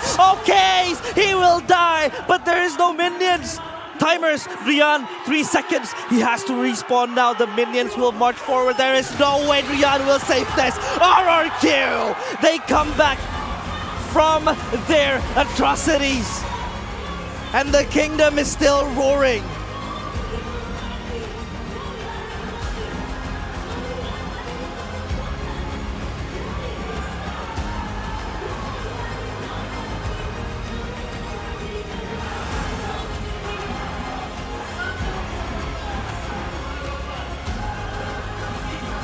battle that looks lost. The Crown Prince leads, the kingdom leads his army to a miraculous comeback. 1-0 start. The miracle, the run still alive for RRQ Hoshi. It's gonna take everything that they have right here to adapt, to come up with more ways to win in these crazy games, but they are doing it, and they're definitely not going down without pushing Dewa to their limits, taking the first game, getting that much closer to potentially reaching that playoff stage. Still an uphill battle for the Kingdom. 1 game victory to shift the momentum, to get them in a better spot, but my goodness, that game was close. A bit too close for comfort, even for RRQ. All back to a complete reset now as we wait for the next game. Dewa, they had all the keys to victory in their hands. They had everything. That game was theirs to lose, and they lost it. What happened? What was the catalyst to this comeback? I think it began with the fact that both teams were just waiting around. Of course, there's more damage coming in from the Lord. There's poke damage coming in from Clay on the Eve. But the macro game, right? We thought that the Spear of Destruction and the portals are going to allow RRQ to be the ones that's going to be a bit more troublesome when it comes to the split push, the macro. But it turns out it was Drian with the 1v1 build, just split pushing. Right there, he gets caught off guard, and Skylar was able to just secure that kill. With the flicker that we were questioning, he was able to close the distance, and even in the end right there, they were able to find Watt somehow, some way. Player of the game, presented by our official tournament smartphone, Samsung Galaxy S24 series. Who else could it be but Skylar? Wow. He has 2 items gone, by the way. You can look at him just, swapping items. And you can tell, yeah, he was swapping items. He was buying the Queen's Wings, he was buying the Radiant armor as well, and just swapping it for the RGM. So this guy, time and time again, has been the building block for RRQ. And he's just performing, he was just delivering. I thought that RRQ would crumble in that last fight because Drian was specifically targeting Skylar in that 1v1. But he was able to, escape with the Abyss Walker, and he was able to dish out the damage. And Watt, in the meantime, was just bursted down. Who in their right mind would expect a Moskov, a guy who doesn't have Purify, to win out of the 1v1 against an assassin, that being Helker too, with an execute. He did it. Flicker, Abyssum Sept, whatever it was, to outplay Drian. Let's walk us through this game again, Arashi, to see the brilliance of the Crown Prince, who led his team to victory. I mean, even earlier, man, here, there was a heartbreaking moment, and I think a lot of people would have been like, wow, this really is over. But not RRQ, not the Crown Prince, still defending, still finding ways. And right here, out of nowhere, making the play. I don't think they were expecting that at all. And he goes in, knowing that he lends the stun, gets a double. And again, there were just great moments. Even here, the captain finding the Lord out of nowhere. They did not win out in the fight, but it definitely bought them valuable time to try and find moments of success. And even there, when they are the ones chasing, when they are just approaching RRQ, here's the moment here from Skylar. Drian walks there, and he thought he was out, but then the flicker comes in too. And just like that, I believe he walks up here and then joins the fight.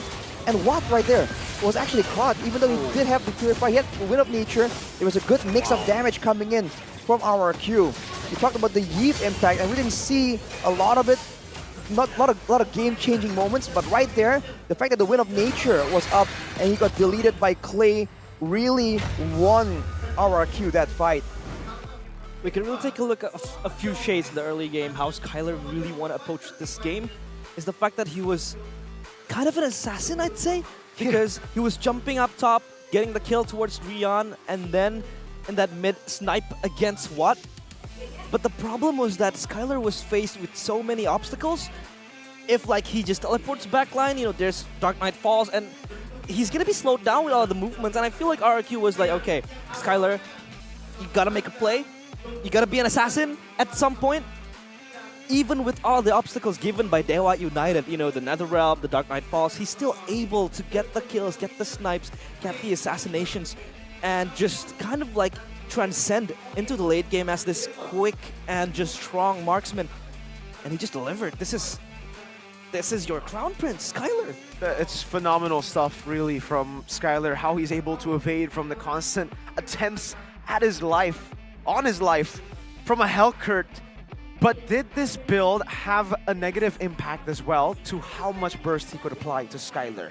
Was that an issue here for Drian? Because sure, he would win in the 1v1 against a tankier member like Don. But in initial burst, does he not have that initial burst that you would usually have on a Hellcurt to assassinate a marksman? I think when it comes down to it, if he lands the full combo, he can still definitely one-shot Skylar. And considering the fact that Skylar wasn't really hanging on to the Wind of Nature, swapping out items left and right, I feel like if he didn't walk into Skylar in a bush the way he did in that final sequence, it would have been a whole different story. But the fact that Dewa United are the ones who have the control, who have the late game, who are managing the waves technically better due to the Hellcurt presence, Drian just, through his experience, decided there's a play to be made right there. And if it worked, it would have been an amazing moment. And that's the risk that he took. He went for the 50-50. He walked into the uncharted territory of RRQ's jungle. And unfortunately for him, Skylar, of all people, read through it and punished him. And again, you don't usually see the Moskov with a flicker. So at some point, I think Drian himself would also feel like, okay, I got out. That was close. But then, whoa, Moskov, 2 gap closers? What was that? Yeah. The Abyss Walker, the Flicker, you just have so much mobility to either re-aggress or save yourself. And for Skylar, that was re-aggression. I think it's cool that he didn't really attempt to try and match a Natan, you know, in a full front to back, in a full damage output showdown, because we've seen it again and again. You just don't do it. You just can't do it. So he goes for the other alternative. He plays riskier. He buys items like the Radiant Armor, all these weird items, so he can go a bit more aggressive and find something crazy.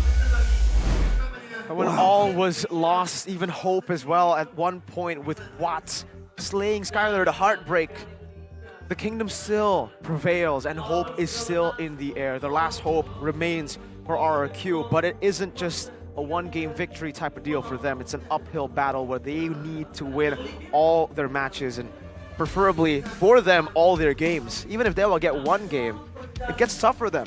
Yep. So far, so good for RRQ. Let's see the adaptations for game number 2. Very, very soon we will have that game, but I still cannot believe that comeback happened. Against a Natan who got a Divine Glaive at the 10th minute of the game. Holy Crystal as well, was so Holy quick. Crystal at 9 minutes. Now, in any other game, usually you would see that and you'd be like, all right, GG's. What can you do against a Natan that's snowballing? A Natan that waits for late game can deal that crazy damage, can just come back the game, and that's what we saw from GeekFam versus RQ last week. Right. A snowballing Natan. They came back against a snowballing Natan. That wasn't a snowball from the Natan, it was an avalanche. And it was so unstoppable to a certain degree, but then Skylar showed up with a Moskov, a Flicker as well, and the audacity to jump in and assassinate Watt. I think that was just crazy. We even saw the progression of Skylar's plays. Usually always called the guy who stays in the back super safe, but there he went all in. He knows it's all in or nothing for his team, for the kingdom. Let's throw it over to Bude Clara Mongstar with an interview with the fans.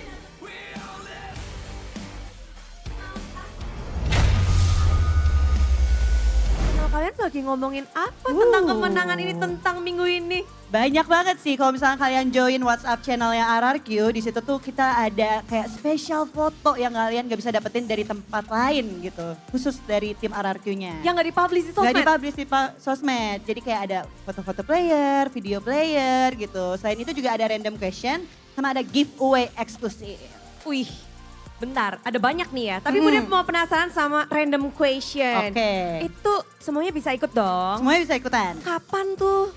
Pokoknya kalau random question tuh biasanya diadain hari Selasa sama Jumat. Oh jadi harus mantengin ya Selasa harus Jumat mantengin. Dan biasanya nanti tuh ada voting gitu kayak playernya siapa yang pengen kalian tanya. Nanti kalian bisa nanya di situ, mau nanya apapun bebas. Bebas. Pertanyaannya kita kasih Keteng. Iya, yang jawab yang bebas kan? Iya. Nah kalau giveaway? Ih, Ya. Bude juga mau atuh. Aduh, kan kalau giveaway buat Kingdom dulu yang pertama ya Bude ya. Di giveaway itu tiap hari tiap hari, hari Rabu ternyata. Hari Rabu, jadi kan kemarin-kemarin udah ngadain juga giveaway itu Bude.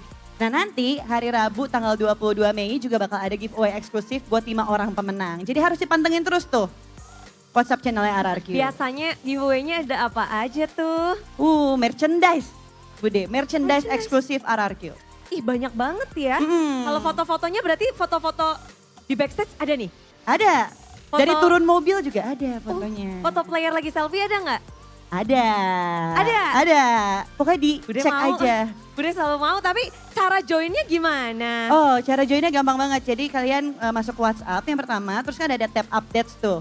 Diklik tab updates-nya, terus diklik juga tuh ada tanda panah. Kok panah sih ini apa? Plus. Iya, tanda plus terus nanti tinggal search aja RRQ. Nanti kalian tinggal klik plus lagi, tinggal join deh.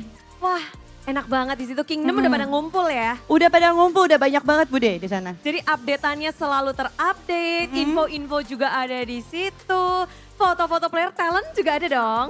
Talent kadang ada, kadang enggak. Ya pokoknya banyak lah di sana. Pokoknya tim RRQ di sana ada semua. Dari Valorant, Mobile Legends, FF juga ada. Pokoknya semuanya ada di situ, keluarga besar RRQ dikumpulin. Dan udah berapa nih membernya? Ribuan? Aduh, lebih Bude. Hampir ratusan ribu. Lebih lagi. Ke atas? Ke atas. Oke. 100 ribu, 200 ribu? Enggak, hampir 500? 2 M Bude. Hah? 2 juta? Betul, hampir 2 juta. Sekarang 1,8 M sih. Waduh, jangan sampai kelewatan. Coba dong diajakin semuanya. Ayo. Ayo, Kingdom jangan lupa join WhatsApp channelnya RRQ. Ini bisa scan di sini, udah Lemon pegangin barcode-nya. Ada. Bude tunjukin juga dan sepertinya sembari kalian join WhatsApp channel dari RRQ dan nge-scan yang ada di tangan Lemon, kalian bisa langsung menikmati game yang kedua. Karena game pertama sudah didapatkan oleh RRQ, bagaimana halnya dengan game yang kedua, akan ke dewa menyamai kedudukan atau akan ada 2-0. Jadi langsung aja kita lemparkan caster. Let's go, silahkan caster.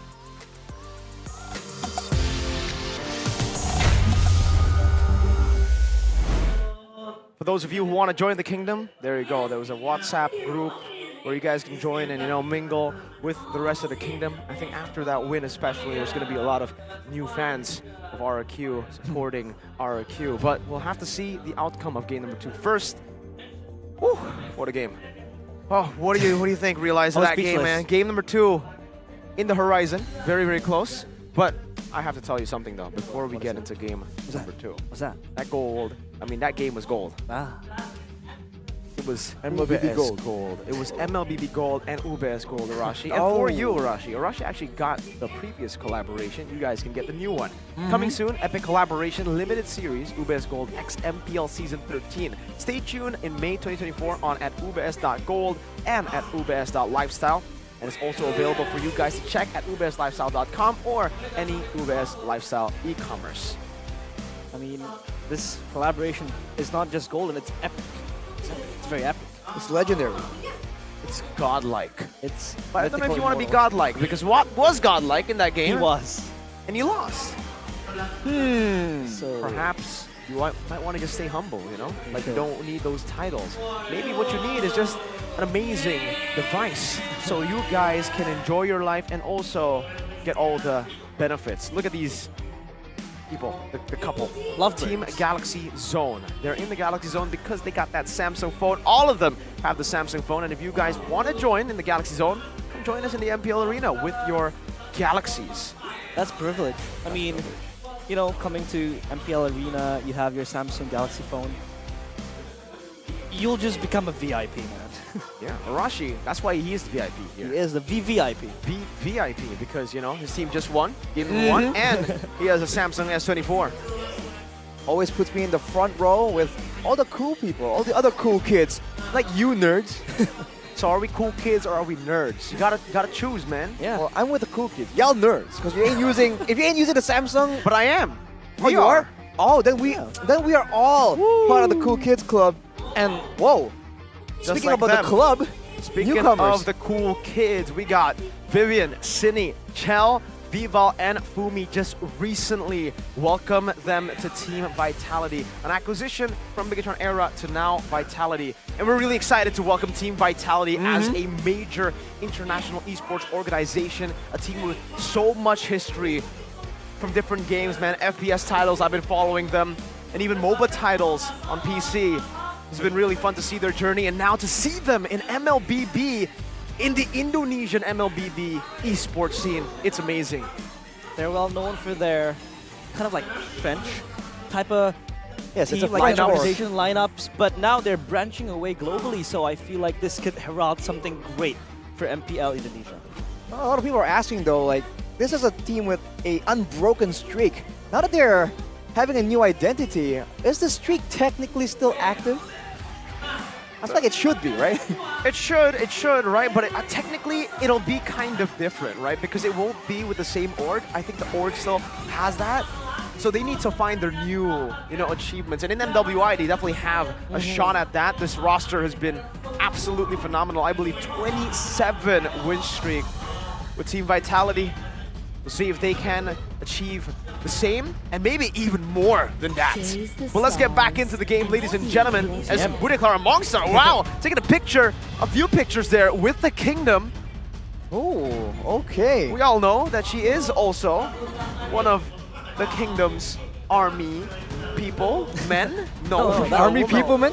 Peoplemen. But let's take a look at this game. Dewa actually still decided to go red, so yeah, preferred side for them is still red. They almost made it work with that cheese pick.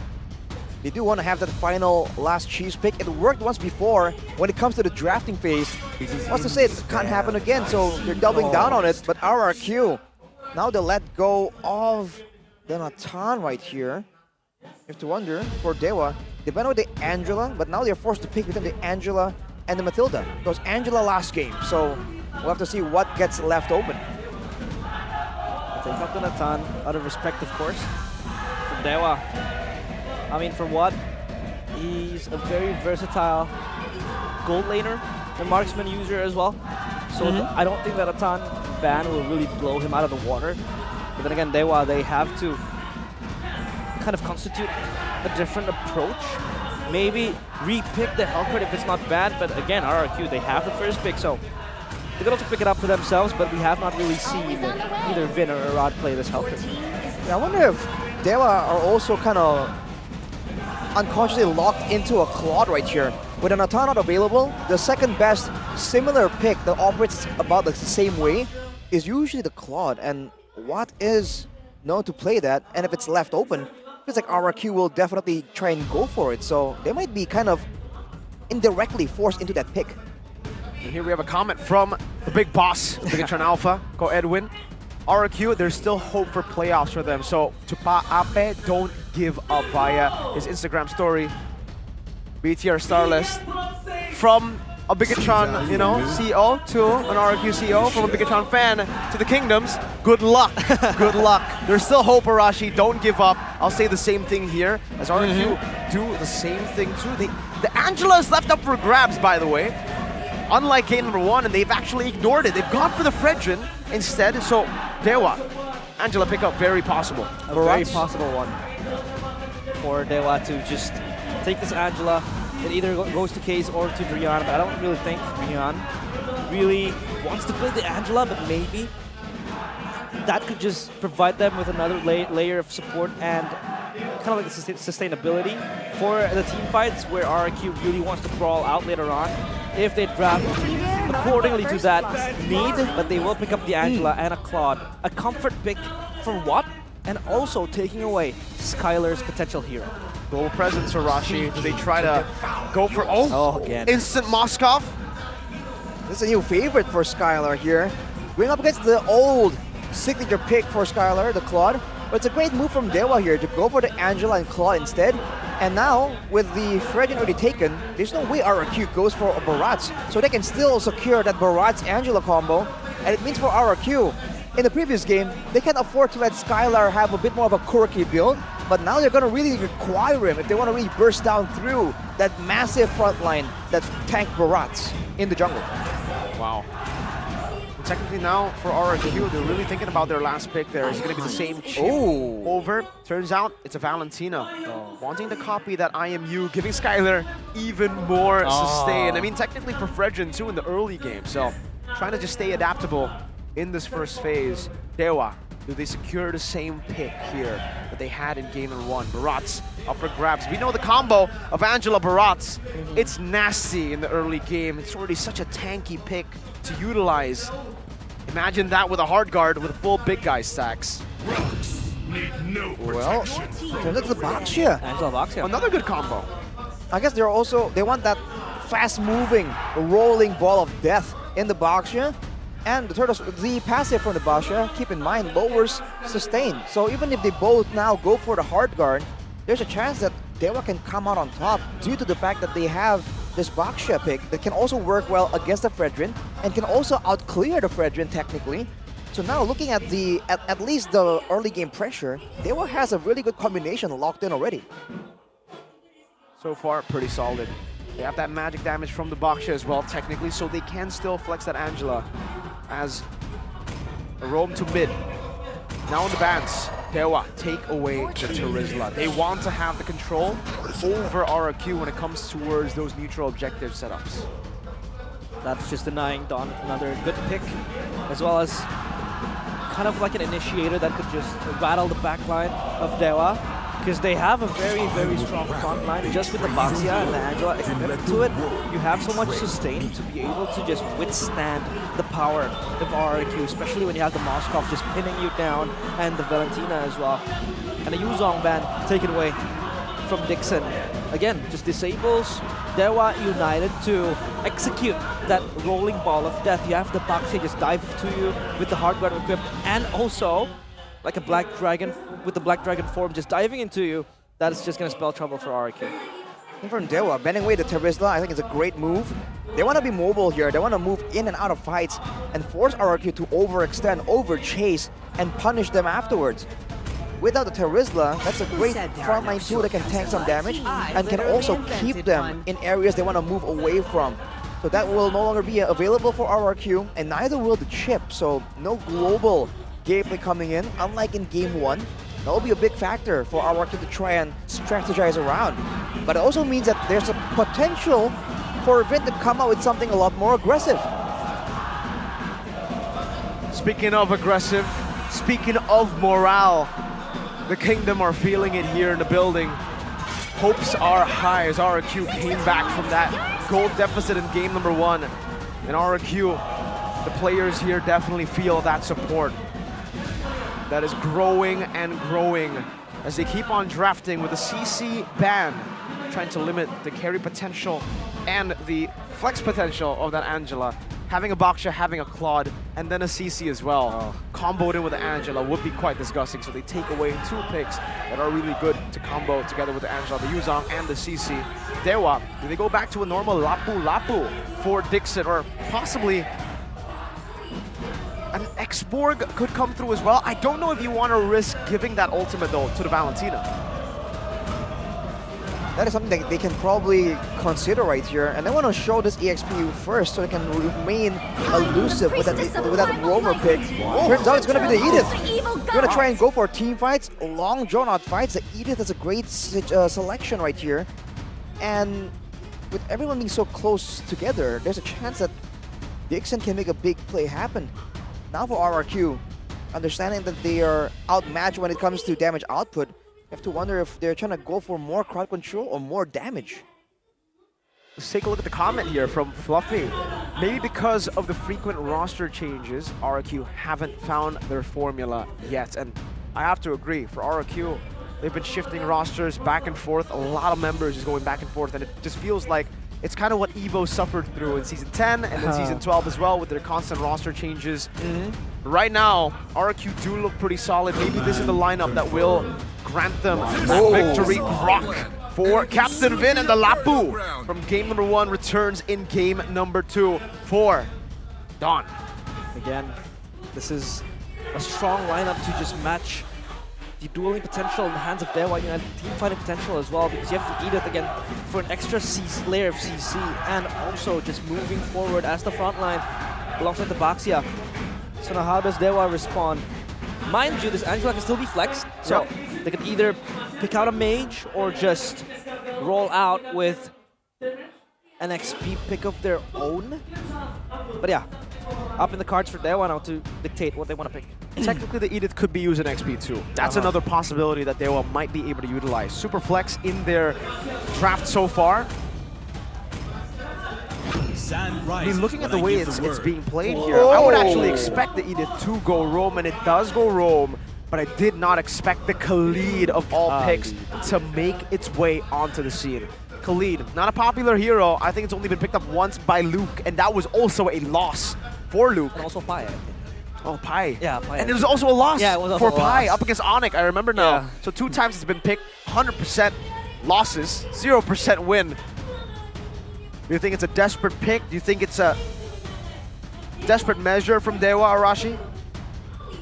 I feel like it has potential. It has good lane dominance to try and shut down this Lapu. And later on, if they're really that concerned about Skylar, without a Purifier once more right here, that Raging Sandstorm can spell Doom for him, on top of course, the output of damage. All these spammable spells, it's a completely different scenario for RRQ, who don't really have as many playmaking tools, so they have to be a bit more calm and calculated in how they want to approach these fights now. The players need to be calm, but all you supporters, you need to start yelling. You need to start showing your support for game number 2 in the Land of Dawn. We go. The decider for RRQ, whether they can clean sweep Dewa, or will they be forced to a game 3. Lanaya versus Irad in the jungle, the Baxia versus the Frederick. There they go, of course. He's been trying to disrupt Lanaya, the purple buff take, but that's just gonna be him being the disruptive rock he is. And Rihanna with the Edith now. I think he's gonna add more unique heroes to his tally, if I'm not mistaken. Look at the emblems here by GamesMax. Skylar once again with the tenacity. Watt with the Master Assassin. So he is the one trying to be aggressive. Drian though being the main front line, firmness and tenacity. So he wants to be just in the front, engaging and trading around as Vin. Ooh. Flicker and Clay. After almost Spring is going to stun him in his own place, but Vin is there to shadow his mid laner. Drian again, the Earth Shatter will not get anything from that mid altercation. So again, there's a trade of spells and a trade of abilities. Well, fine and dandy now, but let's talk a little bit about this gold matchup. We were talking about how the Natan versus the Moskov is basically a lane that Moskov can utilize, his maneuverability to bully the Natan, and I think it's the same thing here up against the Claude.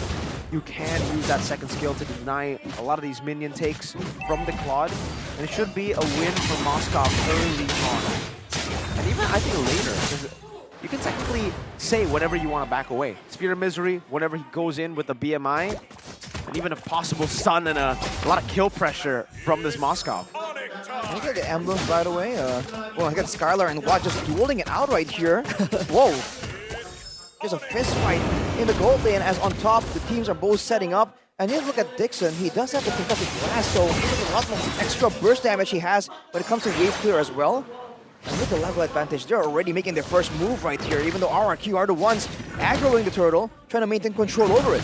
Objective in their eyes, Shield Unity crashed and the hard guard popped up, but the Bravest Fighter is there. The Dixon gets the first blood though. Vin will be able to move away. The Spear of Destruction misses from Skylar as they try to take down Dawn. Double kill for Dixon. Dixon is very well played, chases him forward with Arcane Shade. He's able to get the double kill. No, he won't, he will! And Clay, the last standing man in the proximity of the neutral objective, is able to get the double kill. Clay saving the play for RRQ. It looked like a horrible start to the game, but he was able to find a trade instead. Still, in favor of Dewa though, they got the turtle and 3 kills on the board. So RRQ will have to look to come back again. Dixon was phenomenal in that skirmish, and the audience prediction has grown to the side of RRQ. Earlier it was 70, now it's 80% towards RRQ. For RRQ though, they have to be a bit more careful when it comes to the neutral objective contest, especially when they put Irad all the way out there, letting him be bursted down by everyone on the side of Dewa. But now Vin is the main target, but he'll be able to get out, and now it's back to the slow build-up And for the most part, it does seem like RRQ just reacting. Oh, Amaya crashing in towards Finn. The Hard Guard as well equipped the Guardian's barriers there to just help him delay the arrival of Rian. But there goes the pump on a string. Case though in the back line. He's able to just weave away the Appraiser's Wrath, getting the kill, and that is going to be Clay. Meanwhile, Watt will join to the fray. Skylar in the back line is able to jump forward, and again, Clay collecting the bounties, collecting the kills. We were talking about how they still needed to look for a little bit of a comeback there from the win that Dewa got, and they got it instantly. Finn able to force out a fight, and now Skylar is doing whatever he wants to the turret. RRQ skirmishing good, Iraj stopping any play from Dewa from happening. And now the gold lead is in favor of RRQ. I gotta say, man, the pressure that Clay is exerting right now, winning when it comes to the wave clear, of course, against an Angela, but also always finding the Primal Wrath, matching the extra damage output that Dewa supposedly should have. He rushed for the Necklace of Durance, and despite going for the Quantum Charge, more sustain, more movements, maneuverability in the middle of fights, he won't be running. He will be suffering from a last mana, but he seems to be managing the mana quite well. Skylar under danger. He's able to weave away, but no, he won't. The chain CC is perfect, but at least RRQ get a cross-map play in the turtle. As they zone away Lanaya, this is a sure turtle for Irad. For a second there, I actually thought Skylar was able to flicker out of the Raging Sandstorm too, but it still caught him. That last pixel of the AoE stun from Dixon. That will halt Skylar from snowballing, but Vin. Watt charge towards Watt. He will be taken down by Skylar. And that is an important kill towards the gold laner of Dewa, just trying to disrupt his progress, his farm, his gold, and his items. Usually we see both these gold laners virtually untouchable, but now with a single setup tool, instead of just trading blows left and right as Rian tries to save the turret, might be too greedy though. This could be a dive. Rian is able to pop out from his stack form. Skylar now in danger. Case flickers forward. Skylar looking to just dodge it, but no, he will die at the hands of Rian. Backup is here though. Vin and Clay trying to avenge the death of the prince as Rian is able to hide the concealment. He's playing with the bush, and now Watt pops the blazing duet with the hard guard popped as well. They're able to just escape from that misery. Losing Skylar was a blow, and they almost lost themselves. Spear of Destruction? No, he will jump forward. Wow. But there is still a follow-up there. Prolonged fight. Irad with the taunt will try to get Rian. Rian is down. And again, Clay. 5 kills to his name. Unstoppable. No, we're not stopping Dawn! A lot of fights happening in the land of Dawn now. And Dawn pops the bravest fighter, but Dixon is able to flee away. And the action is just not stopping. So many skirmishes all across the map continuously happening. What the heck? Who won that rush? I dare say RRQ. The fact that they came out with a structure and a comeback kill despite losing it out, it really seems like they're using the Spear of Destruction to really match the hard guard pressure, which is a weird situation to be in, but RRQ is making it work. Now going for the turtle. I think they have to go for fights first though. Lanaya crashing to a danger zone. Raging Sandstorm from Dixon. But there goes the wild charge and the bravest fighter as well. Turtle is just neglected for now as they fight their way towards the backline. Dawn flees away. Spear of Destruction will hit teleport. Still holding the trigger as Skylar is able to get the turret up top. But the turtle now is going to be secured by Irad. He jumps forward, but Dewa United is not stopping. Case gets the kill, and Clay pulls one back. The Blazing Duet will not be able to take anyone down. Clay now is going to be shut down by Rian. A large bounty in the hands of the roamer of Dewa United. Dawn could be here to save his captain. The bravest fighter popped up, but Dewa, they're able to evacuate 2 turrets for Skylar. A cross-map play for the Crown Prince. During the battle, the chaotic battle in the bottom lane, the Crown Prince was sieging the turrets down up top, and they get another objective to translate over that victory. Despite the man advantage that Dewa got, despite more kills that they got, they lost on the objective game. Drian! Dixon! The hard guard will save him temporarily, but not forever, as Skylar is able to get Dixon under that turret. No minions, no problem. RRQ just out for blood again and again. And the mind games from Skylar, landing the Spear of Destruction, and for once, not going in to follow up with the play. That has allowed him to just clear the top side, confuse Dewa, and despite having a man disadvantage, they were able to get the neutral objective and get a relatively equal fight. And now they go for this bottom side turret. They have pressure and control all across this jungle. Just trying to disrupt RRQ stakes towards his turret, but no, it will freely fall in the hands of Skylar. Again, the turret demolisher. All 3 tier 1s taken down, 2 tier 2s already for RRQ, and only 1 tier 2 left standing in the mid lane. And they haven't even started with the Lord.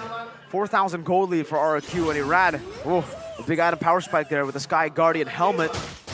Expect some more damage with the Appraiser's Wrath HP. Naya definitely looking for Skylar because Spear of Misery. Spear of Misery just tries to buy him some time to move away, but Watt behind, trying to dish out the damage. Dawn jumps in. Spear of Destruction, where Skylar jumped. The Raging Sandstorm is there. It is perfect, but Dixon gets Skylar. This is turning around for Dewa United. The Appraiser's Wrath will get Dixon in the process, but it's just Irad living to tell the tale. A spicy one at that, as he just lost his comrades in that battle, and he is next on the blacklist. As Dewa United, the gods, just mighted the kingdom from up above. A big smite down towards all 5 members. Straight to the Lord they go. Only Vin's up, and they won't be able to reach it. That's a free Lord to Dewa United. A comeback in game 2. Over aggressive from RRQ, trying to extend their lead, but losing everything instead. Now with the Lord taken, they can still clear it, but they have to be careful, and they have to find a solution right here. That is not the first time Skylar has been deleted by the Raging Sandstorm, by the big burst damage play from Dewa United. Let's take a look at the replay by the Samsung Galaxy S24 series. It was looking so good for RRQ, hiding away from the bulk of the damage, using Dawn as a re-engage tool. But watch this, look at Dixon coming in. Just like that. The damage, the crowd control, and even though Clay has a Primal Wrath to try and trade back that damage, it just wasn't enough. Now RRQ on the back foot. Can they avoid more plays coming in from Dewa United? Jan's just walking into the Lion's Den. But thankfully though, he's okay. Dixon looking for a flank angle. Vin could be the next target. No, he's holding his sword and his trigger. They just try to tone down the aggressiveness. It's all good for Dewa. They have dealt with the 4,000 gold lead that RRQ had. Now it's mounting up, the momentum shifting similarly to game number 1 to Dewa, but this time the different side. Let's take a look at the items, Arashi. Item power spikes wise. That 4,000 gold lead for RRQ definitely led to RRQ getting a lot of big items, but now with Dewa turning that gold lead completely around, are they at a point where they can look for these fights comfortably? In a sense, in a full-on fight, they have the Angela extra sustain, they have the Primal Wrath extra damage. Part of why RRQ were able to be so dominant is because Clay in particular was snowballing so hard in the early game.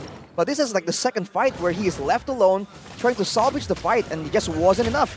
Now both gold laners have just finished the Win of Nature, so when it comes down to a full-on duel, there's going to be outplay potential available for both Skylar and Watt. So with the Purifier, I do feel like RRQ are the ones who are forced to really make a play, and Dewa can be a bit more reactive. A bit of a similar story to game number 1. Truly is. Let's take a look at the real-time victory rate, still favoring RRQ with more turrets in hand and still with a 1,000 gold lead. 64% to 36% presented by Samsung Galaxy S24 series. Look at Dewa's maneuver. Trying to control the top side of the map, trying to force an error out of RRQ later on during the Lord. I believe an ambush is what they have planned. With Watt showing up like that, they have 2 members behind. Good wall to stop Drian there. A little bit of banter. Drian, you can't walk for a few seconds. It's all chill again. Both teams are just looking to reset, to look for those waves, and find an advantage. But RRQ doing the same towards the bottom lane. And they have notably more control right here with Vin occupying this massive choke point. Of course, there's a chance that Dewa would rotate around, but since they just saw them on the top side of the map, I think they're going to be funneling down slowly right here. The waves for RRQ are just cleared now by Dewa, and it's very much even, but look at Keys already attempting to be that deciding factor. This could be the next big fight. Irad just taunts Lanaya. The Guardian barrier will hold Lanaya in place.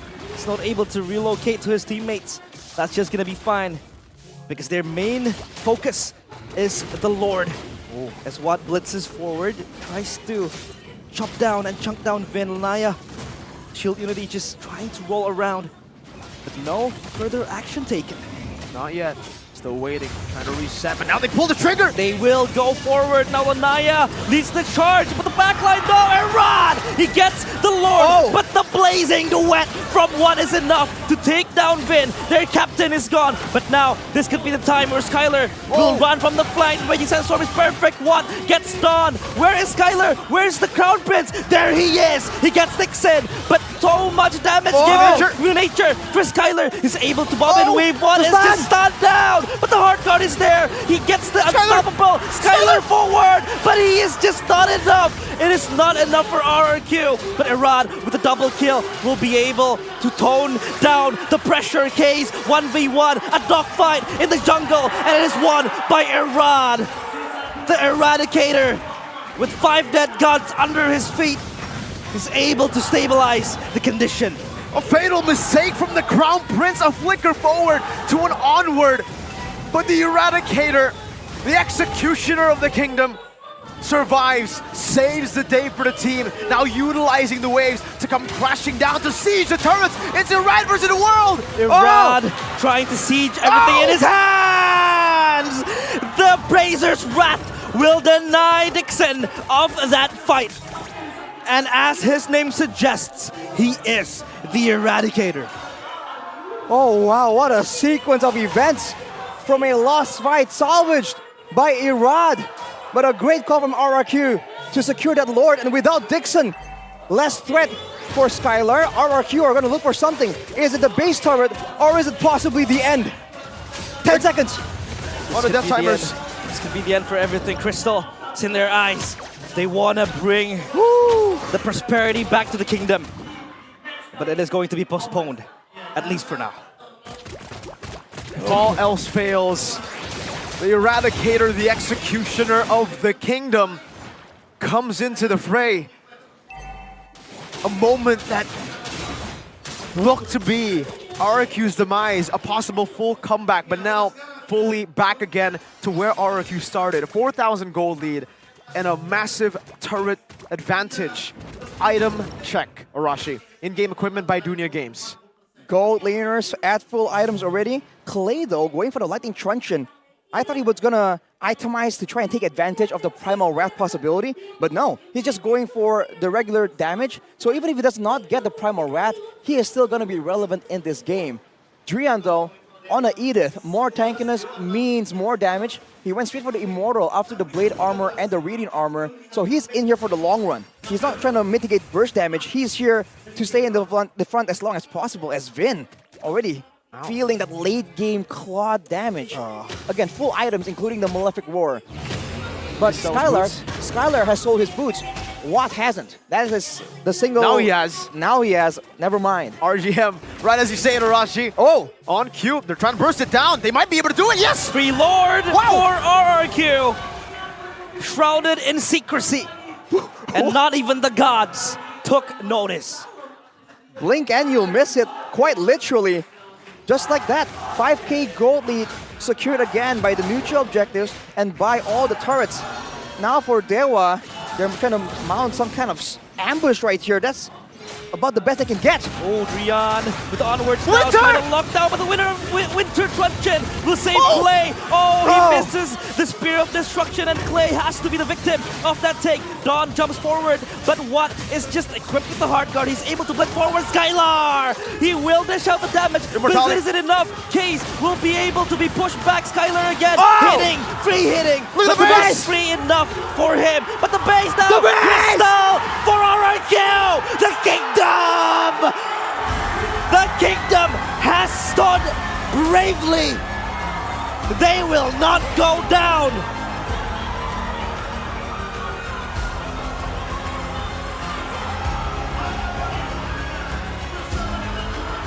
won the battle, but they lost the war. They took down RRQ, but not the Kingdom's Lord. Poetic, the same way Dewa United crumbled in the grand finals of the MDL finals, the MDL playoffs, to a Lord. Last time it was evolved, this time it was enhanced. It happened again to Dewa, but this time up against the Kings instead of the Tigers. Stopping the 4-loss streak, RRQ increases their chances for the playoffs. The Kingdom ordered a 2-0 win, and the players answered their calls. Express delivery through tough weather. That is what RRQ as a team was able to achieve. It looked messy and it looked so close in some of those moments, but in the end they got it done. What a moment for RRQ right here. It's not over just yet. They're still not at their goal, but this is a great step forward for now.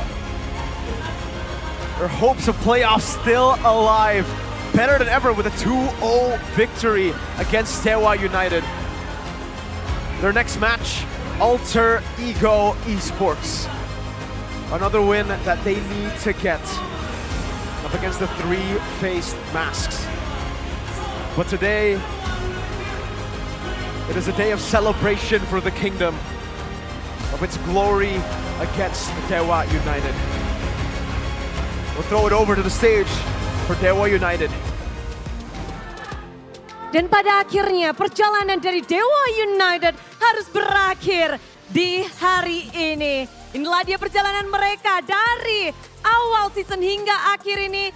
Namun kita tak bisa bertemu mereka lagi di hari selanjutnya ataupun babak playoff. So, Dewa United, adakah yang ingin disampaikan? This is your last chance.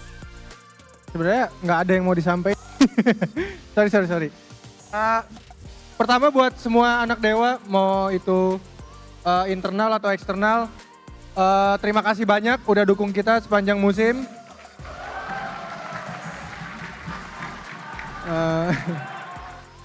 Moker, terutama buat Moker. Ini musim pertama saya dan beberapa orang di sini, lumayan musim yang berat untuk pertama kalinya.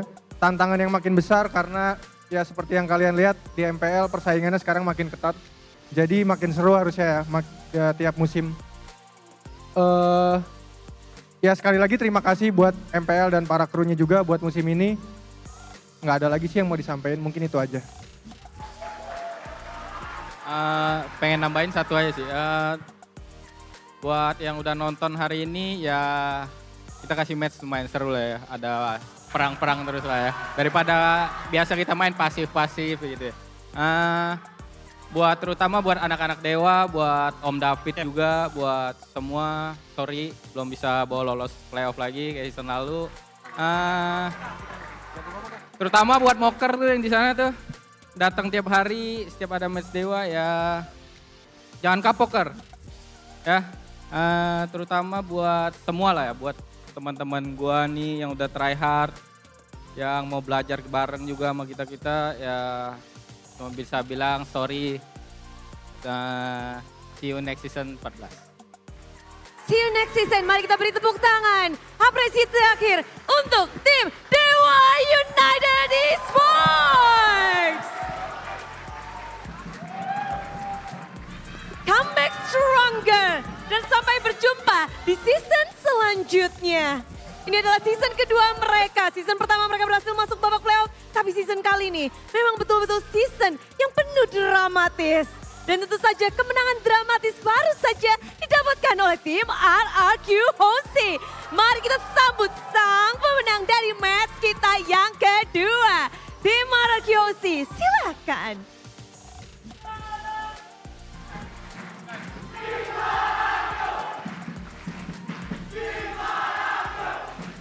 Akhirnya memutuskan menyaksikan lustrik 4 kali dan akhirnya kemenangan kalian berhasil dapatkan lagi. Masih pada semangat gak ini?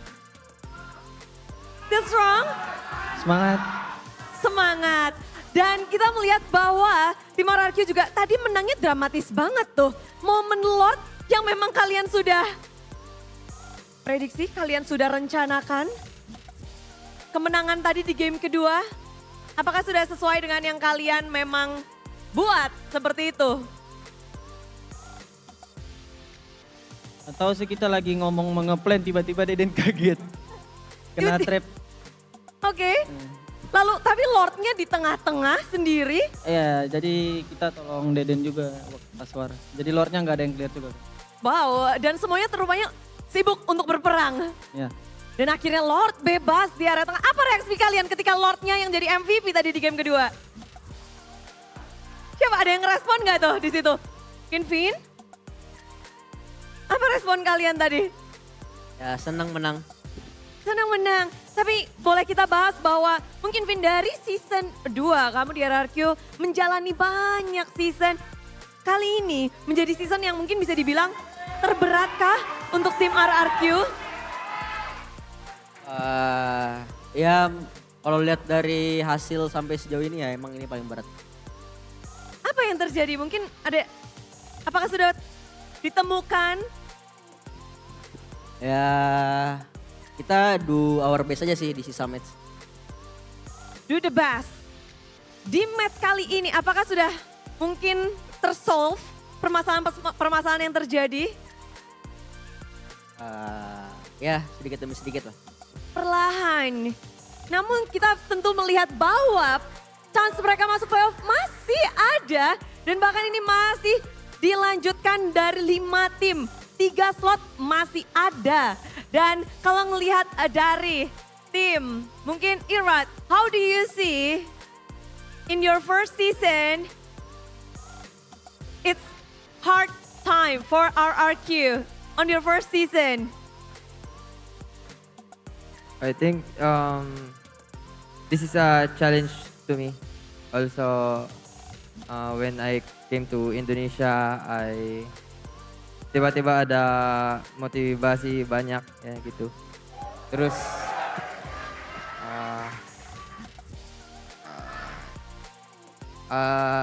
for me, I think in life we need to lose to learn.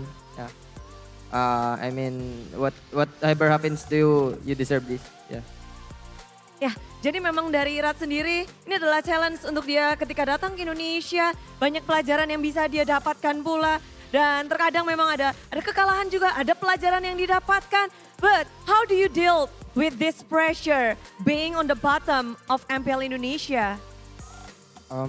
We are nothing to lose sekarang. Bantu Den. Bantu Den. Nothing to lose, pokoknya gas bae. Gitu kah Den sekarang? Bagaimana? Untuk ini adalah momen yang mendebarkan untuk RRQ. Gak biasanya kan RRQ berada di bawah. Tapi gimana sih kalian untuk bisa bertahan dalam pressure yang cukup besar? Main aja. Main aja? Ya, menang alhamdulillah, kalah ya udah gitu. Yang penting tetap usaha aja terus. Ya kita berusaha semaksimal yang kita bisa lah. Oke, ini tentu menarik. Semuanya ingin berusaha, semuanya ingin menang. Dan barusan kemenangan dari tim RRQ mengubah sesuatu. Dari klasemen sementara akan terjadi perubahan. Seperti apa dan sejauh apa klasemen berubah? Mari kita cek bersama-sama.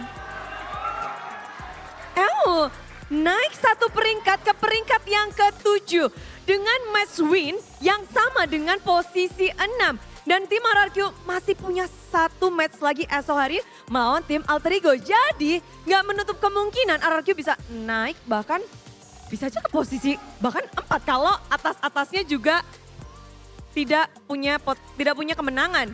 Gimana kalian ngelihat hal ini? Dengan cukup tipis kemenangan ataupun kekalahan masuk playoff tuh kok tipis antara ada dan tiada. Gimana sih Don ngelihat hal ini? Ya kalau kita nothing tulus aja sih Bude. mau menang atau kalah ya kita tetap kasih yang terbaik aja. Oke, dan ini menariknya, chance mereka untuk masuk ke babak playoff sangat besar ketika dari match mereka menang lawan Alter Ego besok, lalu EVOS Rebellion. Jika EVOS menang, maka Rebellion akan turun. Lalu kalau RRQ menang lawan Alter Ego, RRQ jadi masuk. Challenge kalian berarti memenangkan lawan Alter Ego. Susah gak sih lawan Alter Ego? Susah gak untuk kalian? Susah. Susah? Ya, semua tim susah. Untuk season ini memang susah? Iya. Tersusah bagi Skylar atau bagi... Susah tapi kita ya bakal tryhard lah buat besok. Dan mereka diem-diem nih ya. Tapi dari Alter Ego sendiri, apa yang paling kalian mungkin, ini kan benar-benar di depan mata ya ngelawan tim Alter Ego. Tim yang lagi juga tipis untuk masuk ke babak playoff. Apa sih yang mungkin kalian perhatikan betul dari tim Alter Ego yang paling kalian point out sebagai lawan kalian esok? Aku deh. Alter Ego lawan kalian besok nih. Apa yang paling kalian mungkin perhatiin banget dari Alter Ego sebagai last match kalian? Ya mungkin link tas aja sih. Linknya tas. Ya. Kunciin aja. Nggak tahu, lihat besok aja. Lihat besok aja. Tapi menarik pastinya. Dan kemenangan hari ini, kemenangan yang sudah dinantikan. Budi juga kangen banget sama tim RRQ di sini. Setelah 4 kali streak kali ini, kemenangan hadir di tangan RRQ. Esok hari mungkin akan terjadi lagi, kita nggak akan tahu. Tapi ada yang mau disampaikan nggak sih dengan kemenangan kalian hari ini dan musik dan mungkin untuk esok hari? Terima kasih lah buat Kingdom yang udah support kita dari awal sampai akhir. Semoga kita kasih hasil yang terbaik. Dan makasih buat Bang Bul. Oh iya, sudah datang ya? Ini ada buluk efek. Ada Bang Buluk. Bang Buluk, terima kasih kepada Kingdom dan juga Bang Buluk. Dan inilah dia kemenangan dari tim RRQ. Chance mereka masuk ke babak playoff masih ada. Mari kita beri tepuk tangan untuk tim RRQ Hosi. Caster 2-0, Lord MVP kah?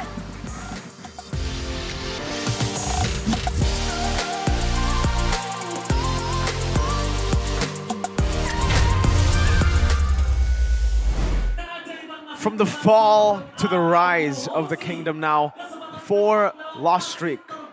They denied it away from themselves and now they're on their way to possibly making it to playoffs. Hope is still super, super high for RRQ Hoshi in Season 13 and we can't wait to see tomorrow's match as well. That will determine whether they can have a better chance, an even better chance to make it to the playoffs in their match against Alter Ego. I remember in the first opening weeks of MPL ID Season 13, we were all like, everything is so close. It's interchangeable. No one is safe. It's susceptible, precarious. And it just prolongs until the last minute and the last week as well. So RRQ, they still have a chance. And after that performance, that was a crazy end to a crazy game. The Lord just coming in, it was so poetic. Wow. It truly was, Arashi, and I think I will have to give it to you to announce our player of the match. MVP, presented by our official tournament smartphone, Samsung Galaxy S24 series. It's your boy, Skylar! Skylar. The new Moskov on the block. No Inspire, no problem. Both games, man, the plays that this guy was able to do, insane in game number 1, and even in game number 2, there were just some moments where you're just clenching your fists, just anxiously waiting for the moment that this guy just gets online. Boy, what a performance from Skylar. I do want to let everybody watching back at home know that this is player of the match, not player of the game, because personally for me, player of the game of game number 2 is Irad / Lord. Lord. Could be debatable there for Irad or Lord, but this is player of the match. So the entire match, and Skylar through game 1 and then game 2. But let's take a look at the highlights here presented by UBS Gold. Begins with all this scrappy fighting, and I believe early on, it was Clay that was able to make this insane play with the Primal Wrath. He actually has my vote for the player of the game. Of course, Irad had great moments, but Clay, from the beginning, was able to make such a great swing of momentum for RRQ. And when Skylar is zoned away, is just finding it difficult to make an impact, the Primal Wrath option for Clay just allows him to be the secondary damage dealer. It wasn't enough though for this fight because of the selection, the focus from Dewa United. So it, by all means, was a very difficult game. When it comes down to this Lord fights here, it just seems like RRQ had the better, more decisive decision making, and through that decision making, they were able to get so much advantage until here where it just looks so crazy. Let this play out here where Skylar was so low. Wind of Nature's traded out. This is it. And he was trying to get in here. There was a bit of hesitation, I feel, when he was trying to go for Drian in the bush right there. Unfortunately, he gets taken out, but Irad pulls it back from the brink with a sliver of HP, and that allowed them to get multiple base turrets. And here, the play, the Winter, to buy some time, and getting out, allowing Dixon, making Dixon use some spells to try and catch him. Afterwards, it was once again just a frantic scramble from both these teams, where Skylar once again gets taken out by the collective effort, but the MVP seals the deal. Oh my lord, that Lord, man. W Lord. Of course it has to be RRQ to get a win with the Lord, right? The Lord of its kingdom. But to be fair, right, you have to give credit to RRQ as well, because for stopping they were, the recalls. Well, that too, but they're also very decisive in going for these lords. A lot of them were sneaked out, a lot of them were taken before Dewa can scramble to even get a resemblance of a setup. And because of that, they're able to get all these objectives. And because those objectives were taken, the base turrets, the other turrets, that's why the Lord had a full-on straight route to victory there. So it was still a collective effort, just +1, right? It's a 6-man effort here to secure the win for RRQ. Wow. That couldn't have ended any better than that Lord just marching in. I did not really took notice of the Lord until you pointed out about it, Mirko, and I was like, okay, this is the end, because then RRQ were stalling. They were able to cancel the recalls, and there was just nobody trying to clear out. Not even minions were there to defend the base of the gods of Dewa United. So that is. Again, yes, sure, sometimes, you know, a lot of people could call themselves lucky for the Lord being able to take down the crystal. But then again, it was RRQ's decisiveness to take the Lord, to stall the fights, to prolong the fights, to burn out the spells and abilities of the players of Dewa United. That then gave them that advantage, that then gave them that Lord that was able to crush down the crystal. Anything in particular for the items though, Rashi, right? Like, looking at the items again, was there anything that Dewa could have changed? Was there anything, you know, interesting about RRQ's builds? I think, again, for considering that Clay was basically a secondary damage dealer, I would expect less of a burst-heavy approach, but, you know, you don't want to really bank only on being able to get the Primal Wrath. He wants to go for other spells as well. The Winter, again, you have to just highlight it, that it bought so much more time. It spent more resources from Dewa United for sure. And I think maybe for Keys, if they're really struggling to try and catch the members of RRQ, they can go for like an ice screens maybe for an extra bit of slow. But overall, these fights were all very clean and clear cut. It wasn't really extended unnecessarily. Everyone went in heads first, and whoever came out on top came out on top. It's almost like it's a leap of faith from both these teams. And if you look at damage dealt, Dewa United actually dealt more damage, right? Because they did win in that final fight, but at what cost? That's what RRQ were able to force them into deciding, because even if the damage dealt, Watt on the Claude, as always, is still an absolute menace, and he showed it in this game too, even though he did not come out on top. I think most of the team fights were actually won by Dewa, right? But RRQ always traded it for something else. The turtle, the turret up top with the Moscow pushing. They were okay just throwing bodies, sacrificing. I think the captain sacrificed a bit too much sometimes. But we will take a look at the golden moment by Ube as gold to see these crazy moments. And I really hope to see the RRQ members yell and show their passion. Mau gue burst nggak? Jagain ya. Gue burst juga pakai edit. Gas, Baksianya jagain guys. Boleh sih. Iya, ada OD bro. Bars. Aman. Stun aja, stun kabur ya. Balik. Kabur. Gak ada one. Main sebelah gua. Rapihin Lena. Main sebelah gua ya guys. Ya. Ntar kalitnya Enggak apa-apa lu enggak nge-kill, Cok. Yang penting lu. Gua atas aja. Jangan coba mati dia ini guys. Dia ground jangan mati. Gua solo atas. Go winter guys. Backup guys. Lihat tengahnya, Lep. Enggak kena tombak gua guys. Lihat nih guys, kalian guys. Aman. Cloud sama gua ya. Cloud sama gua flicker kalian. Masih bisa guys. Cloud sama gua no. Lobat Cloud ya. Udah. Yes. Cloud one. Udah gua solo. Imo. Cloudnya Lep. Aman deh, kena Lord. Bisa Cok. Ayo Lord please. Nice guys. Oh my god, the crazy, okay, by the way, we were given these signs by the RQ Kingdom, Road to Playoffs. Is it? I think. I thought we were supposed to have one for each team and but Dewa can't make it a playoff. Exactly, which is why it seems like we're so biased over here on the desk. RQ's Road to Playoffs is still alive, and you can see the crazy emotions that went through them as they lost the final team fight. I think they were thinking, oh man, we're gonna play game 3, and then Skylar's like, oh no, it's okay, the Lord, look at the Lord, and he starts laughing as well. And I was like, all right, the relief and the laughter and the joy from that final moment where the Lord was just slashing on the base. They won the battle, Dewa, but they lost the war. Their base, their castle got destroyed by the Kingdom's Lord. Just got bonked, and the fact that they were able to build up 2 layers of waves, and then the Lord would just come in, that was just insane. And as you can see from the standings update earlier, if you guys watched the interview, RQ have moved up a notch. 1 placement from 8th to 7th, and this will, again, give them a better opportunity to make it to the playoffs. Hope is still there for RQ. Absolutely. And you can look at how the fans were just so, hopeful, so passionate about it. The moment that RQ won that, everyone just exploded, man. But tomorrow, I think, is the real big deal. RQ up against Alter Ego, so close. So the results are going to be that much more decisive here.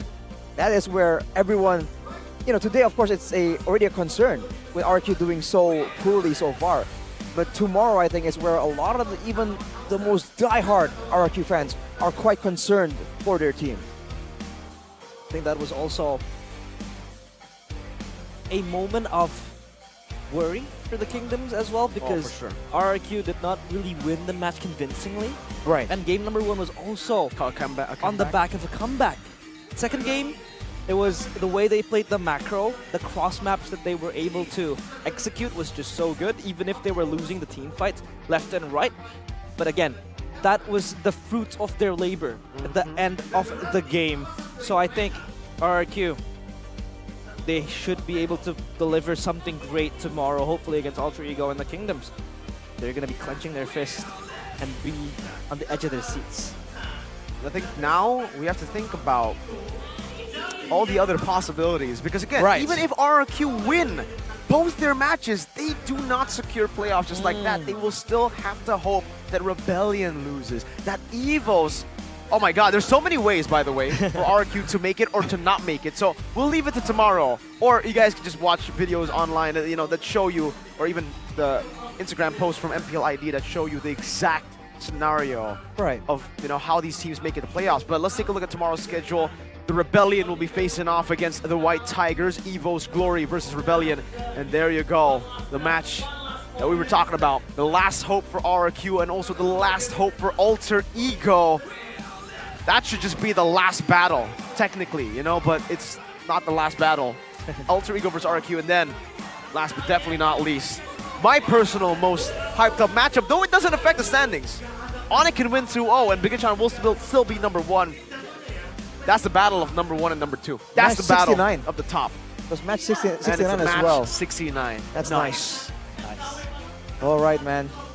It's bragging rights, both teams. It's so insane though. Momentum.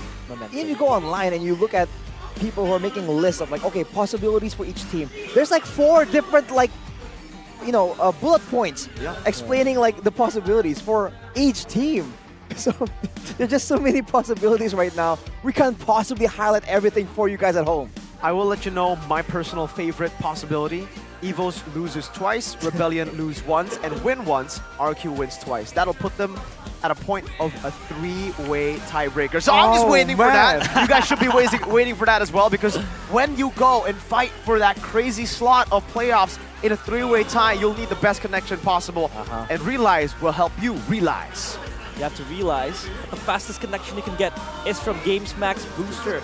Watching your favorite team compete in MPL ID or just, playing competitive game of ranked makes you really want to perform at the best. And to be the best, you have to use the best connection ever, and that is Games Max Booster. To make your gaming session smoother, you can use Games Max Booster. Prices starts from 25,000 rupiah, and you can get up to 36 gigabytes of data.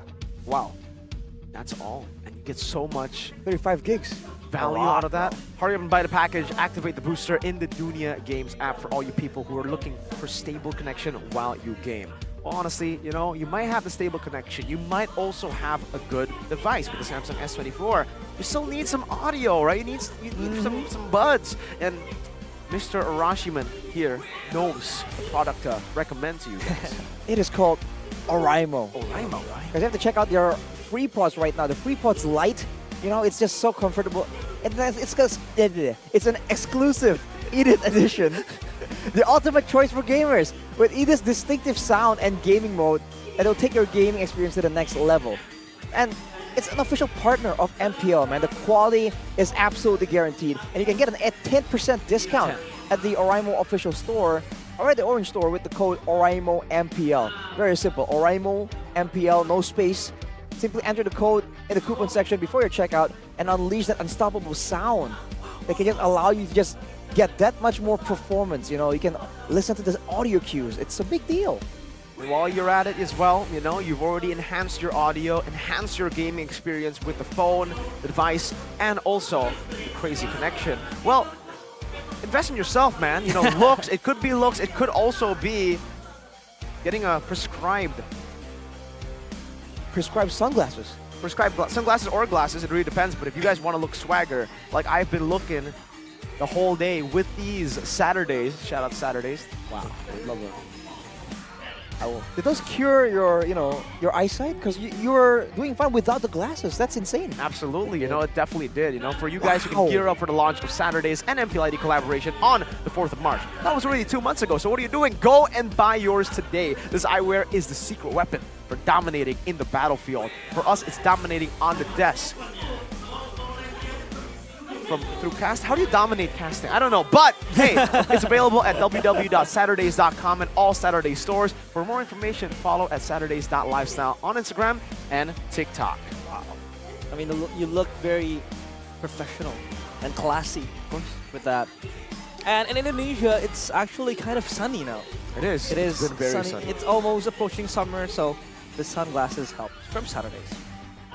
That's true. I mean, whenever I'm driving to MPL, it's super sunny. I need these glasses. These are actually my personal glasses. But for you guys back at home, if you guys are thinking, hey man, I want to join in the fun. I want to go and watch playoffs. You guys can also join the MPL ID Festival. # Land of Fun. 5 to 9 June 2024 in the Jakarta International Velodrome. We're going to have a community, bazaar, merchandise, entertainment, fun match, watch party, and a meet and greet with Arashi. Sure, with all of us. And many more. That's why there's many more. I've had very good memories with MPL ID Festival because this is where that's true. I was given the chance to be right here. I was judged by Oh, you're Miracle. right. That's true. I was judged by Miracle. I was judged by Wolf. I was judged by LaFell. And yeah, there's some sort of emotional attachment. I mean, I was judging for you me too. towards MPL ID Festival. Yeah, you were there with I was judging you unofficially. Like, this guy. He was judging from the stands as well. And if you guys want to try to judge, his performance here today, you need a good TV because you got to look at how he moves, etc. On a bad TV, you can't see the color. Maybe the color of the shirt and the suit doesn't match. You need to complain about that. But on a bad TV, you can't really see that, right? If you guys want to have intense gaming sessions as well, if you want to experience if you don't want to experience constant lag, mobile gaming is better on TV. Win any game with the FreeSync Premium Pro and the Motion Accelerator Turbo Pro from Neo QLED, making movements smoother and preventing stuttering. Experience more WOW. What does that stand for? Wow in gaming. That's how you do it, ladies and gentlemen. Wow. Wow gaming. Wow, very gaming. But You know what they should have done? Should have bought the Back. battle emotes. They should have backed. Yeah, they should. And you guys can do that to your opponents if they don't back like Deo United, if the Lord is marching down with these emotes. Battle emotes. I mean, I've had a lot of fun using these emotes to flex towards my enemies. If I'm doing some good plays, godly plays like Skylar, I'm assassinating. I'm a Moskov assassin and I'm like, yo, I got you from the back. And I'm like, ente, kadang-kadang ente. Or maybe you could try the Pusapu if you feel like you're making moves like the Kage Rion, you're the Elder. Pusapu is a choice. So yeah, battle emotes is the way to go. So many different choices. It almost feels like there are even more choices, Arashi. For what? For battle emotes, or for battle bonuses, rather. Oh, you're talking about the MLBB ranked party? Yes. I think so. Exactly. MLBB's first ranked party will commence on the 11th of May. Yeah, so get ready for the ranked party bonuses frenzy, right? You accumulate your logins, you accumulate all these points by just playing the game, and you can get great gifts here. Free rewards such as the avatar, the borders, and there's emotes as well. Yes, emotes, exactly. My favorite part of this is when I open up the client and I'm in game. I open up this part of the navigation system and I'm like, there's this kind of like egg-shaped thing where you could just scrub. Bro, it's an orb. It's an orb? Okay, it's an orb. I love scrubbing it. And I'm like, oh, I got a free emote. That is satisfying. Yeah, that's satisfying. I gotta admit, it's an orb. Yeah, I'm sorry, I thought it was an egg. Whatever it is, an orb, an egg, you guys can get rewards from it, right? I think most of you guys don't care about if it's an orb or an egg. You guys care about the rewards, right? You can get free skins too, by the way. Free skins, emotes, everything. You guys can also get a free reward hub spawn effect and other rewards as well. So on weekends, I haven't even talked about the weekend bonuses, man. But on weekends, you guys can get even more. Now, from the 18th of May to the 24th of May, Ranked Party Battle privileges will be live, granting you the privilege of Star Boost per match and Star Protection for 3 matches, available for both solo and team-up matches. If you have no friends, no problem. If you have friends, no problem. Even better. Even better. Star Protection. Yeah. And they can also enjoy the crazy weekends and boost their ranks from the 25th of May to the 27th of May. Wow. Insane boost. That's going to plummet you towards Mythical Immortal. Well, you know, you got the chance to shoutcast, to join us. For everybody out there who thinks they're the next Magic Chess National Champion, show yourself. I know KB is definitely going to be participating. KB, he might actually prioritize the Magic Chess competition over his casting job because of how good he is on at Magic Chess. Arashi is also very, very good, by the way. So Arashi has already made it to the finals. You guys will be facing him in the finals instantly if you get to the finals. But I'm joking because he's too good, he won't even participate. But you guys can go and participate. Who do you think is going to be the best? Is it you? Then join, nerd. 5th K, the 9th. Who is that?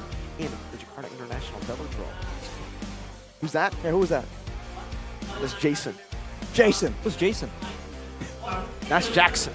Jackson.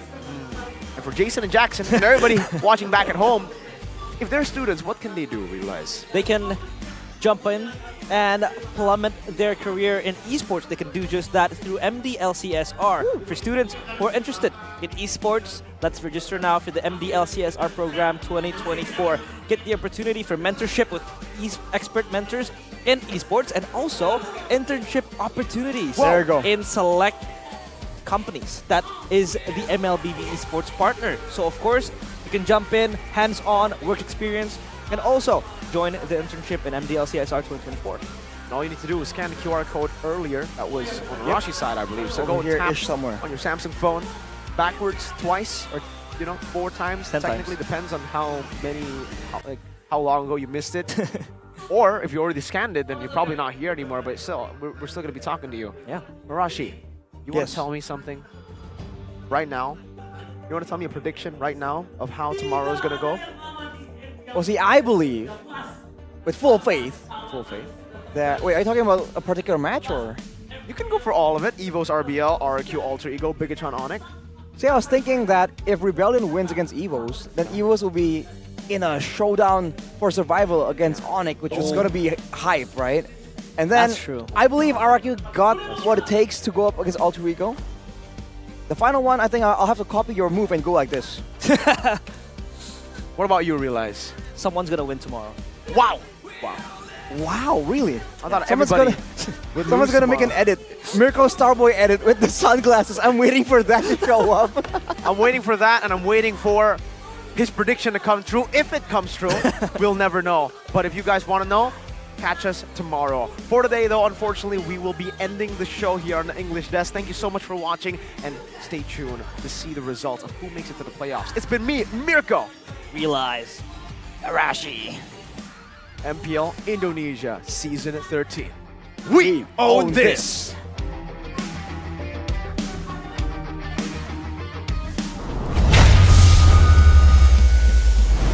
MPL Indonesia Season 13 powered by Moonton, presented by official tournament smartphone Samsung Galaxy, official e-wallet GoPay, official gold partner UBS Gold. Dan kita juga punya partner ini sports, ada Dunia Games, Gamesmax, Oraimo, dan juga Telkomsel bersama dengan supplier Indomaret, Point Coffee, Samsung Neo QLED Super Smart TV Plus, dan juga Saturday. Last but not least, our government partner PBSI. Hari ini telah usai dengan 2 match yang belum bisa menentukan siapa yang akan mendapatkan slot playoff. Esok hari dan lusa akan menjadi sangat berarti bagi tim-tim yang masih berjuang. Dan untuk kalian, kita harus tahu bahwa no one is safe. Semuanya masih berjuang dan melanjutkan perjuangan mereka di hari yang kedua, minggu yang terakhir di MPL Indonesia Season 13.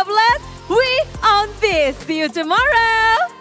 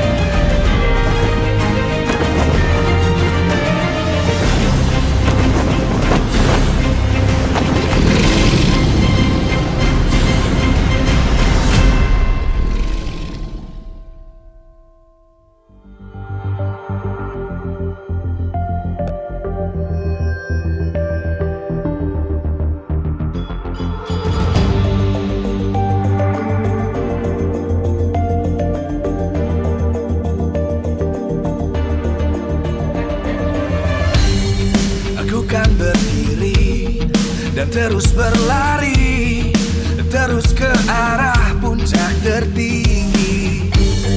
Ku takkan berhenti, hanya sampai di sini.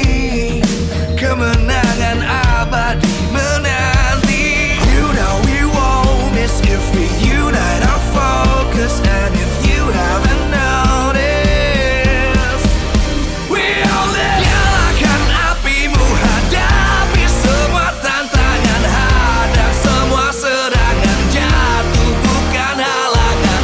Bakar semangatmu, janganlah engkau menyerah.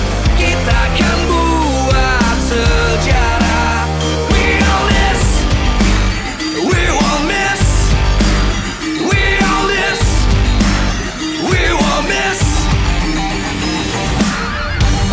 Saatnya beraksi, jalani ambisi. Aku kan menyawa